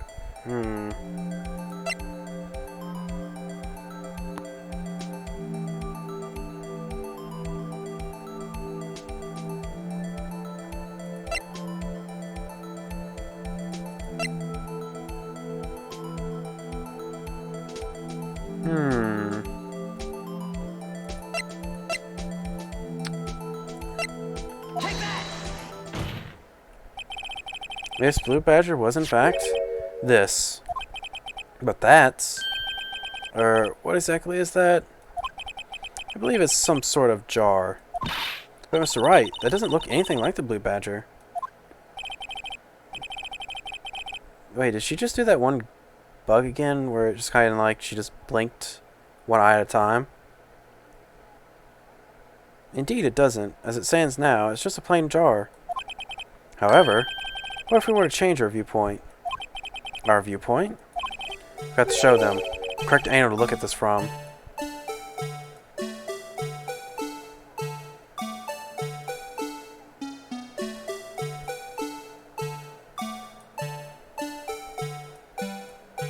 Oh, man.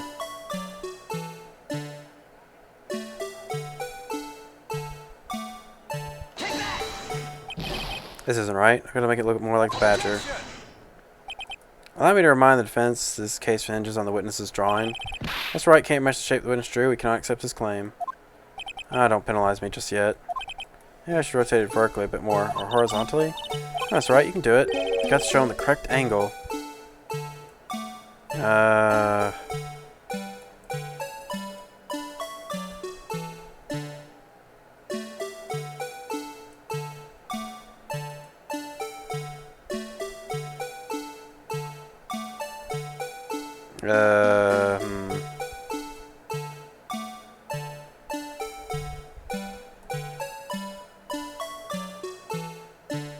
Let's see.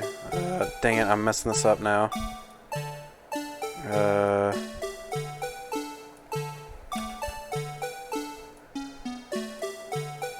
Okay, hang on. Let's see if I can get this back to... there we go. Forgot that you can do that key.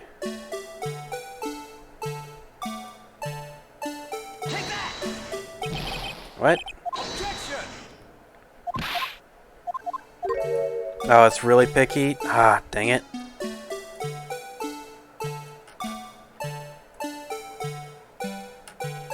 Oh, man.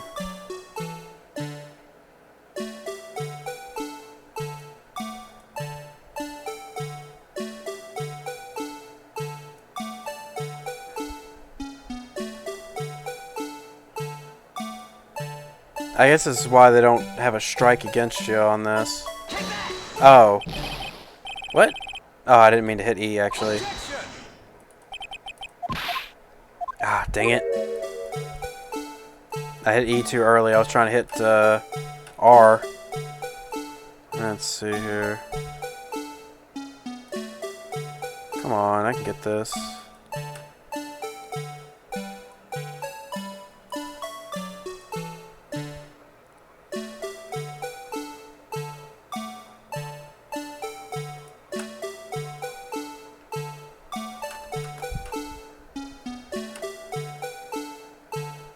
Would this not be the angle?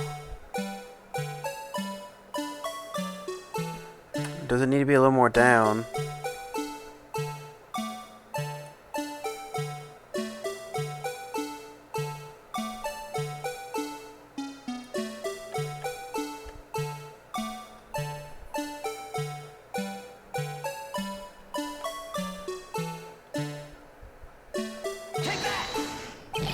Ah.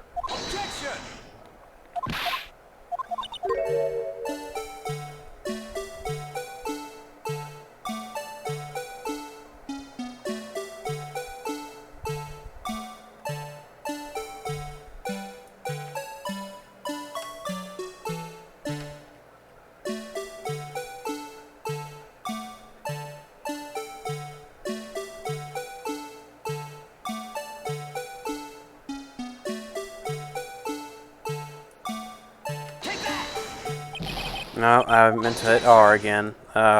This is... I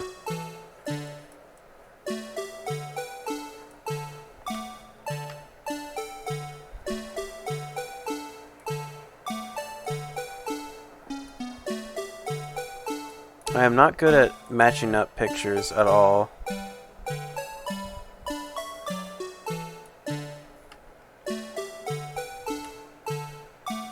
Am I even doing it on the right side, or is it supposed to be like this side or something? Nah, that doesn't work out. Oops, I almost pushed present again. It did say it was like I was close, so it had to be here-ish.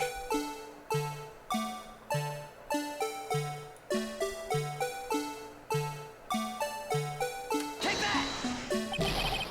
Objection! Mm.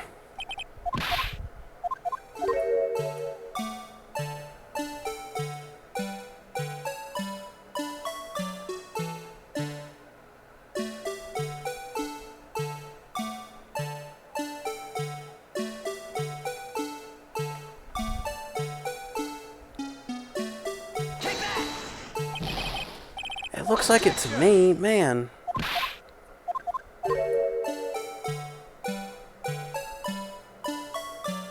Uh...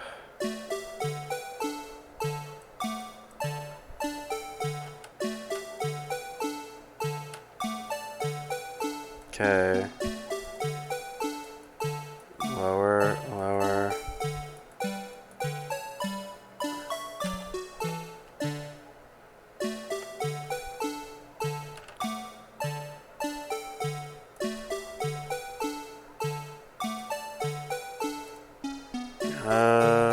To lower. Here. Take that! No. Objection! Hmm. Man, I hate things that are precise like this.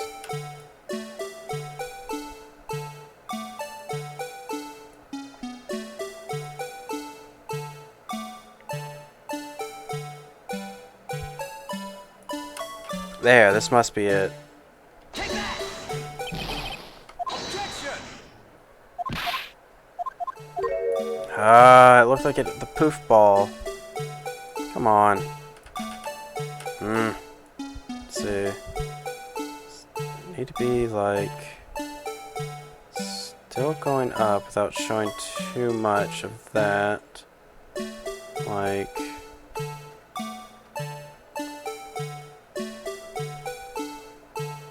Was this the angle I already had it at? Does it need to be lower?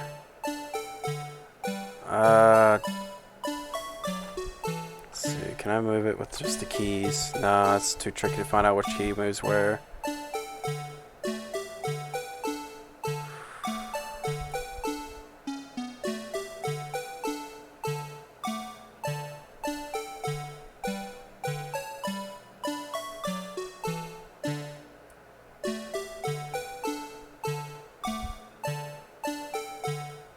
Take that!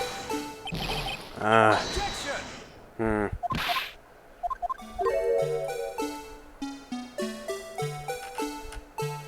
Am I stupid? I mean, I know I am, but I feel like I'm getting the right angle here.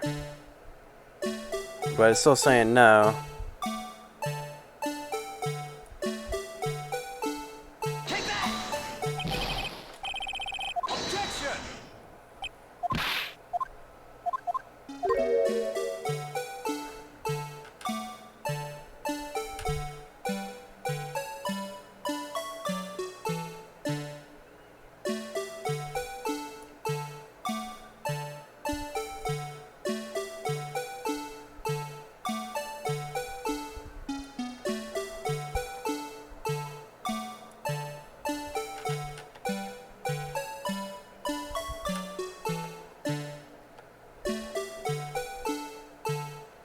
Take that!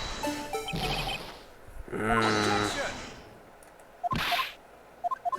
I really wish it would just skip to me having to redo it instead of having to go into dialogue a million times, though.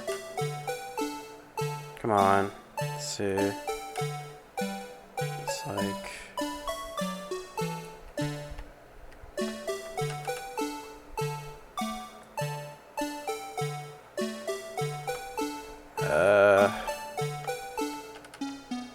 do this.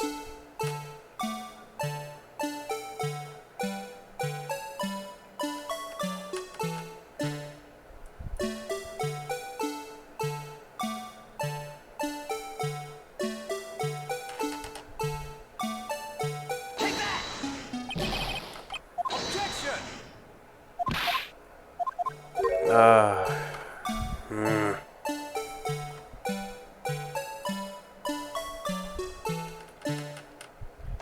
Oh.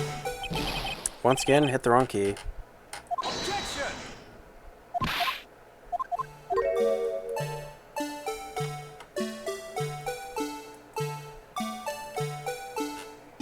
Let's see.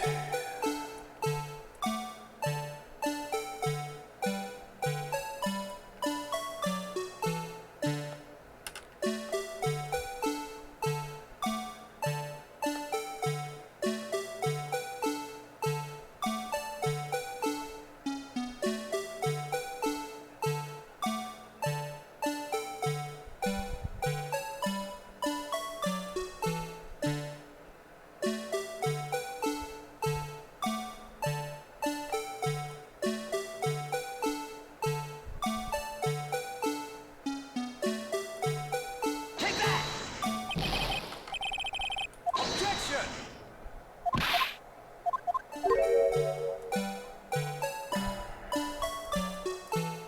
I'm getting really close to muting the music for a moment. Do not like hearing this theme.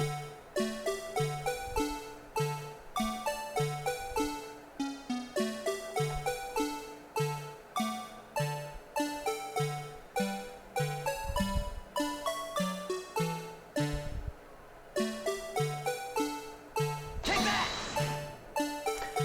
Oh, finally. Oh, man. Well, is this a miracle or what?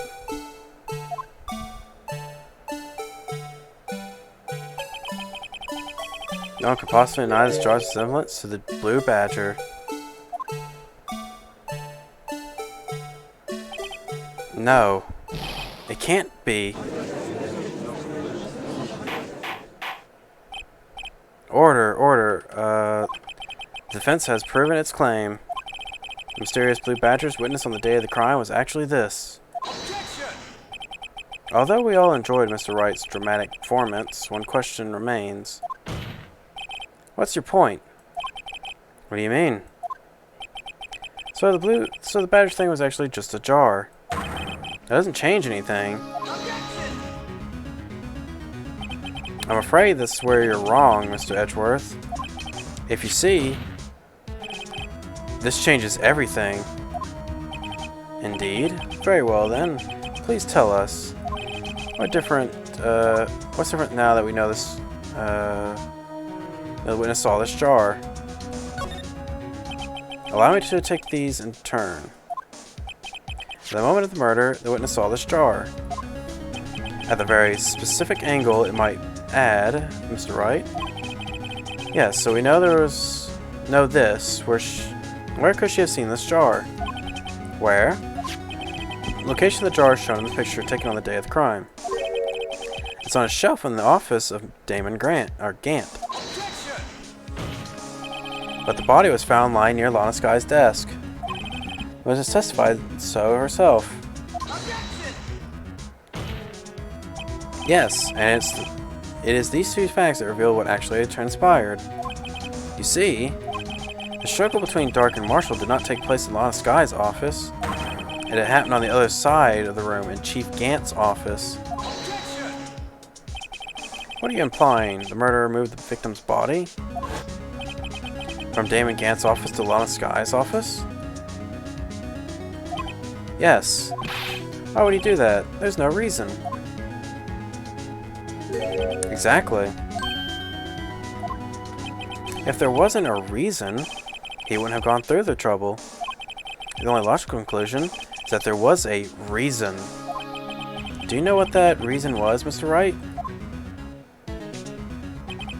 I finally figured it out. I'm gonna save just in case, because if I have to go through that Blue Badger thing again, I'm gonna go insane. I finally figured it out. So this is why Lana tried to stop the trial. It's too late to quit now. Please recall the witness's testimony. She said she knocked away the man who was holding up the knife. In the next instant, the jar was hit and flew through the air. Now tell me, what could have sent that jar flying? That would have been the impact the man made when he was knocked into the wall? Ladies and gentlemen, if I may draw your attention to this picture once more. If the man knocked into the direction of the shelf the jar was sitting on, what would have hit? Ah, a suit of armor. He's holding a very sharp and dangerous looking sword. Yes.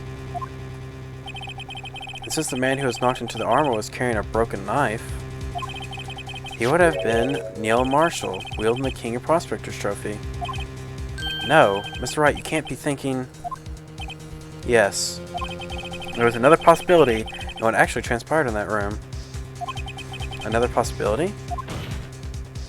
Of course, the perpetrator would have no idea, but nevertheless...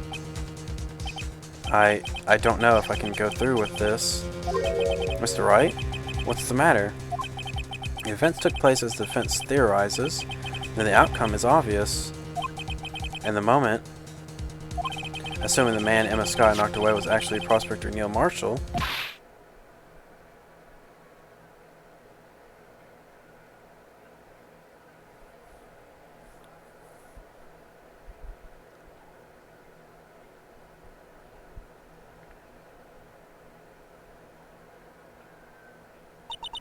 you mean Mr. Marshall died because of me? No!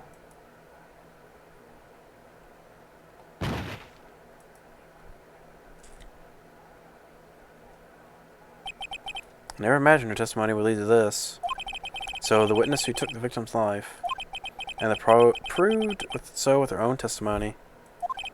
This is unprecedented.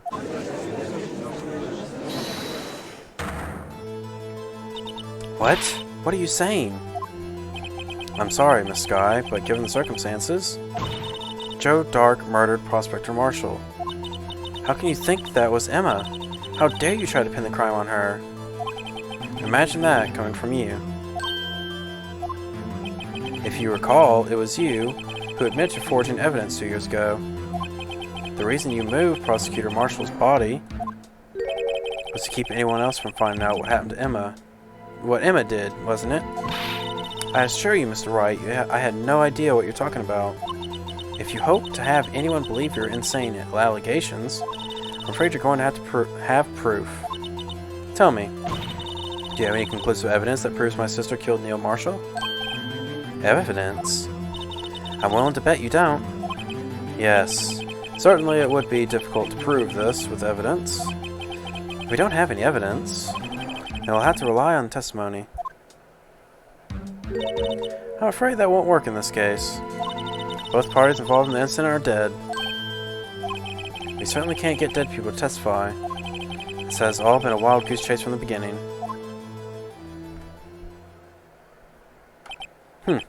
Touché, Miss Skye. Of course, that only leaves us with one possibility. You mean there's still another possibility? What do you mean, Mr. Edgeworth? I mean the possibility that the victim has left us a message. For better or for worse, Mr. Marshall did not die instantly. He may have left behind the name of the person who took his life. In one manner or another. That's impossible. Well, Mr. Wright, this is the only possibility left to you. A message from the deceased. Does such a message exist? I've got to think back to the court record. The real murderer's name that the victim may have left behind.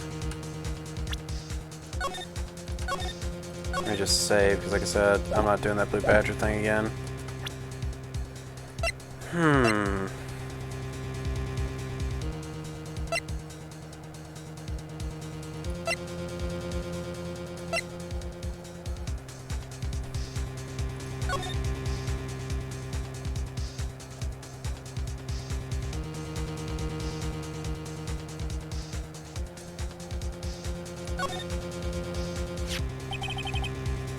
No, it's just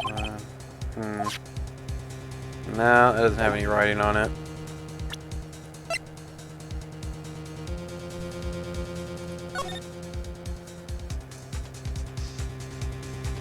Just print.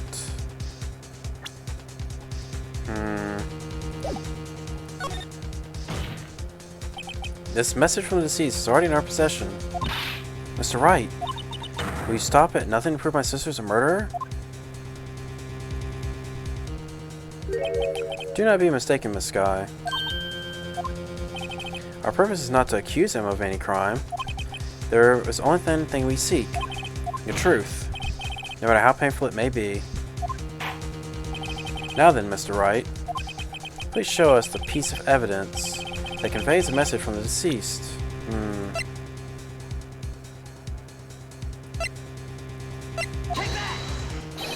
This is a message from the deceased. Right. Now then, this is the message from the judge. Oh. I guess that wasn't right. Dead people left behind a message. It would have been written in a form that's only logical conclusion. You gotta be careful, you might wind up deceased yourself. Try again. I'm in this, right? Please show us evidence. Alright, well,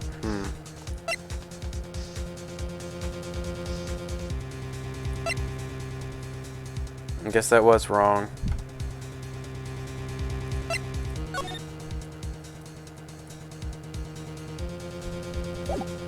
It'll be in written form.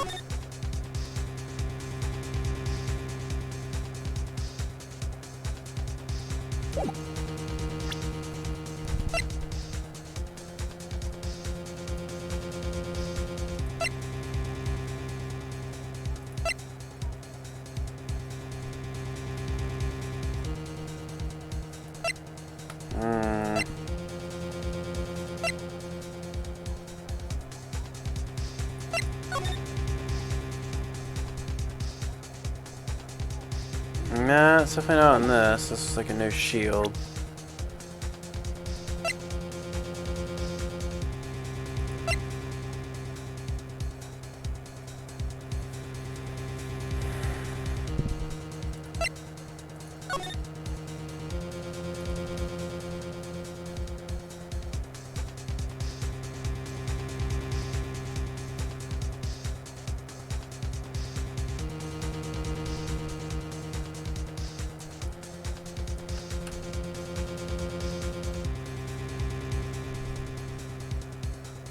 Well, it doesn't look like he wrote something in the jar or whatever. At least from what I can see. Dang.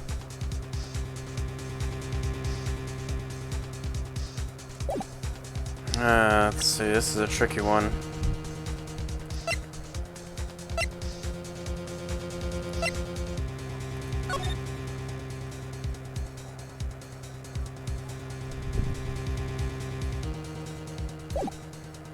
Would it be this?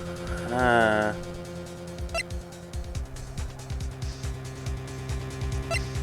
guess I'll give it a try. Nope.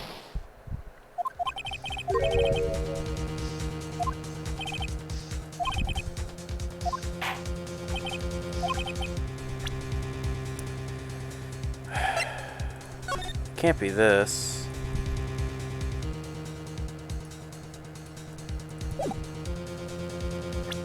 Especially can't be that. Can't be that.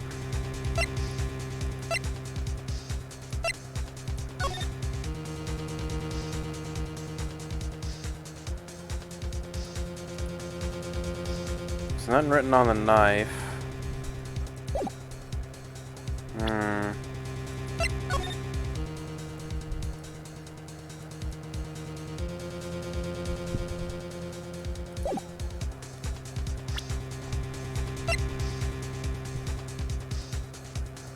Had to leave something in written form.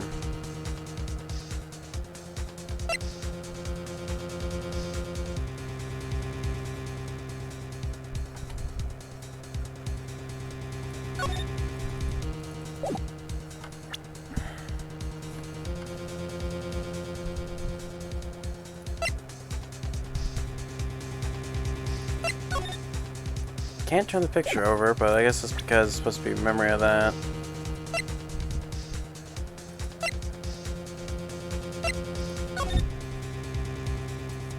Nothing on the glove.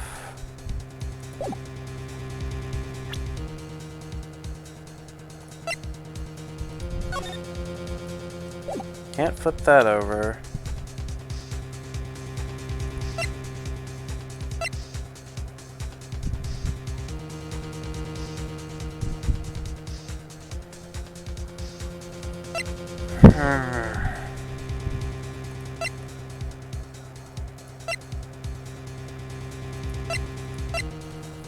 A clue given in written form, but nothing I'm looking at would have evidence.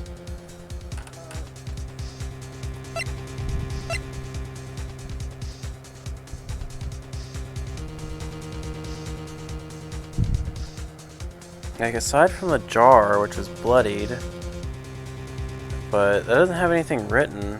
Ah, screw it, I'll try it. But it had nothing written. That's a blue bat. Well, I guess in her picture. Badger from before, right? Oh, he is going to speak the killer's name? If that thing could, I'm sure it would. Looks like everyone's forgotten that this is just a jar. Message is left here, on the surface of this jar. What do you mean? If you look closely, you can see a faint trail of the... Oh... I guess it got wiped away. Looks like someone wiped the blood away. Yes, but notice. For some reason, blood on some of the fragments was not wiped away. Yes, there's a line here, drawn in blood. So what are you saying? Is these dots were once lines? I can't speak. Prosecutor Marshall did not die instantly. He used the few precious moments left to him to leave behind a message. One that someone apparently wiped away. But blood must have seeped into the jar where the lines changed directions. Precisely so. All we need to do is connect the points. The victim's message will become apparent. No. Mr. Wright, what kind of message did the victim leave for us? Your Honor, I believe the blood stains will reveal to us the answer. Got to connect these thoughts to make a line. There's only one way. The victim would have written, given circumstances. His murderer's name.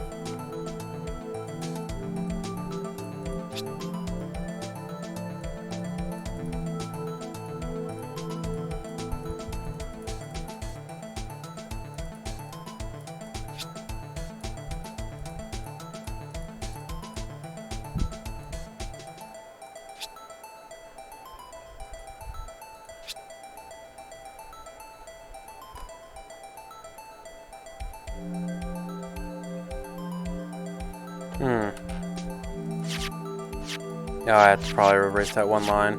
There we go.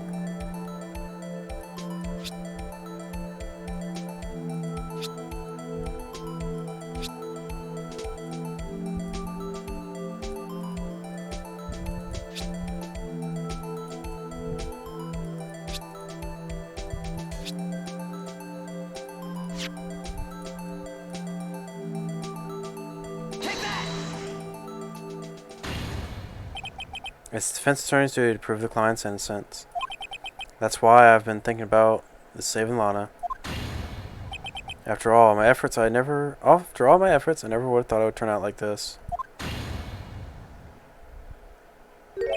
Emma. So this is the final message Prosecutor Marshall left behind.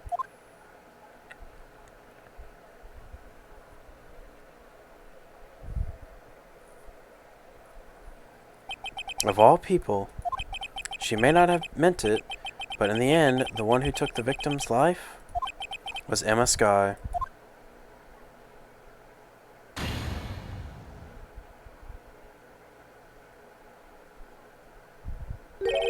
Seaworthy? Can't say I didn't warn you.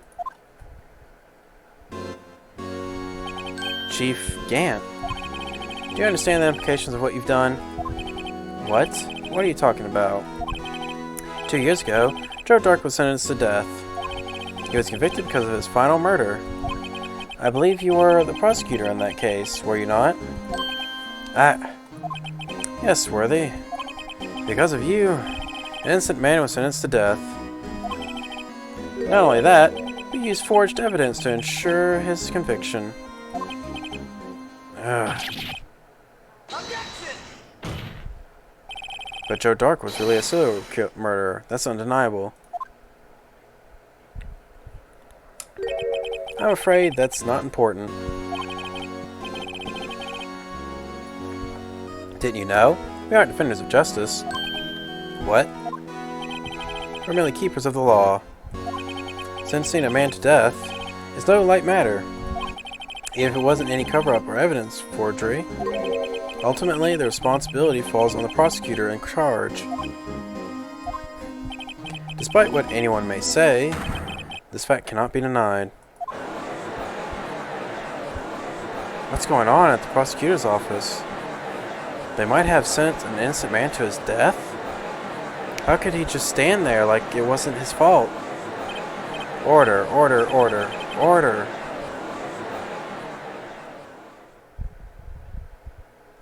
Gavels pounding fell on deaf ears. Unable to settle the crowd, the judge declared a recess. Where this trial is headed, no one knows. Alana is about to kill Mr. Wright, is all I know.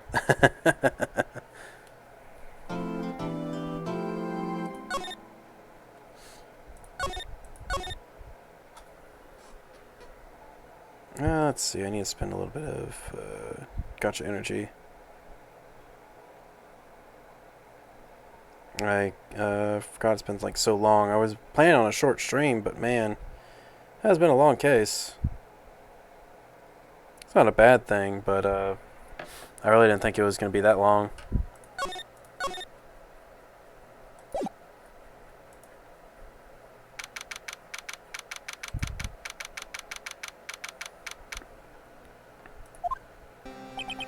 Sorry, Edgeworth. I didn't mean to get you in trouble.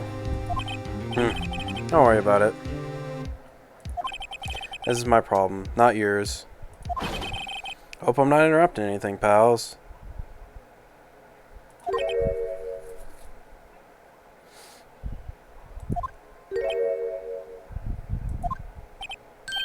Oh, guess I am. I'll come back later. Let's see. There he is.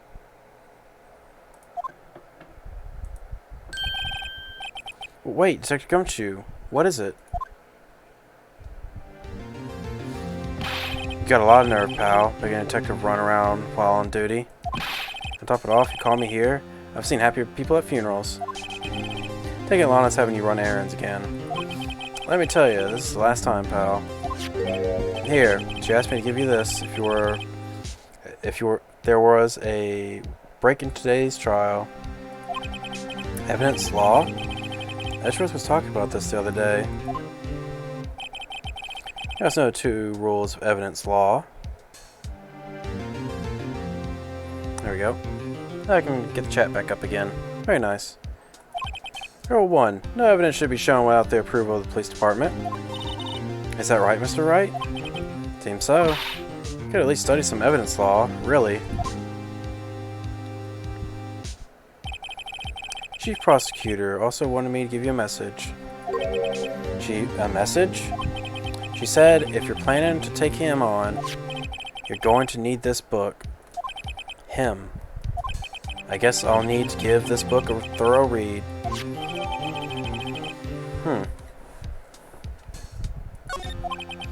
Doesn't look like that book will do you any good now, though. All that's left now is the Chief Prosecutor's sentence. That's where you're wrong, Detective. Huh? Haven't you figured it out yet? Well, I'm still sitting in that prosecutor's seat. Despite all these allegations being thrown at me. Mr. Edgeworth. The real trial is today. The real trial today hasn't begun yet. What? What else is there left to do? Your credibility's been all but ruined with this forged evidence you were unaware of. Emma Skye found out she was unwillingly caused a man's death. And now, you're telling me you want to do more? You gotta be kidding me, pal. You're missing the point, Detective. Lana didn't murder Detective Goodman. She merely stuck a knife in his dead body. That means the real killer is still out there. What? And we're going to expose him. No matter what it takes. This cause has hurt too many people. It's time to bring it to an end.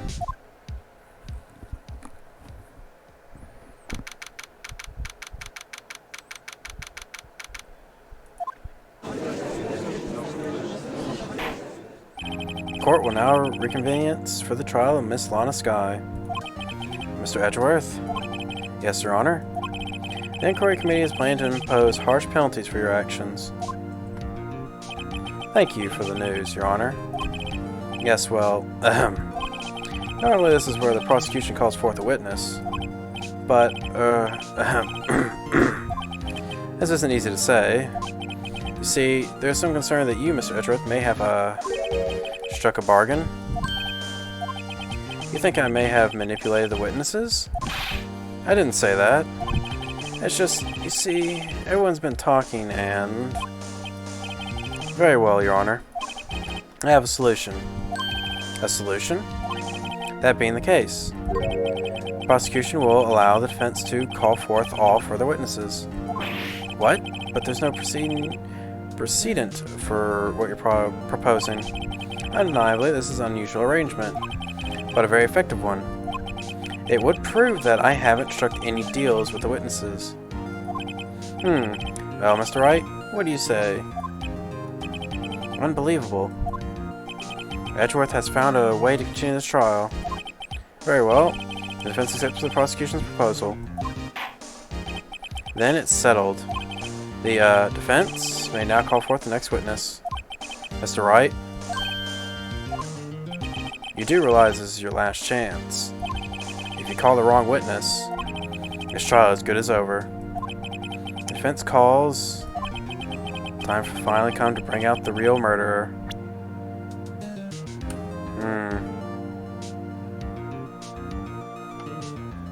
Take that!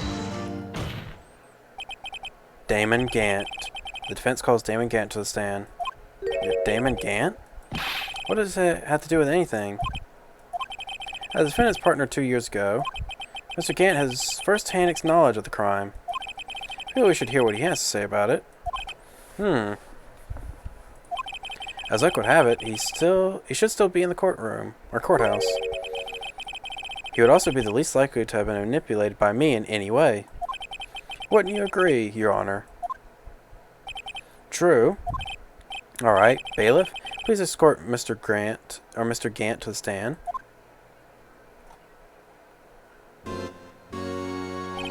Witness, please state your name and occupation. What is this, some kind of practical joke? I was just on my way to lunch. Your name and occupation, sir. Worthy, are you sure you want to do this? Your name and occupation. So, you want to play hardball, eh? Please, Mr. Gant. Fine. My name is Damon Gant. I'm the acting chief of police. Now then, Chief Gant, the court requests to hear your testimony. Oh, righto. What's with the grim face? First, let's clear up this SO9 incident. Oh, you mean the time when Lana's sister murdered the prosecutor? Personally, I think it's been made pretty clear already.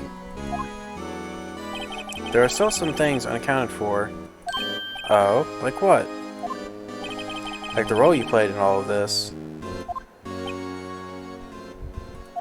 Son, either you're very brave or very foolish. You are aware, of course, that a police chief has all kinds of weapons at his disposal. Weapons? Sure. Take my testimony, for example. I don't have to give it if I don't want to. What? Is that true? I'm afraid so. Chief of Police has the right to refuse to testify. Of course, such an action carries with it certain risks. Don't worry, I'm not here to hinder your trial.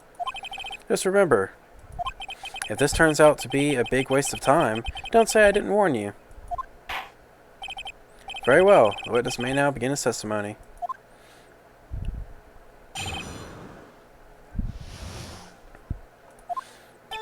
As I recall, Neil and I were questioning him that day.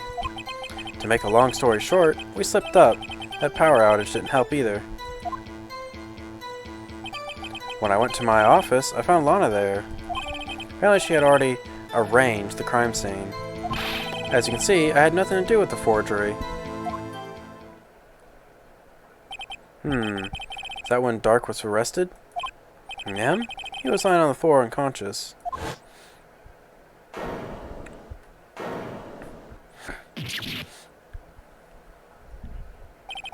An innocent Neil flying. It seemed Dark bumped his head. I see. Everything seems pretty clear-cut. The police chief has the right to refuse to testify. And I'd better hit him hard and fast.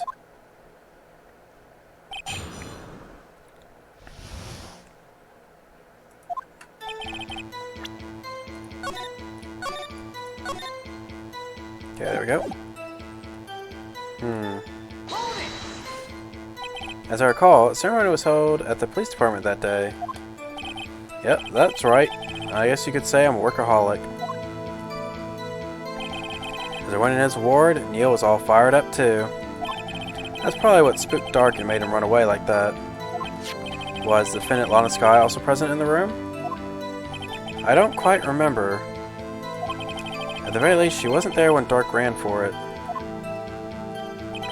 Make a long story short, we slipped up. So the two of you ran immediately after him, right? That's right, but Dark made it into the elevator first. So Neil and I split up.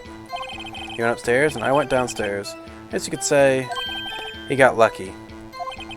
What's this about a power outage? Oh, that. The elevator stopped all of a sudden and I got a shock of my life. Well, probably not as shocked as Neil was when that knife went into his heart, though. That's not funny. Went to my office, I found Lana was there. Could you tell us what you saw? It was a shocking sight. Neil and the serial killer were lying on a heap on the floor, all tangled together. Dark was lying collapsed on the floor? Yes, apparently he hit his head and was knocked out. Next to them were those two poor girls, Lana and Emma. Lana was cradling Emma in her arms. Looking back at it now, she must have already known what her sister had done. There we go. Had to adjust myself. Back was killing me a bit.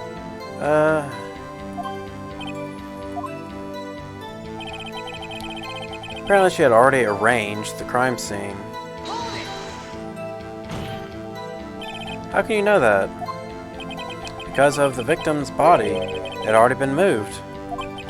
So that means you found the body near Lana's desk. That's right. Like you said earlier, it was my suit of armor that really stabbed the prosecutor. Yes. Anyway, as you can see, I had nothing to do with the forgery. So you're saying that the forgery had already been taking place by the time you arrived at your office. That's exactly what I'm saying. I can understand how Lana must have felt. But moving a body and hiding evidence are inexcusable no matter what circumstances. Is that how it really went down? Staring down at the witness won't do you any good, Mr. Wright. If you're going to stare at anything, you better be staring off at the court record. Worthy, always the smooth talker. But which piece of evidence ties Grant to the forgery? Lana did admit to forging evidence, but that can't be the whole truth. Somehow I've got to link Gant to the incident.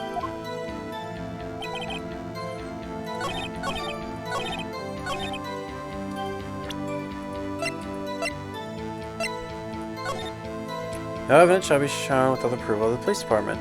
Unregistered evidence presented must be relevant to the case on trial. Well, hang on. Since I pressed everything, I might as well do this. Oops.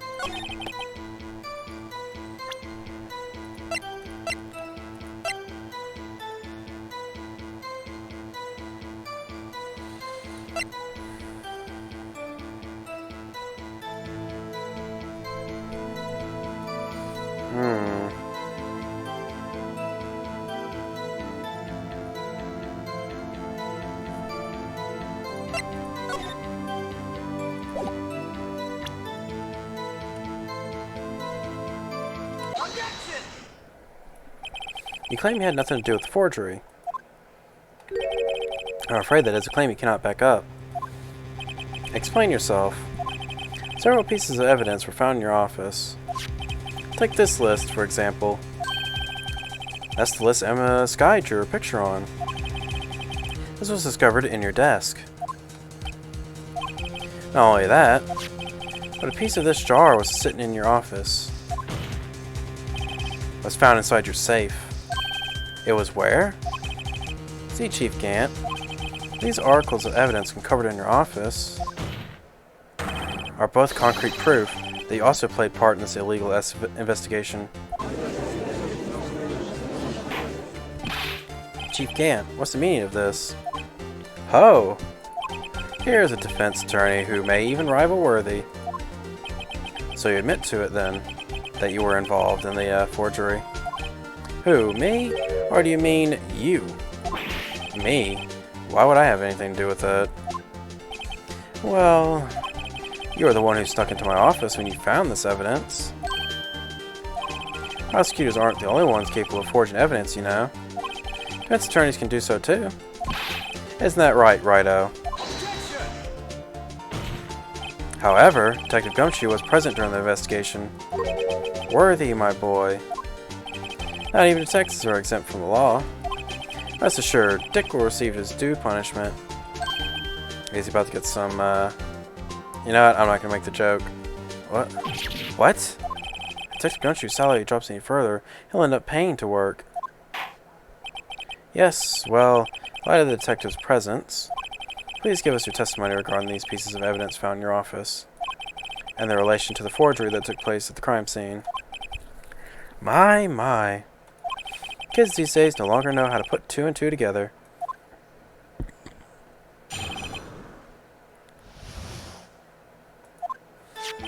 Let's see, what was it now? A jar fragment and a list? For all I know, you could have planted them in my office.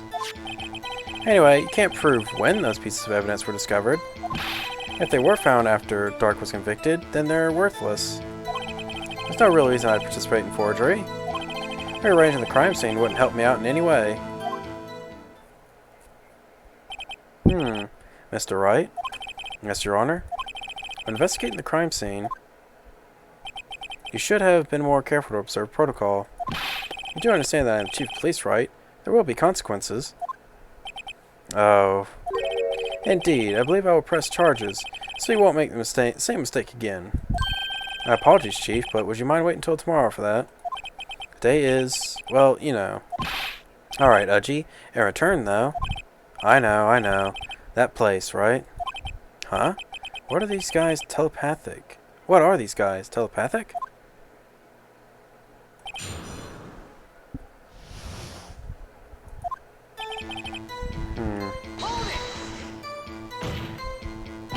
I'd appreciate it if you stopped making these ridiculous allegations.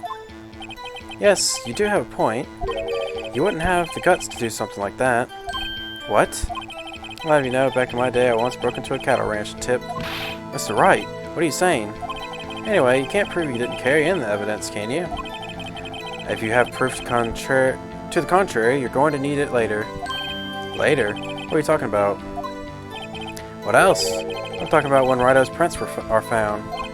Yes, they're found inside my safe, and they would prove his investigation was illegal. Never faced anyone as slimy as this guy. Anyway, you can't prove when those pieces of evidence were discovered. What do you mean by that? This is all purely hypothetical, of course. But suppose I did place those items in my safe. Such an act wouldn't necessarily constitute forgery. If concealing evidence found at a crime scene is a forgery, I'm not through speaking yet, Righto. Depends on when the evidence was discovered. If they were found after Drake was convicted, then they're worthless. Are you saying this jar fragment wasn't discovered in the initial investigation? It would appear not. After all, it wasn't listed in the evidence list. For all we know, it could have been suddenly materialized the day after Dark was sentenced. Oh, wouldn't that be convenient? Right? The Chief is talking about a possibility, as long as you can't rule that out. Her remarks, however clever they may, will only succeed in wasting time. Tell me something I don't know. Come now, Rido. Think about it.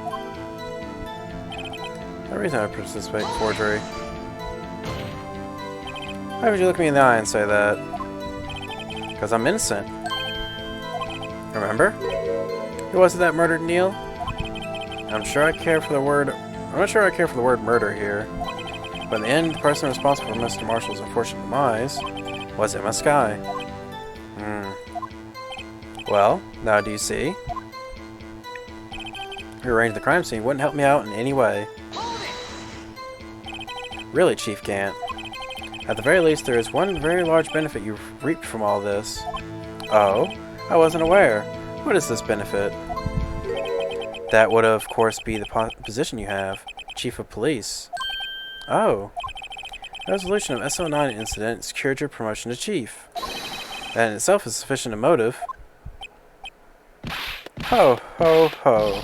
Oh, that's a good one. Huh? Do you really think I'm that incompetent? What do you mean?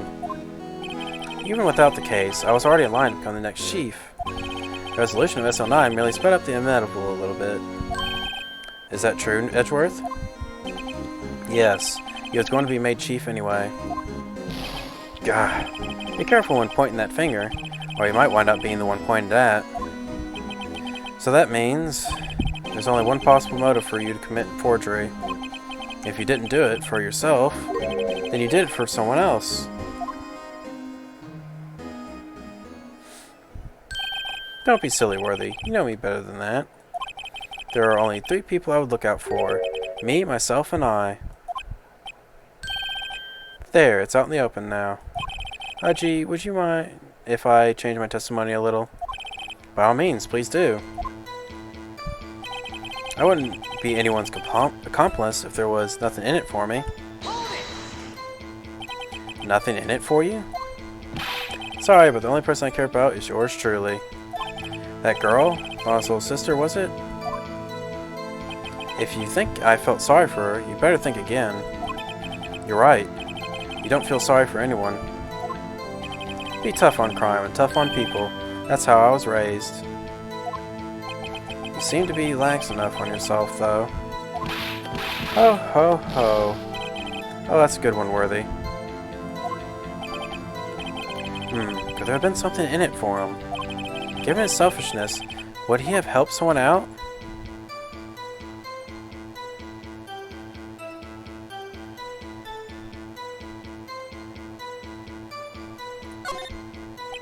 Sure, you might not help out anyone for their sake, but if it would benefit you, you might decide to assist someone. Mr. Wright, it appears you're positively determined to portray the chief as a nice man who likes to lend people a hand. That's not what I mean. Very well then. Who is the person you believe Chief Gant may have helped forge evidence? It'd be his second in command. Chief Prosecutor Lana Skye, the defendant? I believe it's quite obvious in light of circumstances. Emma Skye fell victim to an unfortunate series of events. Who would want to help her more than her own sister, Lana?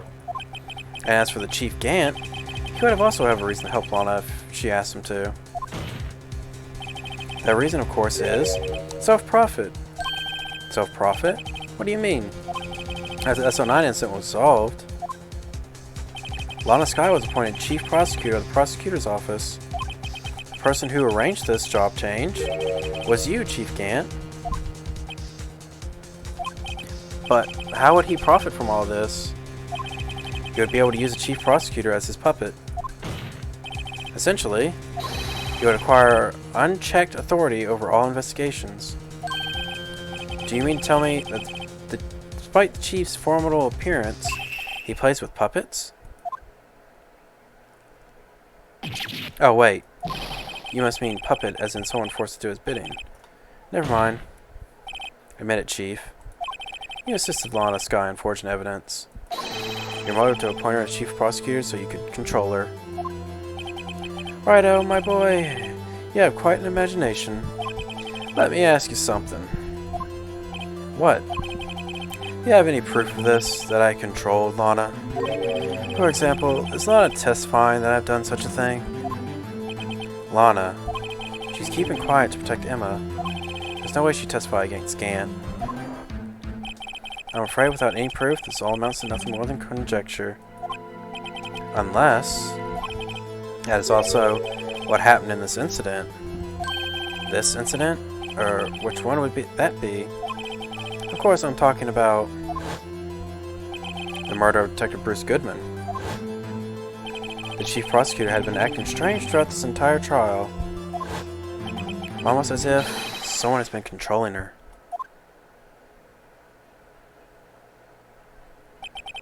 Worthy, you better watch your tongue. I wouldn't want to get hurt. I wouldn't want you to get hurt. Just what do you mean? What he means, Your Honor, is that Chief Gant is involved in the murder of Detective Goodman. And not only that, but the Chief is now making Lana take the rap to cover his involvement. What?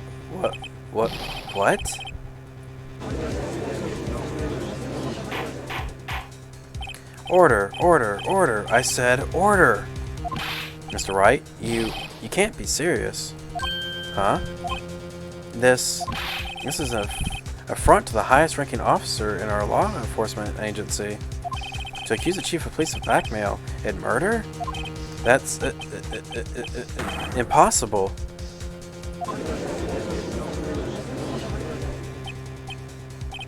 Your Honor, I was merely reiterating what Mr. Edgeworth said in easier to understand language.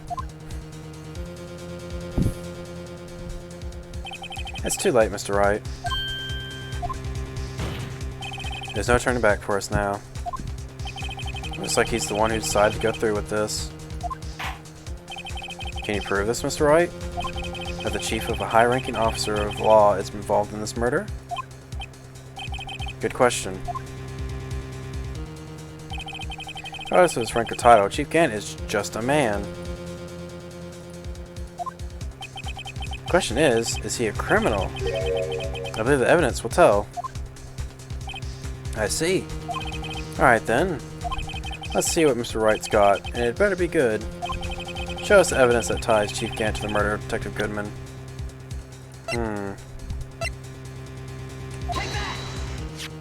This is the ID card list. Yes, the one that shows who entered the evidence room on the day of the murder or crime. There was one ID on the list we couldn't determine the owner of yesterday. 77777. Sorry, but there's no way you can prove that's my card number. It's your number. What? How do you know that? Safe in Chief Gant's office requires a code to open. A 7-digit code. 7 digits. You don't mean... I'm afraid... So, Your Honor, the code was, 7777777. Same as the remaining ID number on that list. Chief Gant, you entered the evidence room the day of the crime. Oh, he looks mad.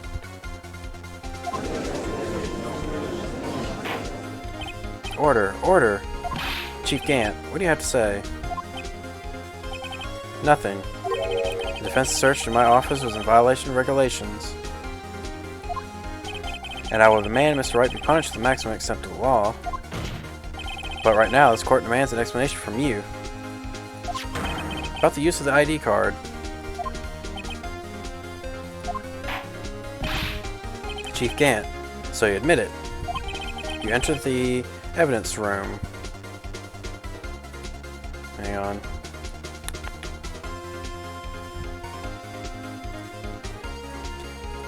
On the day of the crime? What about it? I'm chief of police. Whether it's the evidence room or the bathroom? What's the difference? I can go anywhere I want. Tell me. Where were you when you entered the room? Were you alone? I always go to the bathroom alone, as I do the evidence room. Detective Goodman wouldn't have happened to be with you that day, would he? Of course not. Why would he be? I hadn't seen him in days. Objection! You hadn't seen him in days, Chief Gant. I'm afraid you've just undone yourself. On that day, you had to have met with Detective Goodman. What do you mean? Charles' purpose to determine Lana Sky's guilt. No, it isn't, Your Honor. It's Charles' purpose to determine the truth. If Chief Gant met the victim on the day of the crime, then we need to determine one thing: what transpired during the meeting. In that case, Mr. Wright, I'm going to have to ask you for evidence. Shows proof that the victim went to meet Chief Gant on the day of the crime. I mean, that was the evidence transferal.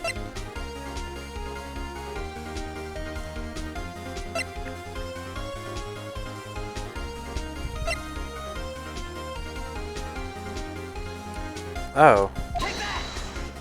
Detective Goodman lost his ID card the day of the crime.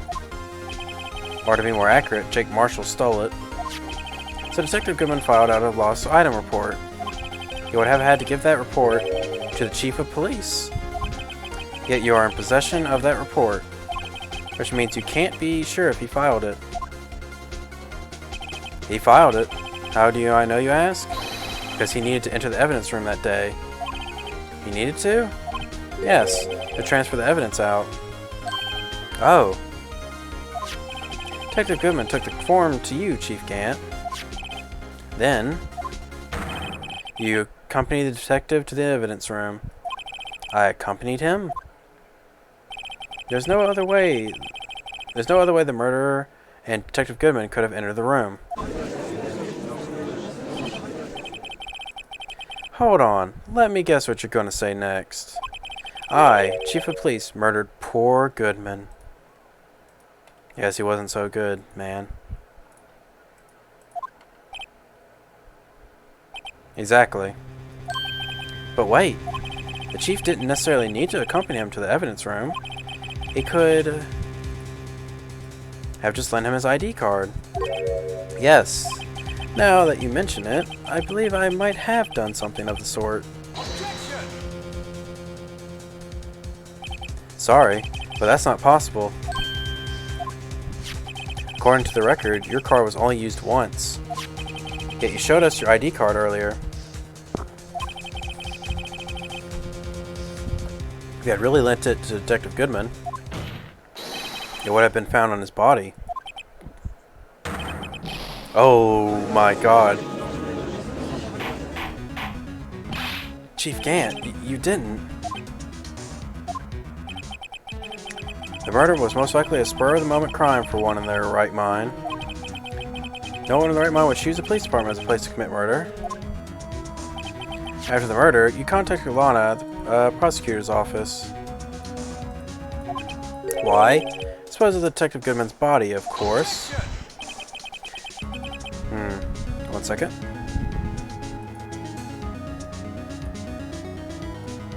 There you go. Forgetting, Mr. Wright.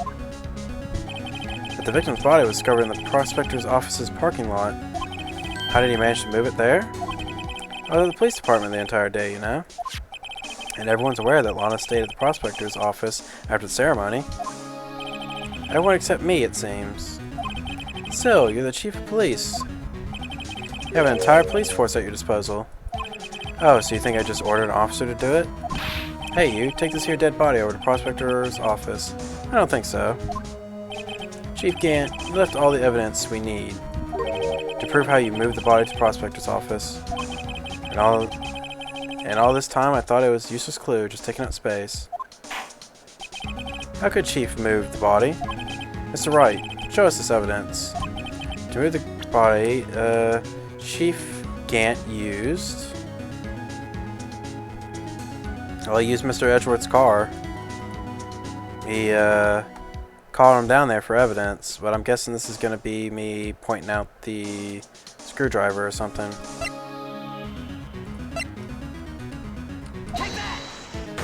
This is how he moved Detective Goodman's body. What's that? A screwdriver? But what does that have to do with this case? Mr. Edgeworth, think back to the day of the crime. What is this screwdriver doing here? It's here because...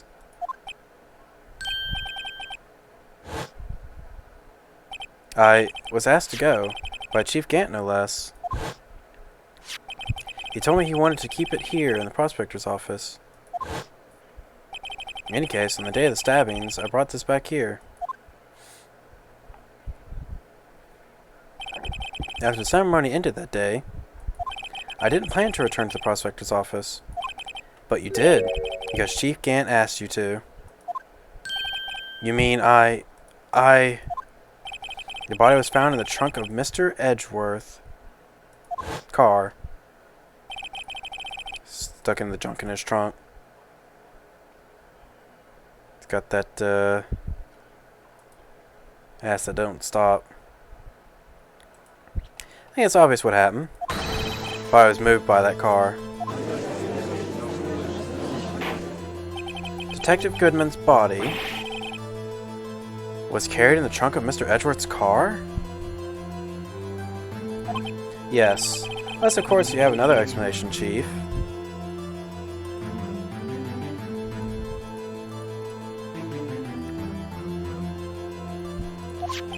Why else would have asked Mr. Edgeworth to transport evidence from a closed case? There's only one possible explanation. Transport the body to your accomplice, Miss Lana Skye. Order, order. What's going on here? Is there no room for rebuttal to the defense's outrageous accusations? Think back to the photograph Miss Starr took at the prosecutor's office. This was not a photo of the body being stuffed in the trunk to be taken away. It was exactly the opposite. It was a photo of the body being taken from the trunk.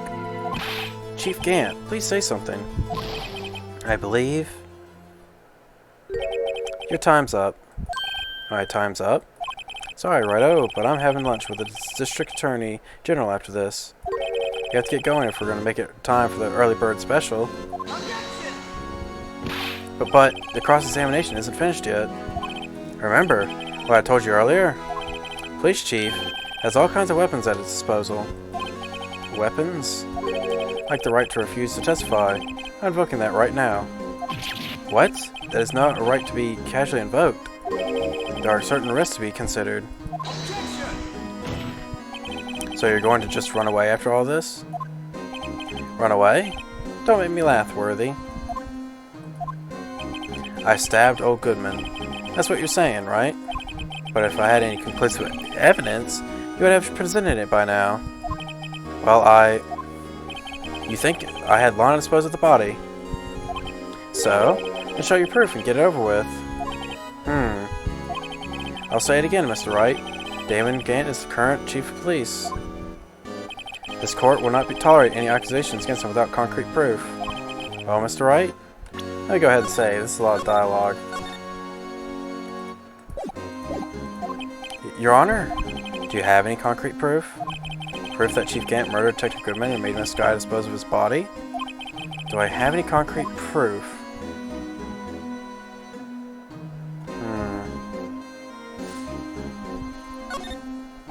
I can't let him just squirm his way out of this. I've got to keep this pressure on. Yes, Your Honor. I do have such evidence. Then please hurry up and present it. Just remember, it better prove Gant murdered Detective Goodman beyond a shadow of a doubt.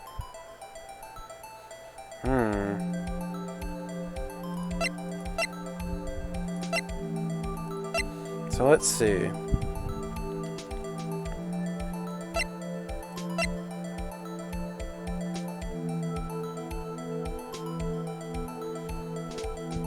Wouldn't it be this?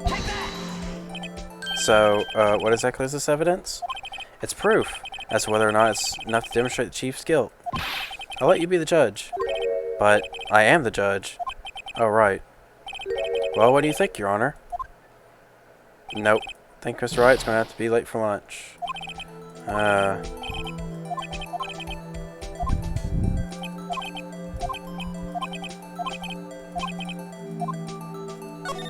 Let's see, I guess I'll try one more time.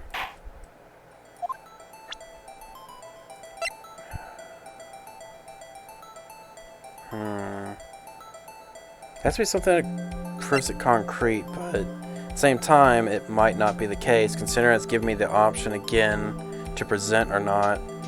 So...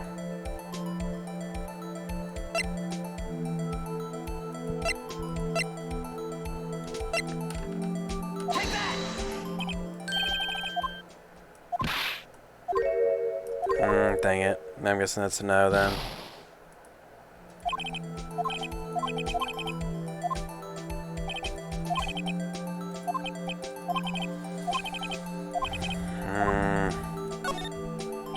It's no use showing evidence I'm not even sure of myself.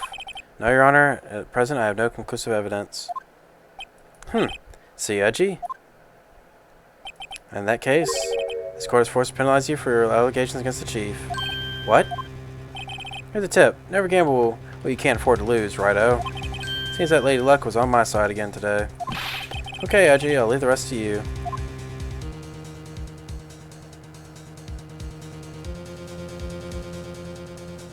Uh-oh. I warned you earlier, Mr. Wright. This is an affront to a senior officer of our nation's law enforcement agency. What? Lady Luck? Maybe we should have a word with her. Mr. Edgeworth, what do you mean? There's one lady who knows the real truth behind this trial. You haven't yet had the honor of hearing her testimony. A lady who knows the truth. Another witness. Absent of conclusive evidence, the only other method of proof is as testimony. But Chief Gant has invoked his right to refuse the testimony. There's still someone else, one more witness who can answer all the questions. Raised in this trial, someone right here in this very room. Mr. Edgeworth, who is this person? Why are you asking me, Your Honor? Have you forgotten? The defense is the one who's calling the witnesses today. Mr. Wright, if such a witness exists, she may not be willing to tell the truth, but we can't just stop now. Yes, Your Honor. Defense calls forth the defendant, Miss Lana Skye. Let's see. Oh, dang it! Her task to dispose of the victim's body in accordance with a certain someone's orders. Mr. Edgeworth. The prosecution has no objections, Your Honor. Very well. The court will now take its final recess for the day. In 15 minutes, we will reconvene to hear the defendant's testimony. I cannot say words. If one of the words stumps me, the rest stump me. Hold on. Huh? Chief Gant, I thought you were going to eat. Listen good, Lana. He's talking to Lana. I don't think you need me to tell you this, but if you accept Mr. Wright's claims, there will be terrible consequences. That's right. Your sister will be found guilty for Neil Marshall's murder. This isn't good. Of course, you'd never support such an outrageous claims anyways, right? Just something to think about. Alright then. I've got a lunch date to meet.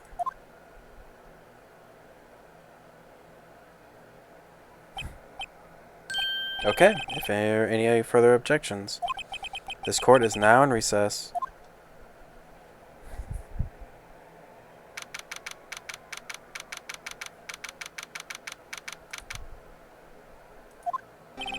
Looks like we managed to stay in the game. Yeah, thanks to your help, Edgeworth. Maturity. Puberty. Hitting. That chief, he's really something else, eh, pals? Detective Gumshoe. Ahaha, I'm not a detective anymore. Oh yeah, sorry about that. Don't worry. I've already decided where to work now. At your office. My office? Sure. I'll take the place of that top-knotted girl you used to work with. Could he mean... Maya? Still, looks like we're all out of moves now. Chief Gant's done it again. How's he gonna always get an upper hand? It's not fair. He has the right to refuse to testify. Settle down, right? Remember what the judge said. For the chief, that is not right to be invoked casually. There are certain risks to be considered. Risks? What did he mean by that? It's simple. If the chief refuses to testify, the opposite will also hold true. You mean he forfeits his right to say anything too? Emma, are you okay? Yeah, when I came to, I was in the medical office. I've been listening to the trial from the gallery, so she heard everything that's been going on. Emma, I'm sorry for what I said before. No, don't be. It was the truth. You know, it's funny. I almost feel somehow relieved. Relieved? Yeah. Now I finally know what really happened. But to think that all this time, my sister was being blackmailed by that terrible man, and that she did it all just to protect me. Ever since her appointment as chief prosecutor, everyone who knew her said she changed. Perhaps it was easier that way for her. What do you mean? What do you think I mean? To follow Chief Gant's orders. She must have shut herself up, deep inside, to force herself to do anything and everything Chief told her to do. That must be why she became so cold. It was all my fault. It's all because I murdered Mr. Marshall. Hey, don't go blaming yourself now. If you want to blame anyone, blame society, pal. Chief Gant may not have fooled everyone else with his forgery, may be able to fool everyone else with his forgery, but he can't fool my memory. I remember now. I knocked Mr. Marshall into that armor. I see. Well, we better get back. It's time for the final act. Emma, why don't you wait? No, I'm going with you. I want to be there. Lana tells the truth. Let's go, right? It's time to end this. The final moment.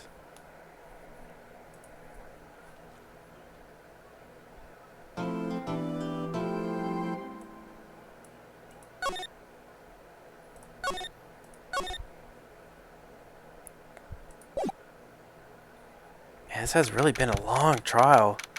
I think yesterday was like 7 hours I was streaming, but I did get stuck at some points. But now it's like 5 hours of streaming. I didn't get as stuck as like last time.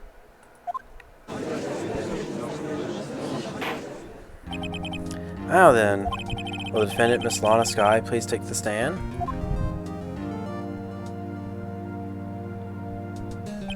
Miss Lana Skye, you are the chief prosecutor.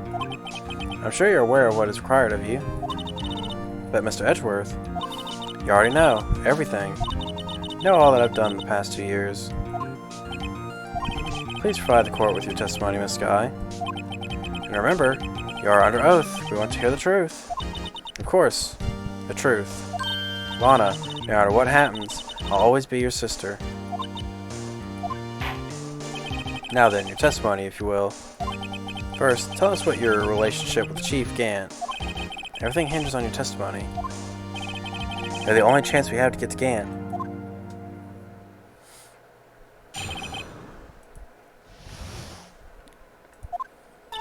I worked alongside Gant for years. There's no truth to this blackmail theory. I fabricated evidence 2 years ago all by myself. When I found Prosecutor Marshall's body, I rearranged the crime scene. My only motivation was to get Dart convicted. It had nothing to do with Emma. Are you sure about this testimony? Your Honor, I'm confessing to a capital offense. Of course I'm sure. But Lana! If this is true, then that means Chief Gant has nothing to do with this. That's what I've been telling you from the beginning. Please, Mr. Wright, you've got to help her. If she's sacrificing herself because of me. What if she's telling the truth? She's not. I know my own sister. Whenever she speaks stiffly like that, she's hiding something inside. Deep down, she's really screaming in agony. Yeah, this is no time to start second-guessing myself. Defense may now begin its cross-examination.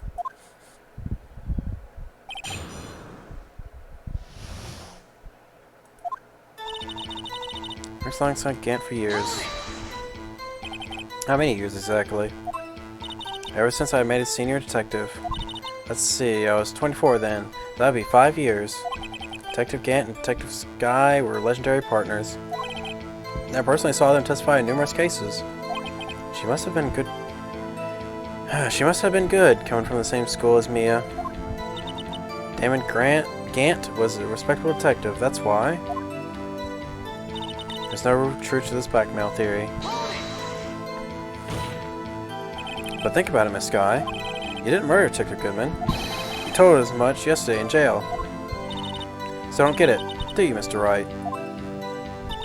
Any testimony you cannot present in court is used as idle gossip. I stabbed Detective Goodman with a knife. And? I fabricated the evidence 2 years ago all by myself. You did so with help to help your sister? Joe Dark was a serial killer. My sister almost became his last victim that day. I didn't want that incident to ruin her life. But what she did was justifiable in self-defense. She wouldn't have been charged with anything. That's not the point. She was traumatized that day all because of that creep. That's why I couldn't forgive him. Lana. That's why you fabricated the evidence 2 years ago.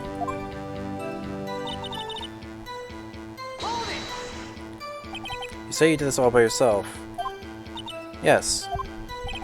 Would you mind telling us what you found when you arrived at the crime scene? It seemed like I was the first person to discover the scene. The prosecutor's award knife was stuck in the victim's body. What?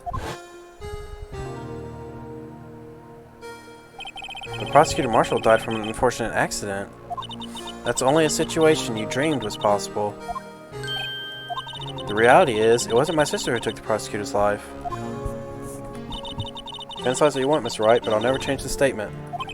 You mean, Prosecutor Marshall wound up being killed by Dark? Something like that. If that is so, what happened to the other murder weapon? Dark was carrying a switchblade knife. Oh, that was lying on the floor a little distant away. It was probably knocked away in the struggle. That's not how it went down. She's trying to cover up her lies with more lies. I'll just protect me. So when you found the scene like this, what did you do? After all, this is what everything boils down to. Yes. Work out the tip of Drake's knife, planted it inside the wound, then move the body. You planted the tip of Drake's knife in the victim's wound, or Dark's wife, then you moved the body? But why? Why did you do that? You of all people should know, Edgeworth. You always had a good heart, a head on your shoulders. My head isn't that bad, but I ought to ask for the sake of others. But why did you do that? Come on now, Mr. Wright. Even you should be able to figure it out. Very well, let's add this to the witness's testimony. The reason Miss Skye fabricated the knife. And the tip of the weapon found buried in the body would be all the proof we needed. According to your testimony, Prosecutor Marshall's broken knife was the murder weapon, right? Yes, and I was leaving it at that might point the blame away from Dark. I felt the most effective way to get him convicted would be by having the tip of his knife found inside the victim's body. So, you buried it inside the victim's stab wound? Yes, because I hated Dark for what he did. My motivation was to get Dark. Wait, hang on. According to your testimony, Prosecutor Marshall's broken knife was the murder weapon, right?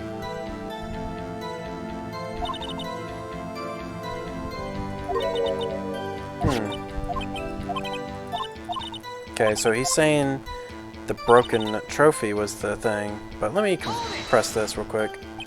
So you rearranged the crime scene. Are you sure you didn't do this to keep Emma from looking like the murderer? How many times do I have to tell you, Mr. Wright? Emma didn't do it. Period. Are you so desperate to hide the fact? You're willing to risk the death sentence? She's lying. She did it so I wouldn't be blamed for what happened. In any case, as a prosecutor, what I've done is unpardonable. There's nothing I can do to make up for my actions. Mr. Wright, my sister's lying. So she's determined to protect you to the end. She insists she fabricated the evidence by herself. Let's see. There's no way she could have done it alone. I've got to get Lana to talk more. If she's lying, she's bound to step up and make a contradiction. What she did. I should probably go to that part.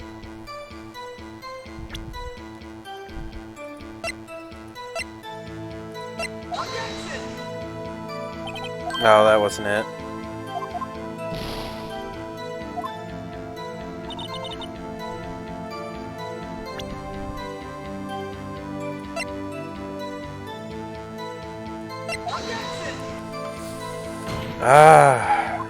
But it was the trophy. She was saying it was Prospector's trophy that killed him.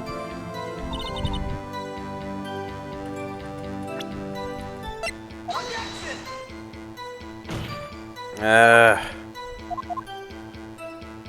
Come on. Was it not the trophy then?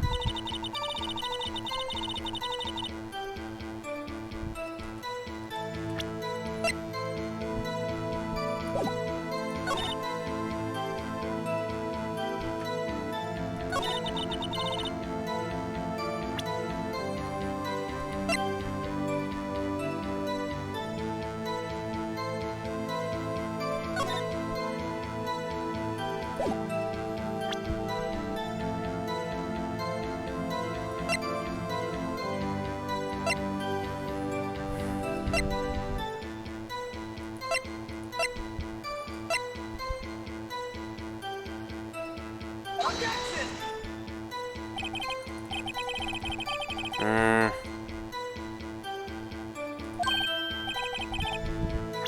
No, I'll just go ahead and load this. Oh, you're kidding me. I forgot to save. I have to get to that point.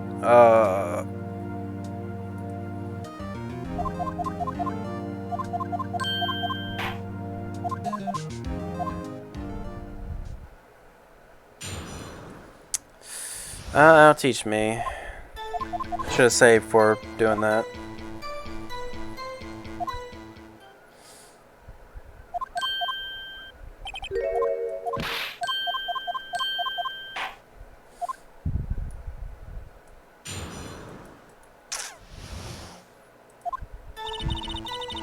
Hold it! Hold it! Hold it!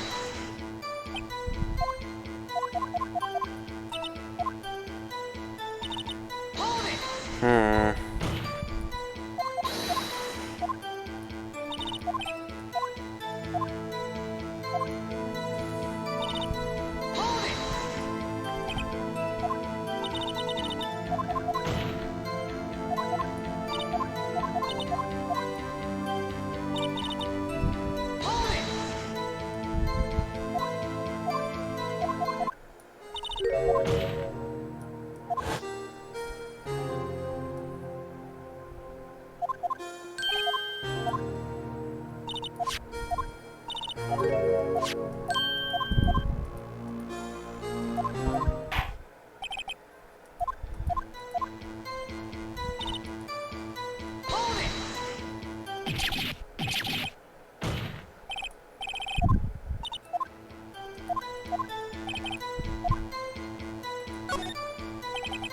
We showed up to see where exactly was the victim's body. It was where you deduced it was by Chief Gant's desk. But the body was found by your desk. Why did you move it there? The reason for that is simple. Let the witness explain in more detail. These pieces of jar that shattered during the event threatened my plan. Hold it! Pieces of jar? You mean... Yes, the jar... wrecked jar you showed us earlier. In order to show that Dark committed the crime, I thought it would be more expedient to move the body. So, when you first found the body, the jar was already...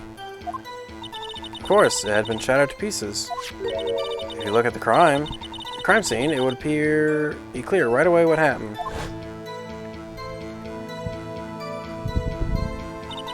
Neil Marsh was dead and Drake was lying unconscious. In other words, the jar must have been broken during their struggle. I see. What's the matter, Emma? Apparently, the jar shattered at the time the crime was committed. But I have a feeling there's more to it than that.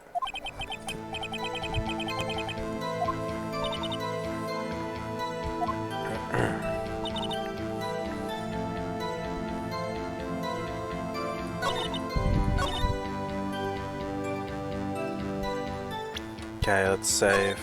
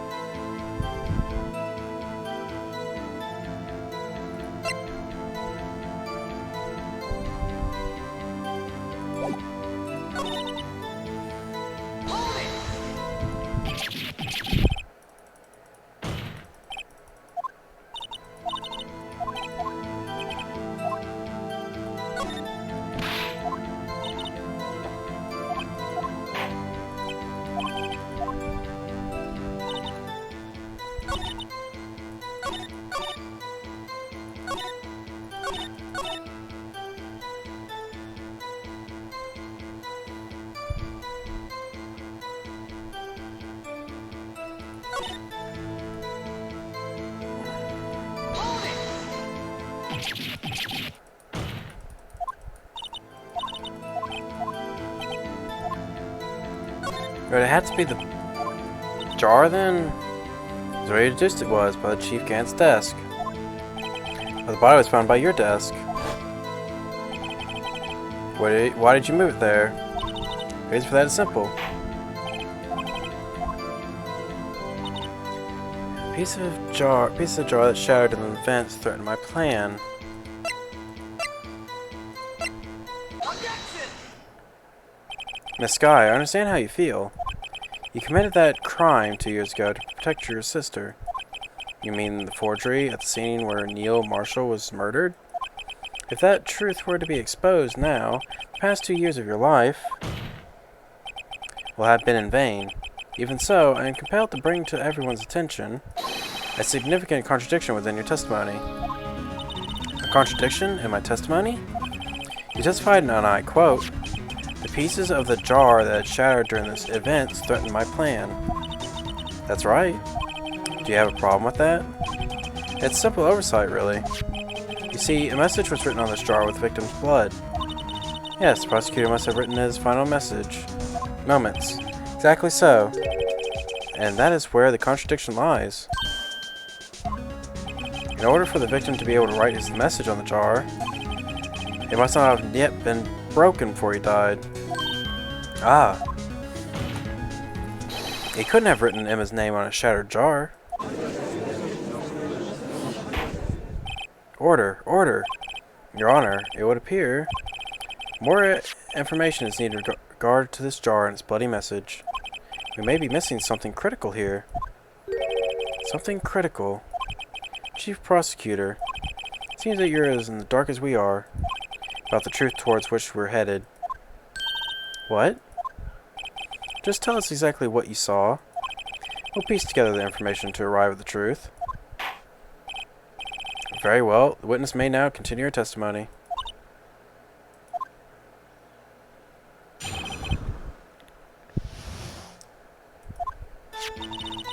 I immediately noticed the blood traces on the jar, but it was dark in the room and I didn't have enough time to check it out. To be safe, I wiped away the blood. The fragments were large, so I got them all. So I'm sure I got them all. All I could think about was wiping it clean before they were discovered. You mean you were the one who wiped away the message and blood? I wasn't Chief Prosecutor at the time. She didn't think Dark was the real murderer. That's why she tried to erase the real evidence. Very well. The defense may now begin its cross-examination.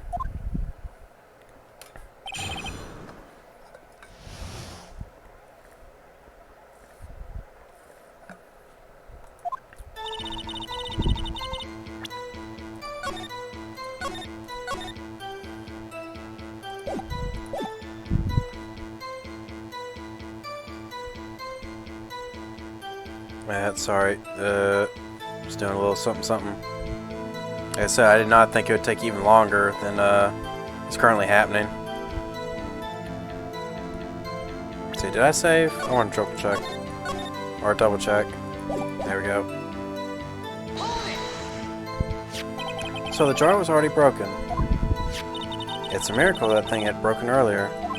It certainly looks feeble as the defense's case, but not as feeble as the judge's judgment. You're an ace detective who never missed a detail. Do you really expect us to believe you didn't investigate what was written on the jar pieces? Normally I would have. But it was dark in the room and I didn't have time to check it out. You didn't know your sister's name was written on the jar? No. If I had known, I would have gathered all the pieces and ground them to dust. Well, that helps my case. Lana, you do that for me? It seems you two might make up yet. Anyway, I had barely enough time to move the body as it was. If someone happened to see upon the scene, you'd lose your chance to erase the evidence. You must have been in a hurry. I was. I knew I had to destroy the evidence before anyone came.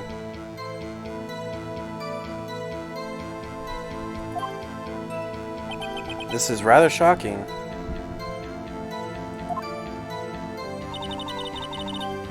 To be safe, I wiped away the blood. I'm afraid this action of yours reveals what really happened. What do you mean? If you really thought Dark killed Prospector Marshall, you wouldn't have wiped away the blood. What else could I have done in the situation? Lana. I only had a few moments.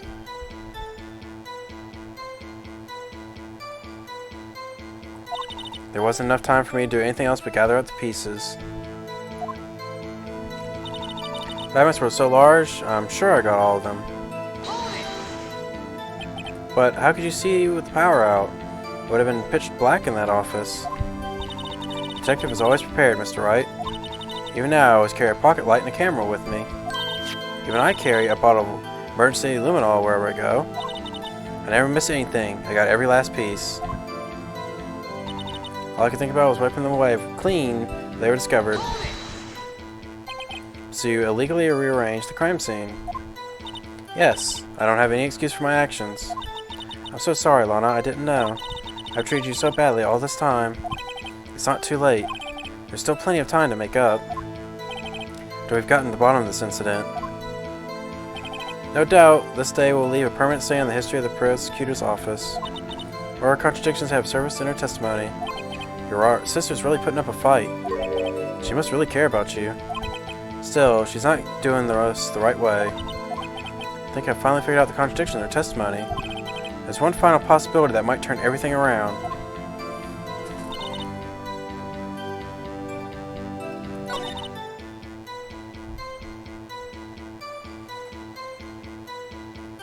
Yeah, she just said she had a light.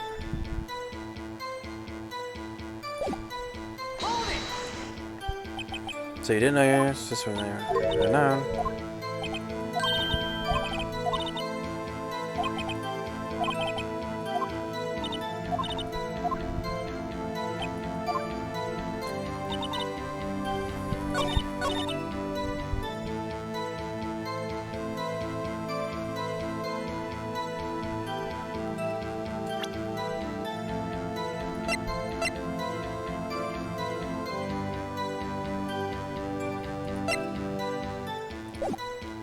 Let me go ahead since I already pressed everything. In case that's like the clue.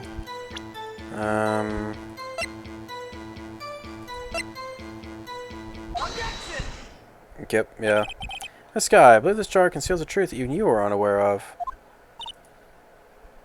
What? We found the final piece of this jar in Chief Gant's safe.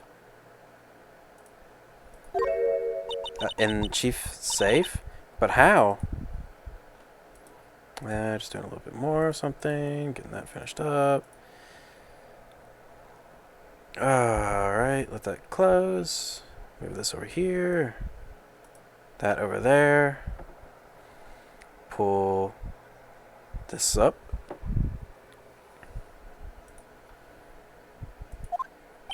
I knew it, she didn't know. There's something even more disturbing about the final piece. There was still blood on it. But the witness just testified that she gathered every last piece and wiped the blood off them. Yes, which leads us to only an explanation. On the night Prospector Marshall was murdered, you were not the first one to show up on the scene. Chief Gant got there before you. But couldn't the defendant have possibly missed a piece? I'm afraid that's unlikely. The pieces are too big for anyone to miss, let alone an ace detective. That may well be, but everyone makes mistakes. Even I once wasted an entire day looking for my dentures. They were in my mouth all along. Ha! Could you believe that? Have you forgotten, Your Honor? When this witness arrived at the scene, the jar was already broken. Oh, that. There's no way a name could have been written on our shattered jar. Another person discovered the scene prior to the witness. I hope you're not implying this person was Chief Gant. At the time, he was looking for Dark downstairs. Besides, if he was there first, why would he break the jar? The question is, if he did arrive there first, why did he hide the fact for 2 years? Well, Your Honor, can you answer that for us? No! I cannot answer that question. Wait, I'm not the one on trial here. Damon Gant arrived at the crime scene prior to the witness. He proceeded to break the jar and purposely hid one of the broken pieces. Question: what is the action called? Fabrication of evidence. But why would the chief do that? In light of what happened afterwards, isn't it clear? What happened afterwards? Discovering the scene, Lana Skye believed her sister Emma killed the victim. Determined to help her sister, she sought Gant's aid. Lending her this aid, Gant helped her create evidence that incriminated Dark, sparing Emma, and therein lies the reason. The reason why Miss Skye became the chief's puppet. No, I did it on my own. Please, sis, stop trying to protect the chief. I can't watch you suffer anymore for my sake. No, you didn't. It wasn't you, Emma. You didn't kill anyone. Don't believe anything Mr. Wright says. Defense attorneys make up foul lies to defend their clients. Foul lies? Imagine that coming from my own client. I guess you do seem the type who likes to twist the truth. Wait a minute. What if we're still smack dab in the middle of Gant's trap? Is something wrong, Mr. Wright? Lana may be right after all. What do you mean, Wright? So you do tell foul lies then, Mr. Wright? Miss Skye, please testify once more. But if evidence was fabricated behind your back, then Emma's accidental killing of Prospector Marshall might have also been a lie. But I do remember knocking over Marshall. Miss Skye, if you will. I can't. There's nothing to be afraid of anymore. This cross-examination may not change a thing. However, there is a possibility that it will, if you tell the truth. Very well. I'll testify about what I really saw. Alright, the witness may testify once more for the final time. Actual crime scene. When I arrived, I found Mr. Marshall's body impaled on the suit of armor's sword. Emma and Dark were lying unconscious on the floor nearby. When I saw what happened, I thought she did it. That's why I erased all the evidence that linked her to the murder. I had Chief Gant help me remove the body from the sword and carry it. But if it all really was a fabrication, Emma might be innocent. Unbelievable. The body was impaled on the armor's sword? You were the only one who saw that. If only you had proof. Actually, I do have proof. I gave it to Mr. Wright just this morning. What? To me? It's the picture I took of the crime scene as I encountered it. I thought it might be needed. But I don't remember receiving a picture like that. Lana must have known. See, Mr. Wright, she really does have faith in you. Very well, Mr. Wright. Please present this picture. I don't remember receiving any pictures from Lana. Lana said she gave it to you this morning, right? I seem to remember getting something from her then. Let's check out the evidence again. There must be a picture in there somewhere.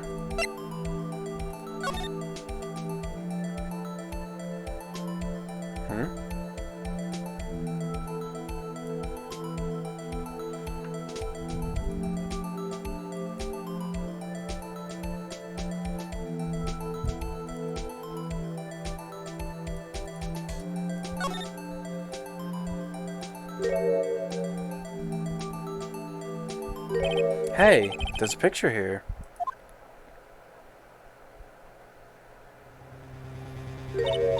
Oh my. This is the actual crime scene. No other detective saw the crime scene like this. Because I had contacted Criminal Affairs only after I had arranged everything. Gas, Mr. Wright. A picture cut out from his vest. Could that be? A piece. Cloth we found inside of Chief Gant's safe. What's this? This is the handprint, isn't it? That cloth. It had fingerprints on it. Whoever fingerprints those must be the real murderer. What? But those fingerprints... They're yours, Emma. Why are your lips turning all purple, Mr. Wright? Anyway, let's get on with the cross-examination. As long as you tell the truth, we should be able to flesh out the real murderer.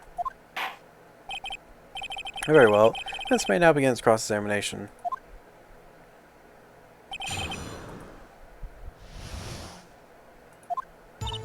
Alright, I found Mr. Marshall's body impaled on a pseudo-armored sword. Hold it.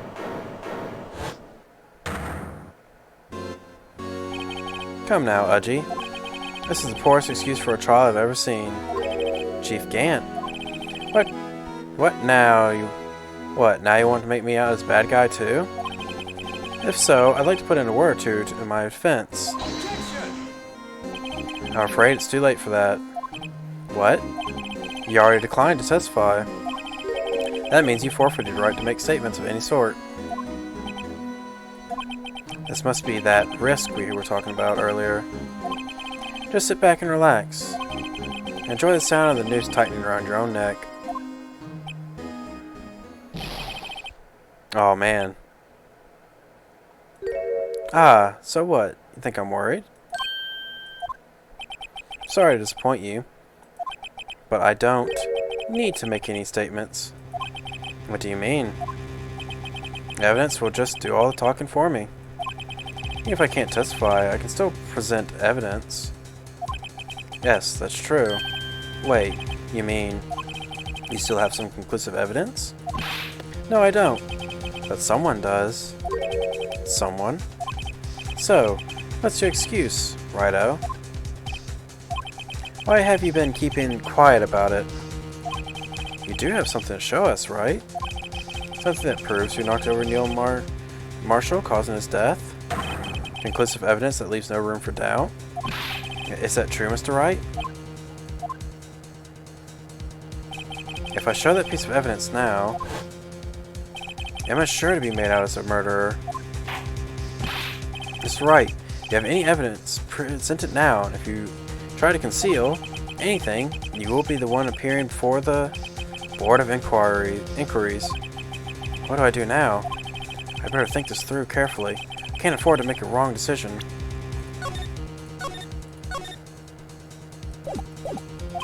Should I present that piece of evidence? The one that shows who really killed Prospector Marshall?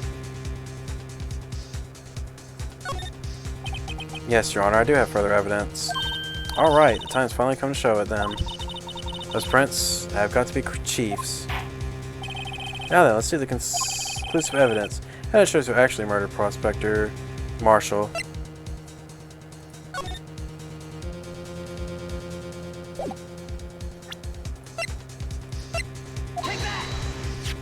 It's a piece of leather cloth? Yes, it's most likely was cut from the victim's vest near his chest. What's this? There's a big handprint on it. Surely it must have been left on the cloth by whoever shoved the victim into the sword. What? Whose fingerprints are on this? I'm sure Righto has checked. Haven't you? Well, whose are they? They're Miss Skye's, Emma Skye's. What? They're mine? So I really did do it. See, I told you it was conclusive. But this was found in your safe. That means it's possible you forged it. I don't know what you're talking about. I don't remember any cloth in my safe. Did you really expect me to believe that? Objection! But give it up, Mr. Wright. It's over. You shouldn't have presented that. By presenting that evidence, you tied Emma Skye to Neil Marshall's death. No. It appears we have our killer. No. No!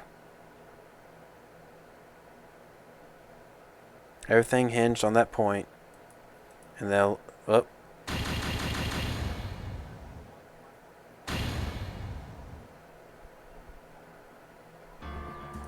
Well, I guess that was the wrong thing to do.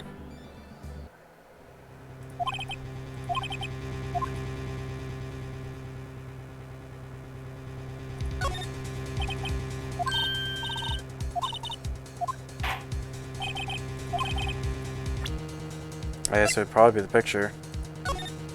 Take that! Can't show them that yet. Why not? You know which item to show. It's right. You're not sure, then think it through again. How can you use that evidence to your advantage? What can I do now? I think this through carefully. I can't afford to make the decision wrong. Should I present that piece of evidence? The one that shows who really killed? Your Honor? I don't have any evidence I can present at this point in time. What? You lie.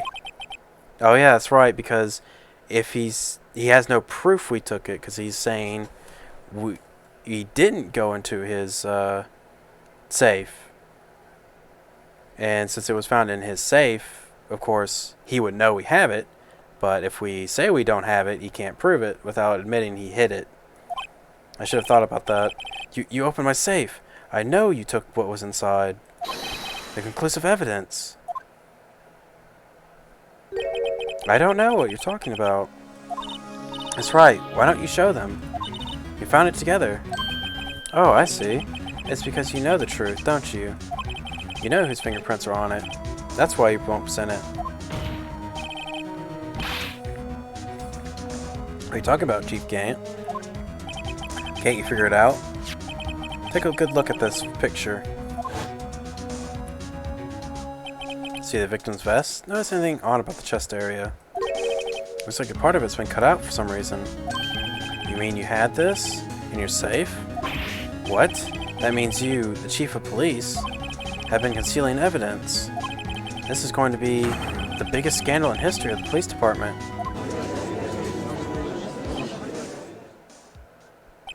Impressive. To be honest, I didn't think you had the gal, Righto. Well, I can't just let you pin me up as the murderer. I'll tell you what really happened. What? You mean you admit to it?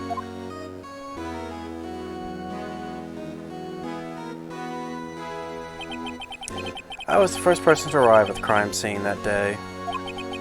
It was then it occurred to me, I could use this situation to control Lana. So you really were manipulating her. I knew Lana.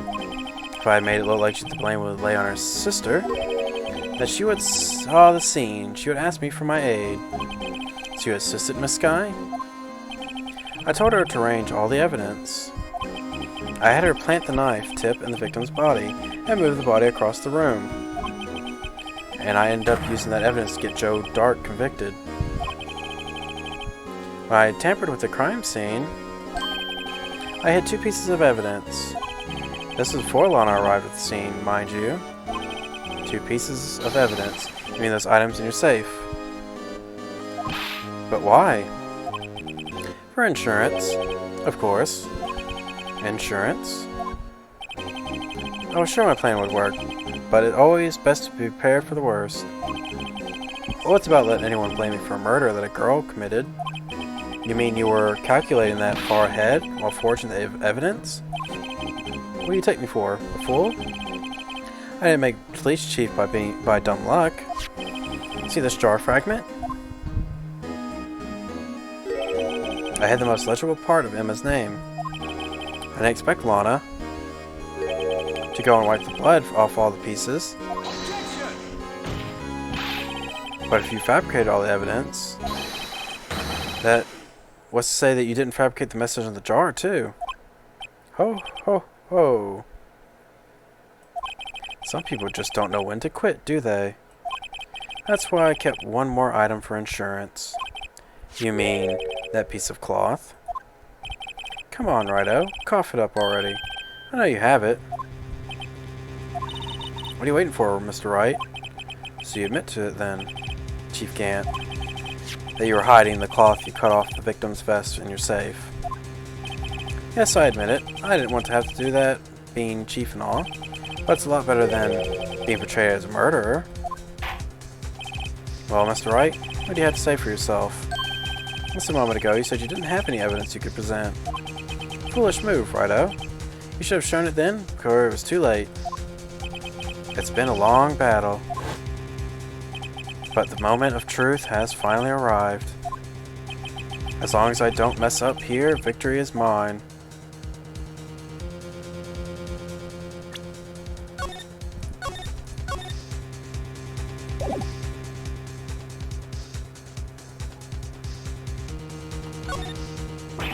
No, it's too late to show the evidence now. Besides, even if I did, it just exposed the poor girl's fingerprints. Right? Think hard over the circumstances. Circumstances? Talking about then and now. There's one major difference between the two. Weren't you waiting for that difference? So, after I've figured out my plan. That's right. It's the only chance. I guess I have to show the prints now. Let me verify this once more.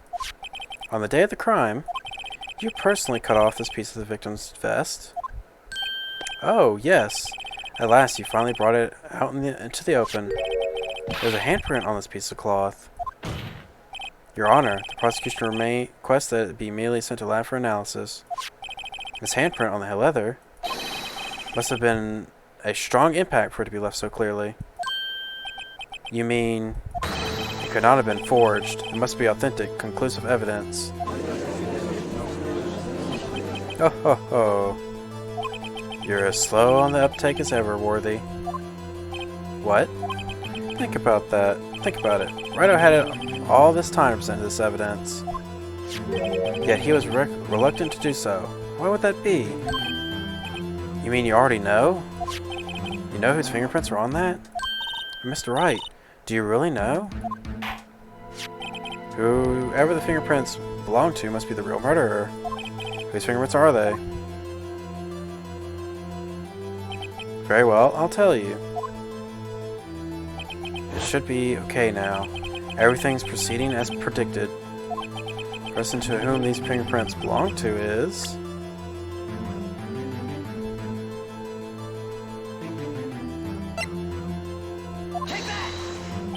Emma? Emma Skye? What? They're mine? I'm sorry, Emma. But why? Why didn't you tell me? Oh ho ho ho. You're really something, Rido. You knew the girl did it all along. And you still tried to pin the murder on me. So it's true. Tragic, but true. This girl really did shove Prospector Marshall to his death. How could you? You monster! Miss Skye? You knew whose fingerprints those were all along, yet you acted like she really didn't. Miss Skye? It's not over yet. What? I said this trial isn't over yet. Ha! I'm afraid it is over, boy. Not only this trial, but your career too. You purposely concealed this conclusive evidence that my friend is a serious offense. I'm looking forward to pressing charges after the defendant is convicted. I'll have your badge, boy. What's the matter? Cat got your tongue? Aren't you going to tell us how it feels? How it feels to be the one who single-handedly turned a poor little girl to a murderer? Before I do that, there's just one little thing I have to clear up. Oh? What's that? Who really killed Prospector Neil Marshall? What? Chief Gant, you are absolutely right. This piece of cloth proves who the real murderer is. Who killed Neil Marshall, you ask? It was Emma Skye, wasn't it? I'm afraid that's not possible. You see, this piece of cloth contains a critical contradiction. What? A contradiction? What is this fool babbling about? I'm talking about a contradiction, one that proves who the real killer is. Mr. Wright, this piece of cloth, what could it possibly contradict? Chief Grant, your tyrannical reign ends here. Behold, a piece of evidence that contradicts this cloth.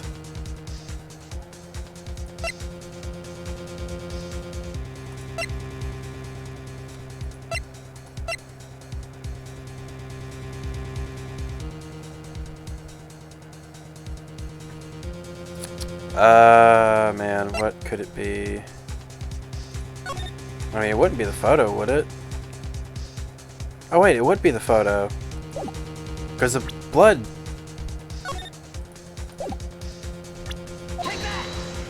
And what exactly is this supposed to be?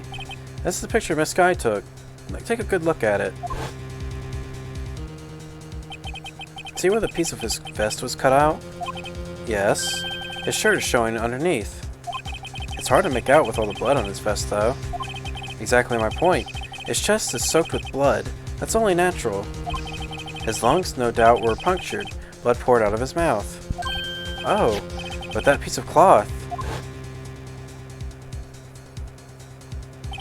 Wait, there's no blood on it. Well, he's mad. Since Emma Skye's fingerprints are on this cloth, there's no doubt that she shoved the prosecutor aside. However, Mr. Marshall was not impaled on the sword at the time. No, this is nonsense. Now then, Chief Gant, let me ask you something. Prosecutor Marshall was not impaled when he was shoved aside. He was most likely hit his head on the ground and was knocked out. If so, then tell me, who could it have been? Who could have arrived at the scene before Miss Lana Skye? Picked up the unconscious prospector, impaled him on this Elmer's sword. Then, to make it look like Emma was responsible for the prospector's death, you said each said person proceeded to write her name on the jar with the victim's blood. A jar that broke on purpose to leave behind a clue. And make Lana believe her sister did it. Remember what you admitted, only moments ago? That you personally cut out this bloodless piece of victim's vest? Ironic, isn't it? Though the very act of creating insurance, you proved that you were the actual murderer. Damn. It's finally all over.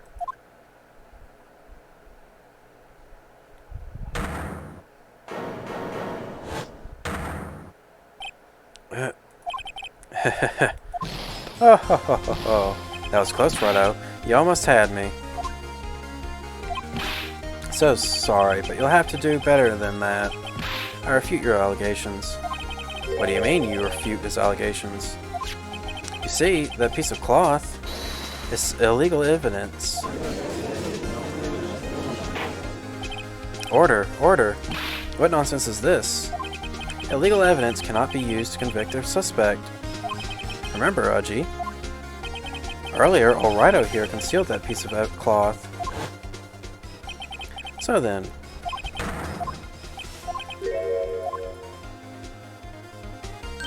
Well, that's true. The defense did refuse to present evidence. At that moment, the piece of cloth ceased to be legal evidence. But that's not fair. Oh. Did you actually think you could best me in court? Looks like the last laugh's on you, son.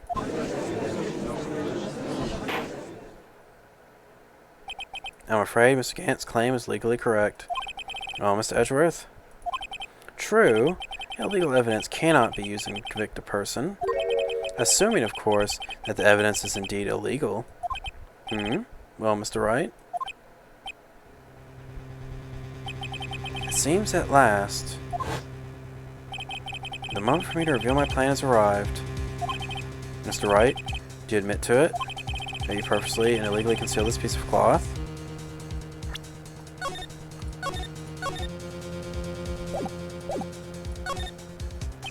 I admit, I refused to present it at one point. Aha! So the evidence is illegal. Objection! No, it isn't, Mr. Grant. Huh? It's not that I didn't present the evidence then. It's that I couldn't. What do you mean you couldn't? There are certain procedures involved when presenting evidence. No, Udgy, don't listen to this lies. He's nothing but a coward. You can't really believe. Objection! There's only one issue left to be resolved in this trial. Is the evidence legal or not? Very well, let's settle this once and for all. Earlier you refused to present the evidence.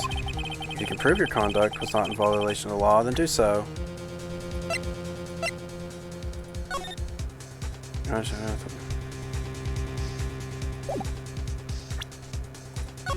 It would be this. Take that! This is my proof, Your Honor. Evidence law. What's this? I've done my homework too, Chief. Indeed, Emma Sky's fingerprints were on this piece of cloth. However, at the point in time, this was merely a piece of cloth, nothing more. What? You see, it's written right here in the book. The second rule of evidence law. Rule 1. No evidence shall be shown without approval of the police department. I found this piece of evidence myself, inside your safe. It goes without saying, I did not have to have approval from the police department. Rule number 2. Unregistered evidence presented must be relevant to the case on trial. And here's the crux of the matter.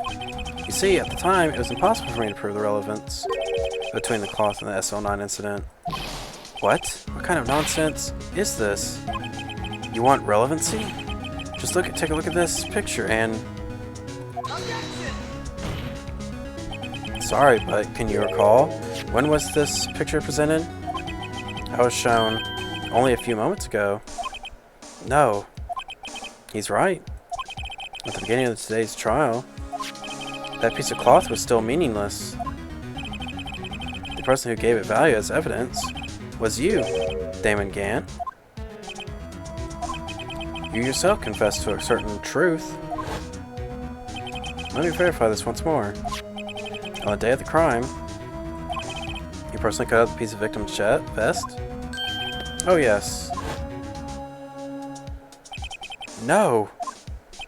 It was you then who approved this cloth. As conclusive evidence. Yes, you the chief of police, personally approved this cloth. The only person who could have cut this from the victim's vest is the only one who stood before the prosecutor marshal in his final moments. In other words, the real murderer. And there's only one person who could do that. Who that could be? Damon Gant. The killer was you.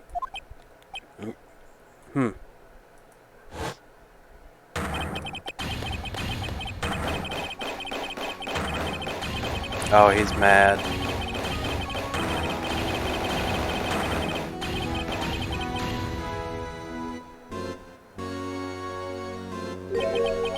I knew I should have gotten rid of him.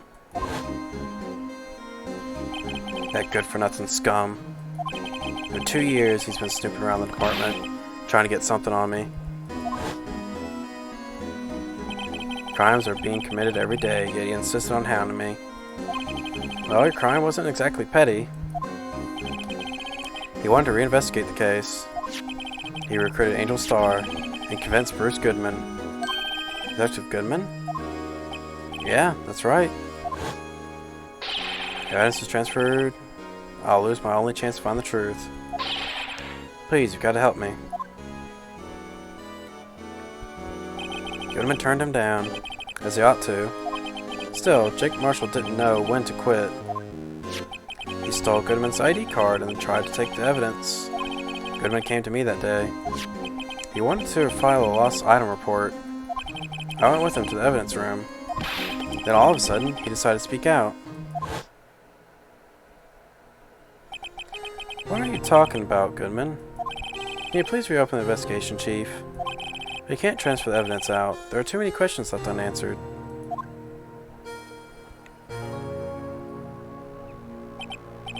opened his evidence locker. As he was taking the evidence out, he said, "It's not too late. I'm going to hand all this over to Marshall." Well, to be honest, I was a bit taken back by his words. I had a bad feeling when he came to see me, but I never thought he'd bring up SL9. That's when I saw it, the accursed knife.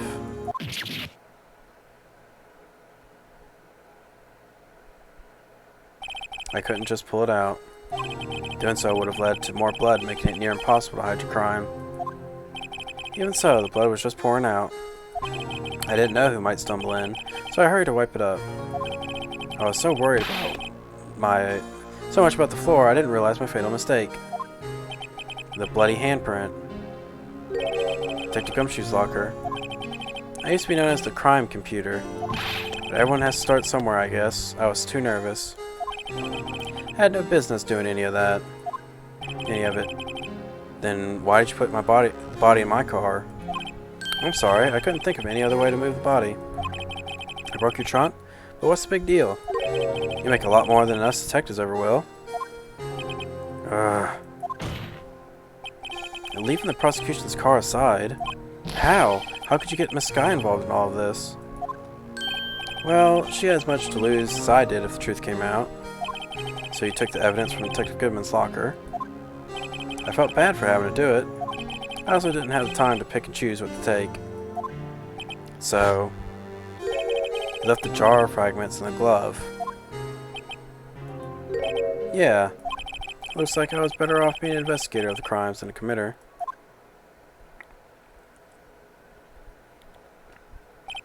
They all did their best to get in my way. I got to hand it to them. They do their jobs well, much to my dismay. Fake evidence doesn't hold up very well upon close examination. You must have known that. Tell me, Worthy, why do you stand in court? Me? You despise criminals. I can feel it. You and me. We're in the same. One day you'll understand. Oh, believe me, you will. You're just one man. You'll see what it really takes to bring them down once you try to go out alone.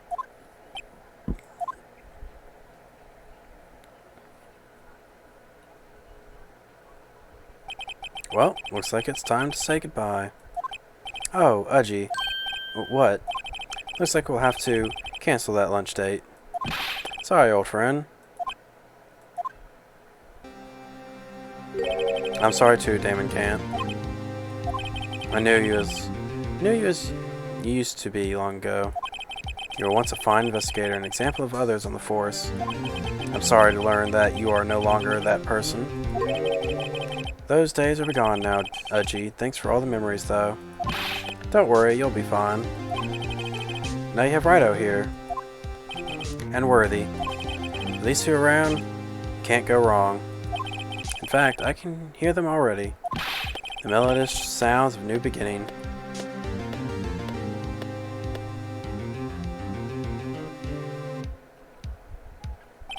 There are two things I want you to understand. Yes. First, your sister never hurt anyone. Second, Damon Gant betrayed you from the beginning. You see, Miss Skye, you no longer have any reason to keep silent. You're right. When this trial is over, I'll tell everything. All I've done these past 2 years, from the time I had Gant help me forge evidence up until today. So, it seems all the questions raised in this trial have been answered. I'm sorry, Miss Skye. I couldn't get you out of all your trouble. My, what high standards you have for a rookie. I can see why Mia thought so highly of you. Who knows, a few years from now, you just might make it to the top. I owe my thanks, Mr. Wright, Miss Skye, and to you too, Mr. Edgeworth. You've suffered every bit as much as I have over these past few days. Believe me, I know how much of an ordeal it has been for you. It was nothing. Liar. I always worried the pressure might break you. And yet, you rose above it all and guided Mr. Wright to victory. You've done well, Mr. Edgeworth. Stop it. I only did my job.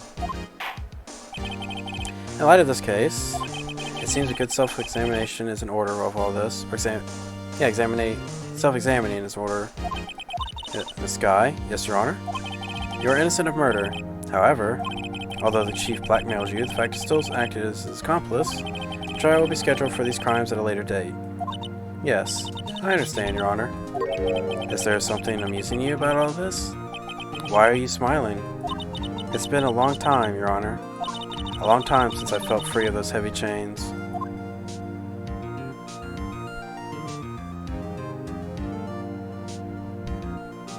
Well, this trial has gone on far too long already. Regarding the charge of the murder, this court finds the defendant, Miss Lana Skye, not guilty.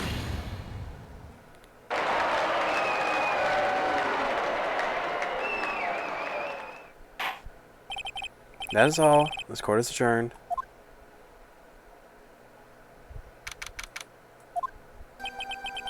At long last, it's finally over. Emma? Why the long face? I'm sorry your sister didn't get completely off the hook, but at least she wasn't convicted for murder she didn't commit. No, that's not it. Just now, after the trial ended, I can see why Mia Fey thought so highly of you. That was about all the smiling.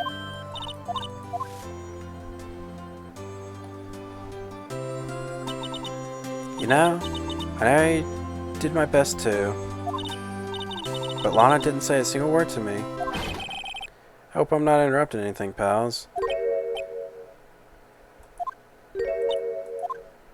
Oh, guess I am. I'll come back later. Wait, Detective Gumshoe, what is it? You're doing this on purpose, aren't you? Making a detective run all around while on duty. And top it off, call me here. I've seen happy people at funerals. Hell no, pals, I'm only kidding. Oh, are you here because of my sister again? Nope, not this time. I came today because of you, pal. Me? That's right. I thought you'd like to see someone. Lana! Should you be doing this? She's still under arrest, you know. Well, I won't tell if you won't. Emma, I owe you an apology. It's okay, sis. Don't worry about it. That day, 2 years ago,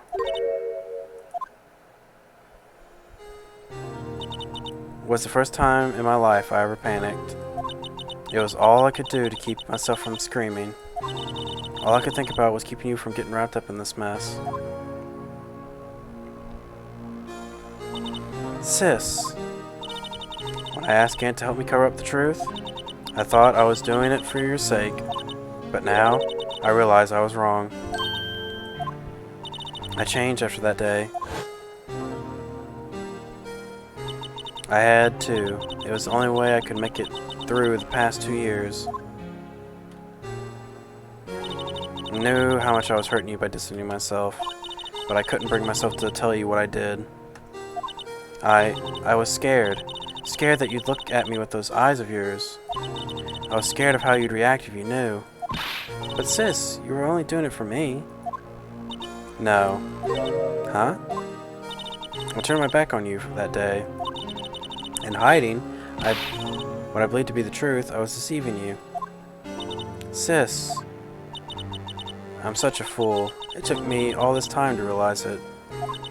Emma, I'm so sorry. But sis, you don't have to apologize. I'm happy now. You're happy? Of course. You know, sis, I always knew that one day you'd come back. And now you have.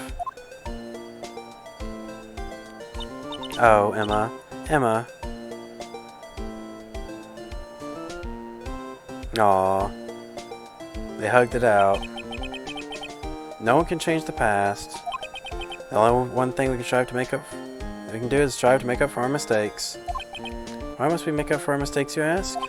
Because in doing so, we can find the way back to our rightful path. It is from there that we can move on for a brighter future. At least, that's what I felt watching the two sisters make up. Mr. Wright, Mr. Gumshoe. Me? Thank you both for all you've done. I'm sure we'll meet again someday. Isn't that right, Edgeworth? Edgeworth? Stop hiding, come over here.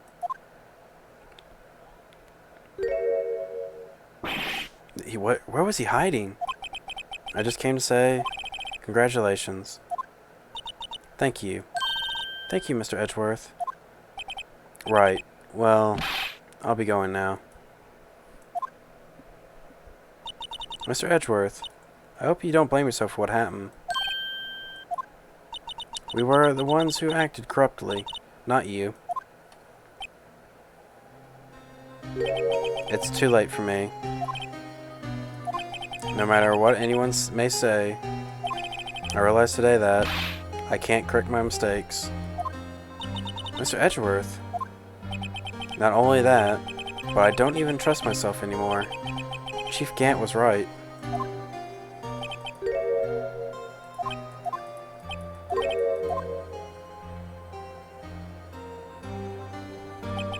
I do despise criminals. I plan to dedicate my entire life to fighting them. But in order to fight crime on my own, I needed a weapon.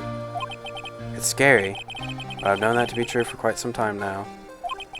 But Edgeworth, who knows? Given enough time, I might have tried to pull something like Chief Gant did. That thought terrifies me. That's why I can't continue on as prosecutor. Edgeworth, don't you understand? Damon Gant and your mentor, Manfred von Karma, were both the best of the best when it came to fighting crime. But they both made the same mistake. You said, in order to fight crime on my own, I'd need a weapon. That may be true, but think back to today's trial. You weren't alone.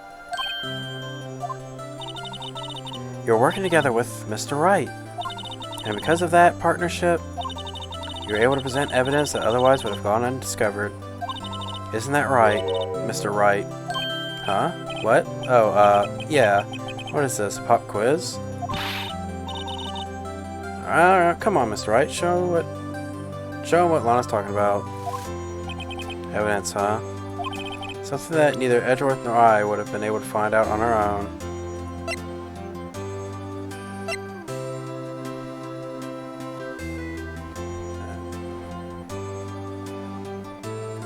That's a lot of things we wouldn't have been find out on our own. Take that! That might mean something to you, but I don't see how it had anything to do with our partnership. Huh? Mr. Wright, it seems you still have a lot to learn as well. I guess that wasn't the right piece of evidence. It's time for me to go. Mr. Edgeworth, if you'll excuse me, there are still some loose ends that need wrapping up. Take care, Chief Prosecutor. Edgeworth, what will you do now? Well, whatever you do, just remember, you can let what happened kill the prosecutor in you, or you can let it help you grow. Man, I'm just like tired. In the end, it's up to you. I know. Seems I owe you my thanks too, right? But what I face now is my problem. Edgeworth, I'll be waiting for you in court. Farewell.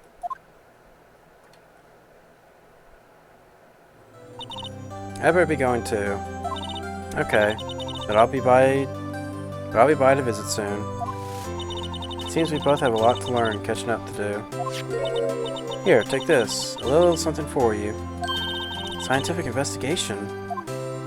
It's just the first book I ever bought. Study it well.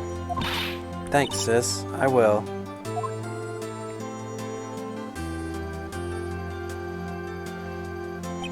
And so, another case came to a close. As for the sisters, I have faith. Faith that their lives have only just begun. And as for me, I think it's time I started a journey of my own. A journey to rediscover myself.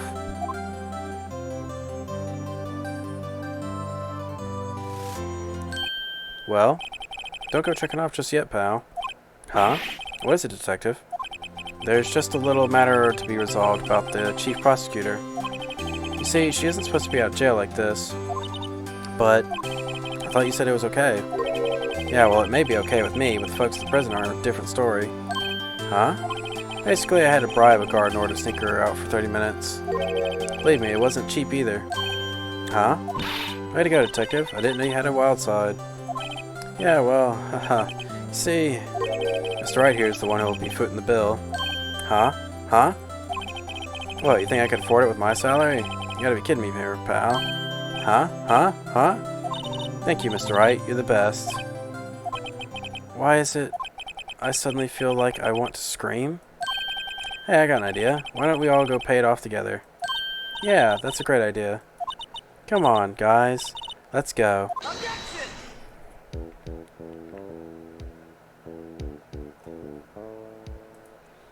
Poor Phoenix. But I guess this is the first game down now. I arranged for a friend of mine in Europe to take care of Emma. I hope she'll be pleased. Stayed up. That's for me. The affair has pretty much ended my days as prosecutor's office. Still, I'll manage to find my way back to the field somehow. Then I'll be able to investigate crimes together with Emma.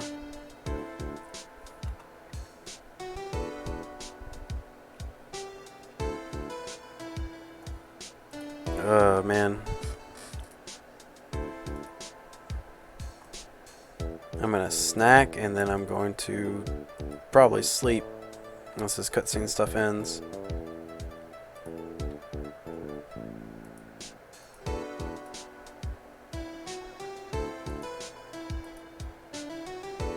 I wasn't reading. Whoops. Just goes to show. Can't check me off that easily.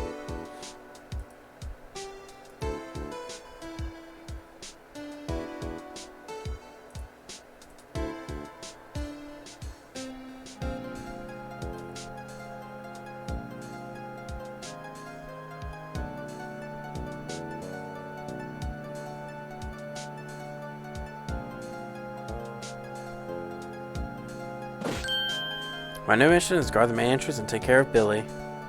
Can you believe it? I've been demoted to a security guard. My partner's keeping an eye. I'll show them though. I'm certainly gonna make a good detective. Just like the dick gumshoe. Ugh. Allergies.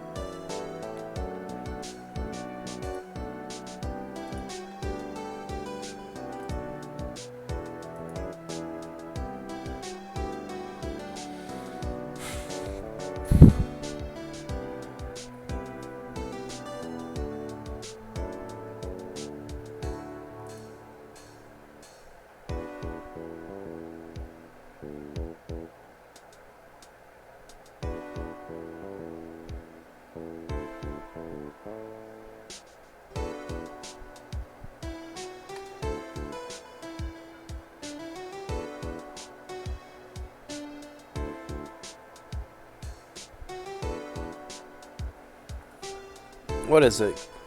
Can't you see I'm having a showdown with steak dinner, partner? Miss Star managed to sneak this into me. Saying she's one of the guards, it seems. Oh, cowboy, it looks like you did it. You even gave Baby Bina back a smile. And to make sure Billy and the gang get the water. I don't even know if I'm doing the right voice anymore.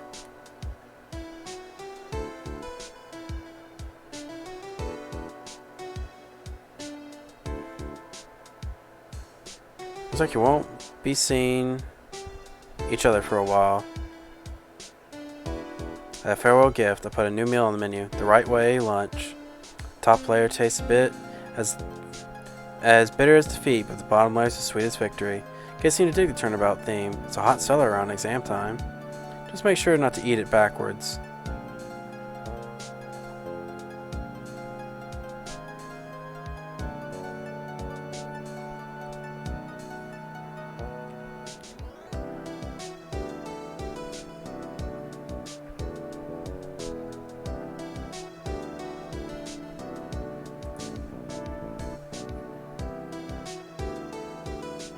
Let's see, what was his name again? Mr. Left?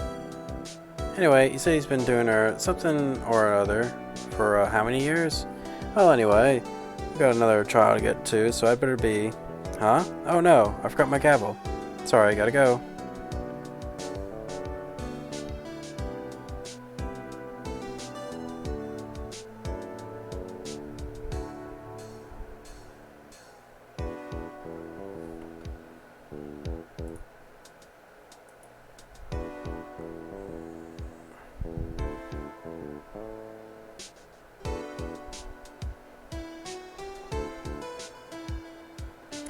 Ah, nothing soothes the soul like fresh country air.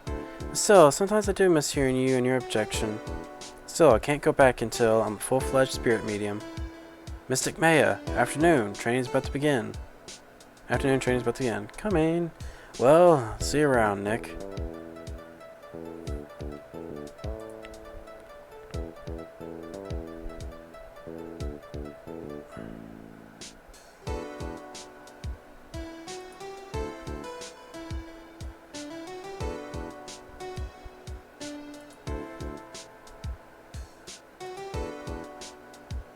Ugh, man.